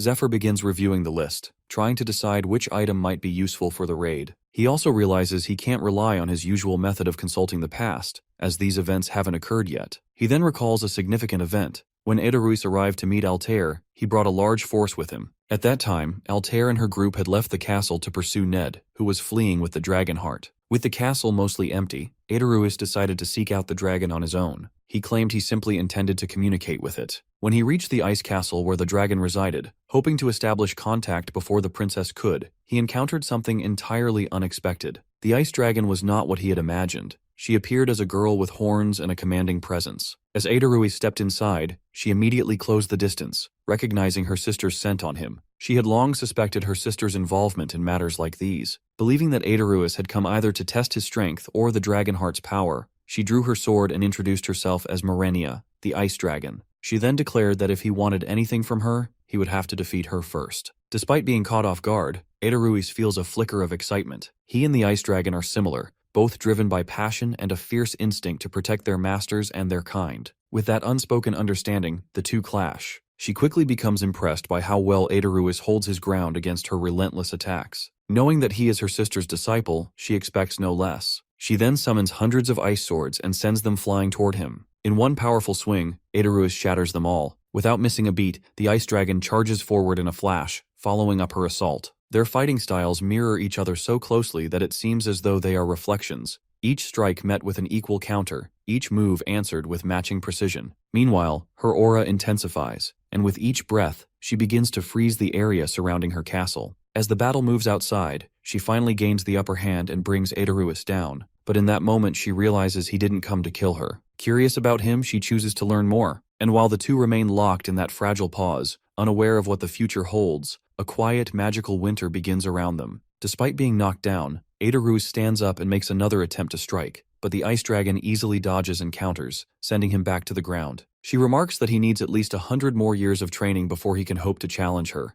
To give him a chance to keep sparring, she summons 7 magical swords and encourages him to try using them, especially one named Requiem. He picks up the sword, and together they continue sparring for hours on end until exhaustion nearly overwhelms him. At one point, he uses a flint to start a fire, something the ice dragon has never seen before. Intrigued, she watches as he prepares food over the flames. They share the meal, chewing through roasted meat. Once finished, they resume sparring until sleep finally overtakes him. As he dozes off, the ice dragon finds herself puzzled by human behavior. Most humans lose their will to fight when faced with her dragon power, yet he remains curious, even eager. She thinks back to her sister's other disciples, recalling how strange they all seemed. The dungeon princess and her armored guard come to mind, the guard especially, whose inhuman strength and presence left a lasting impression. She once saw him as a mere child, but he grew into something that now unsettles her. Now Ada Ruiz shows promise too. He has a strong physique, adaptable mana control, and excellent spatial awareness. What stands out most is his mindset. He embraces challenges. Even when struck down, he continuously analyzes his technique, reflecting on what went wrong and how to improve. Though he clearly can't match her yet, he trains hard, not for victory, but for the joy of testing himself. Each clash is a chance to grow, and he thrives in the struggle. Ada Ruiz improved so much that the ice dragon, Marenia, now spars with him in her true form. 3 months into his training, he feels excited by his progress. He can now land hits on Marenia even in her dragon form. However, that excitement quickly turns into panic when he remembers he must return to Lindell Castle in 2 months, as the princess is expected to arrive. In the meantime, he has carved out a small space within the ice to live in. One evening, Marenia calls him outside and shows him the northern lights. As he sits and watches, he is mesmerized by the shifting colors. He recalls something his master once told him, that she too had seen the northern lights with Marenia, and had wished to see them with her again. Hearing this, Marenia reflects on the past. Long ago, the great dragon heart shattered into many pieces, and over the course of 100 years, those pieces became the dragons. Her own fragment was a blend of blue and white. After awakening from the ice, she met her sister. They were different from the others because they shared something deeper. Her sister had a passionate nature, and though both of them were white in appearance, Marenia could never claim the title of the White Dragon, as it already belonged to another. She continues to reflect. After Kaiserus died, her sister went into a long sleep, and the other dragons began to act strangely, preparing for some unknown grand mission. Since then, Marenia hasn't had a conversation like this with anyone,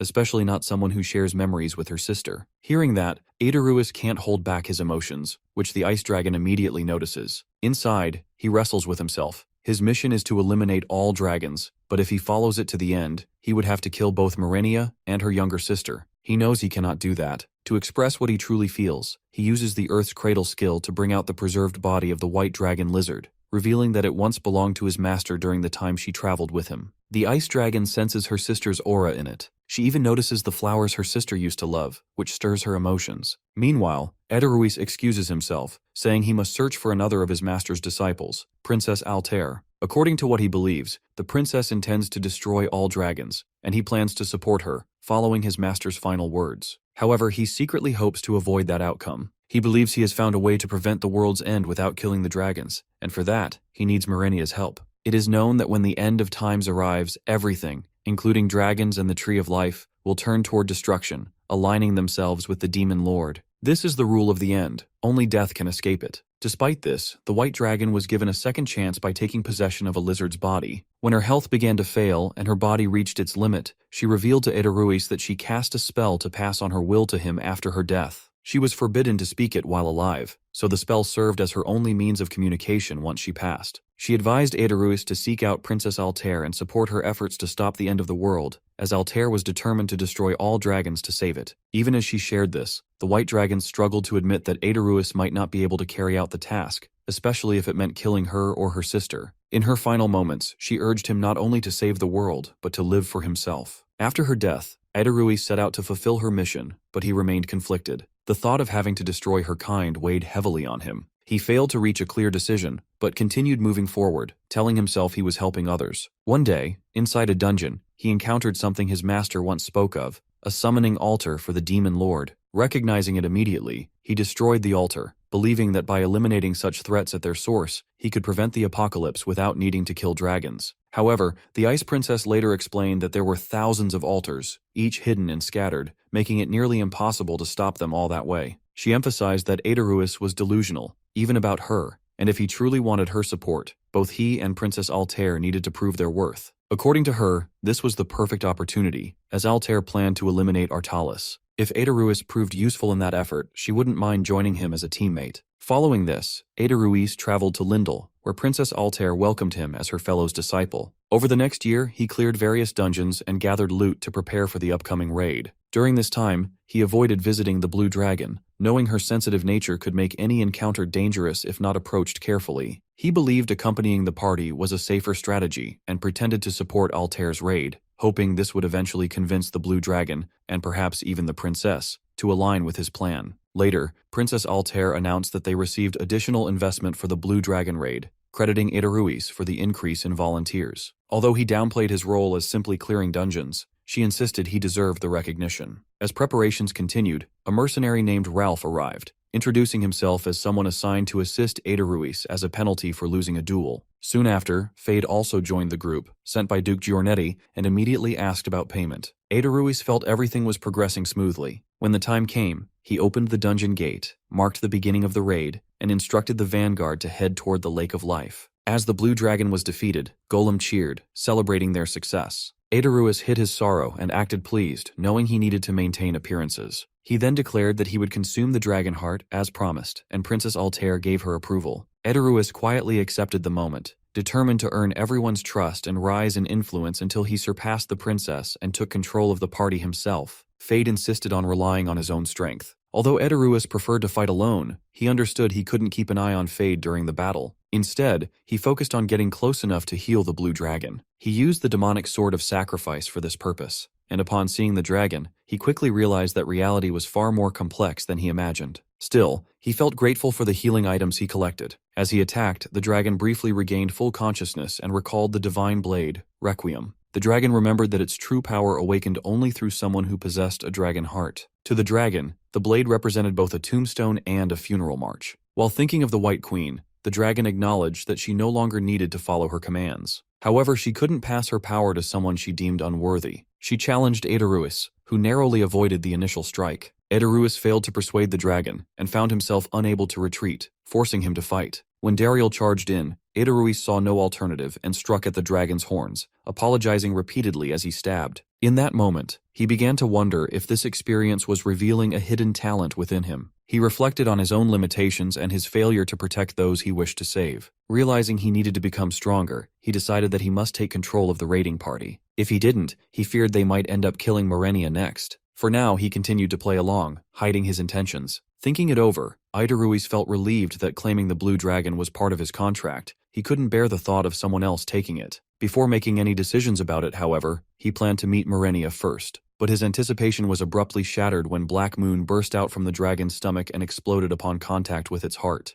Just like that, the raid became Aedaruis' worst yet. He lost both the blue dragon and its heart. Furious, he blamed Fade for dragging him away in an attempt to protect him, convinced he could have stopped everything if he stayed. But Fade disagreed. He argued that even if Aedaruis claimed the heart, the poison mixed with it would have caused serious harm. Given the risk, Fade insisted that retreating was the safest option, not just for Aedaruis, who survived thanks to his armor, but for everyone else around him who could have been exposed to the toxin. With that, Fade announced the end of his contract and his intention to leave. He warned the group not to invite him again, especially if Aedaruis was still part of the team. He also advised the princess against granting Aedaruis any authority. Though confused by the warning, the princess started keeping a closer watch on Aedaruis. But sometime later, something happened that made her set those doubts aside. The ice dragon herself arrived to support Aedaruis, recognizing that he proved his worth. To aid him, she froze the entire Elfin and Danakil farmlands. This action crippled Danakil's resources, but by freezing the river, she prevented the poison from spreading across the continent. Following this, the ice dragon officially joined Altair's party.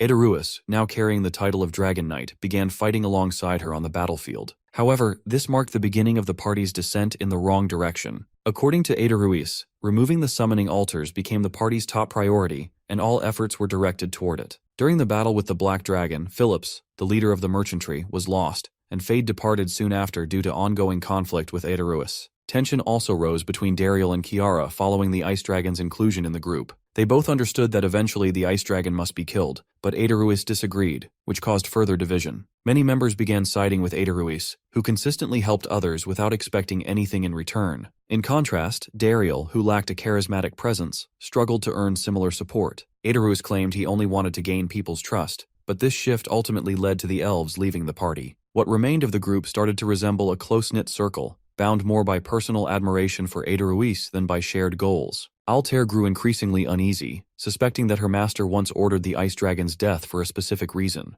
Meanwhile, the internal division Aedaruis unintentionally created became the opening Zephyr used to join the party. Upon arrival, Fade immediately recognized Zephyr from the Third Parish and quickly pinned him down, surprised to find that the boy learned combat skills. He wondered who might have trained him. The scene then shifted to an earlier time, when Zephyr once wielded the dragon heart and formed a bond with Fade. Because of these events, and Zephyr's growing influence, Altair found herself drawn to him. She realized that building strong allies like Zephyr was essential if she hoped to challenge Aedaruis and prove that he might be leading the party in the wrong direction. To move forward with her plan, Altair persuaded Zephyr to work with her. Our boy, standing on business, reminded her to clarify the terms of their agreement beforehand, as a previous party member stole their kill. He demanded the spoils back, claiming that the Demon Lord worshipper's corpse and belongings rightfully belonged to him. Their first meeting involved some tension, especially as Fade and Zephyr struggled with the limitations of working as a team of just two. Despite these initial difficulties, they agreed to collaborate due to their shared goals. However, Aedaruis was displeased, both by the return of Dariel and Fade, and by the presence of the person who once took the dragon heart. In the past, Aedaruis shared this concern with the Ice Dragon, who, upon hearing it, grew furious. She trapped Zephyr in ice and interrogated him. The knights witnessing the scene felt reassured, seeing that the dragon was on their side. Aedaruis, meanwhile, used Zephyr's presence to subtly influence public opinion in his favor. Back in the present, Zephyr observes the boy during training and quickly realizes that, while naive, he is instinctively cunning and driven by a thirst for fame. The boy, aware of his limitations, pushes himself hard, hoping for just one chance to gain freedom and influence during the upcoming raid. Meanwhile, Adarui, while running through preparations, remains frustrated by Zephyr's use of the Silver Lion's control over him. Still, he knows that Zephyr will likely lift the training restrictions once the dragon raid begins, as his full power will be needed. Edaruis remains firm in his belief that he alone should have the right to decide whether his master, the White Dragon Familiar, lives or dies. During the pre-raid briefing, Altair assigns all party members to specific teams. The auction team is tasked with purchasing equipment, while the farming team, which includes Edaruis and the priests, is assigned to gather loot from monsters. Upon hearing this, Ned realizes he must keep a close eye on Adarus during the mission.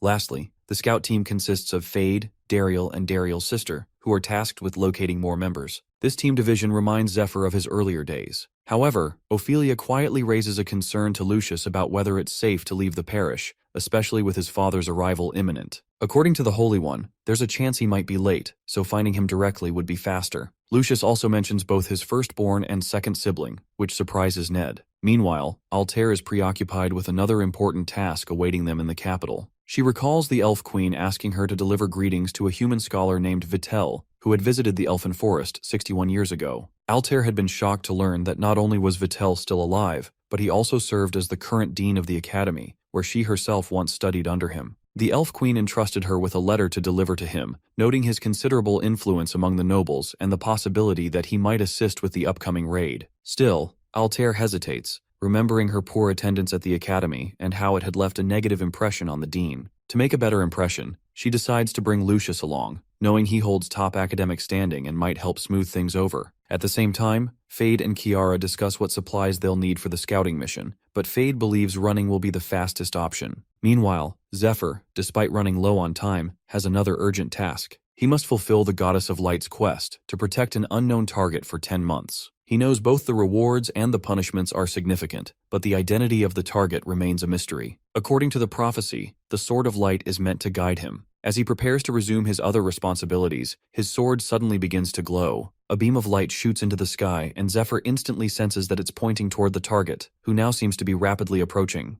Moments later, two figures riding dragons descend from the clouds. One is Lucius's father, the Duke, and the other is none other than Vitel, the Academy Dean. As the dragon lands, Phillips, the leader of the merchantry, is revealed to be with them. Zephyr immediately recognizes him and recalls leaving him in the Elfin Forest for his safety. Altair, upon seeing Phillips, feels slightly relieved, and Phillips appears just as glad, having heard that the group managed to capture the smiling woman, the very reason he had gone into hiding. Phillips quickly explains the situation. Knowing the group's deteriorating condition, he brought Lucius's father, the Duke, along with Professor Vitel. When Ned sees the Duke for the first time, memories resurface. He remembers how the Duke had played a key role in shaping the world's current state. The Duke had benefited greatly from the economic collapse caused by the bubble break, and his aggressive investment strategies had only worsened the damage. Ned indirectly blames that event for his own family's downfall, and as a result, finds no reason to hold a favorable opinion of the man. Even from a purely logical standpoint, the Duke appears to be the worst kind of person, self-serving, short-sighted,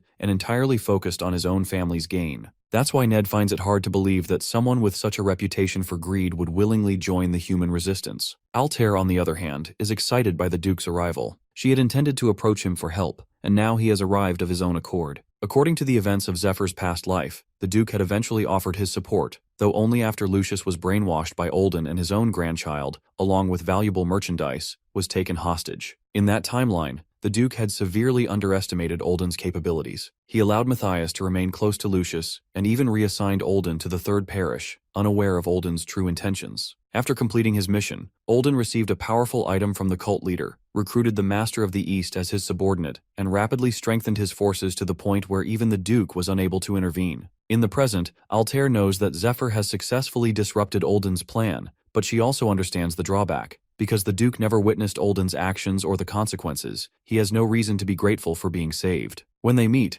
the Duke immediately expresses his disappointment to Phillips, noting that Zephyr, whom some call noble, appears like an ordinary person. Phillips steps in to defend Zephyr, calmly stating that he has real combat experience, having fought on the front lines during the dragon raid. He adds that he, together with Ned, defeated the Dungeon Princess on their own. This revelation surprises the Duke, who seeks confirmation that the two truly acted alone. Phillips confirms it and mentions that they also witnessed what transpired inside the dungeon. The Duke shows interest in learning more but refrains from asking further, aware that revealing too much might expose his real motives. Instead, he shifts the conversation, making it clear that he will not offer any financial support. On the contrary, he states that if they want access to his knowledge and connections, they will have to pay him. Lucius, taken aback, urges his father not to speak that way, reminding him that Zephyr saved his life and is the only one capable of helping with the dragon raid. However, the Duke quickly silences him, further fueling Lucius's frustration. He mocks his son, telling him to focus on repaying his own debts. As for the Ice Dragon raid, the Duke notes that the Guild Union is already on standby and prepared to act at any time, implying that he has other options. As the Duke prepares to add more conditions,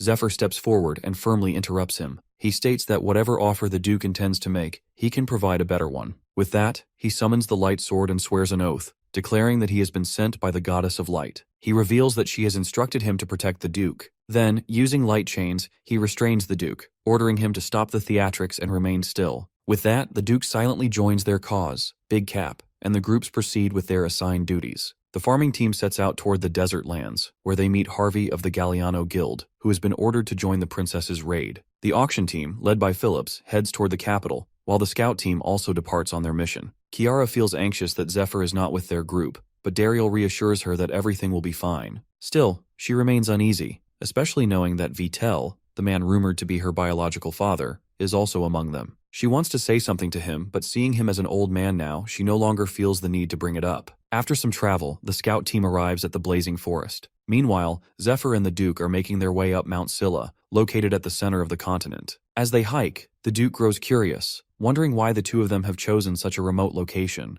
According to Zephyr, they need to reach the destination no matter what. However, deep down, he knows part of the reason is personal. He wants to understand the Duke better, and it's easier to do that when they're alone. In his past life, when they had used the Dungeon Princess's tomb as shelter, the Duke had been genuinely excited, claiming that his dream was finally coming true. Zephyr had been with him then, listening as the Duke admitted he had spent millions of gold, countless years, and even lost his own son, all just to see what the dungeon boss room looked like. He wasn't interested in the dragon heart, but in something far more important, though at the time, Zephyr had thought it was pointless to ask further. Despite his power in Zephyr's past life, the Duke remained secretive, and no one ever truly knew what his goals were. Now, in the present, Zephyr recalls the Duke's expression when they mentioned the Dungeon Princess's tomb. It seems he hasn't given up on his original wish related to it. Zephyr wants to help him achieve that goal, but he also knows that if the Duke does anything reckless, he may be forced to stop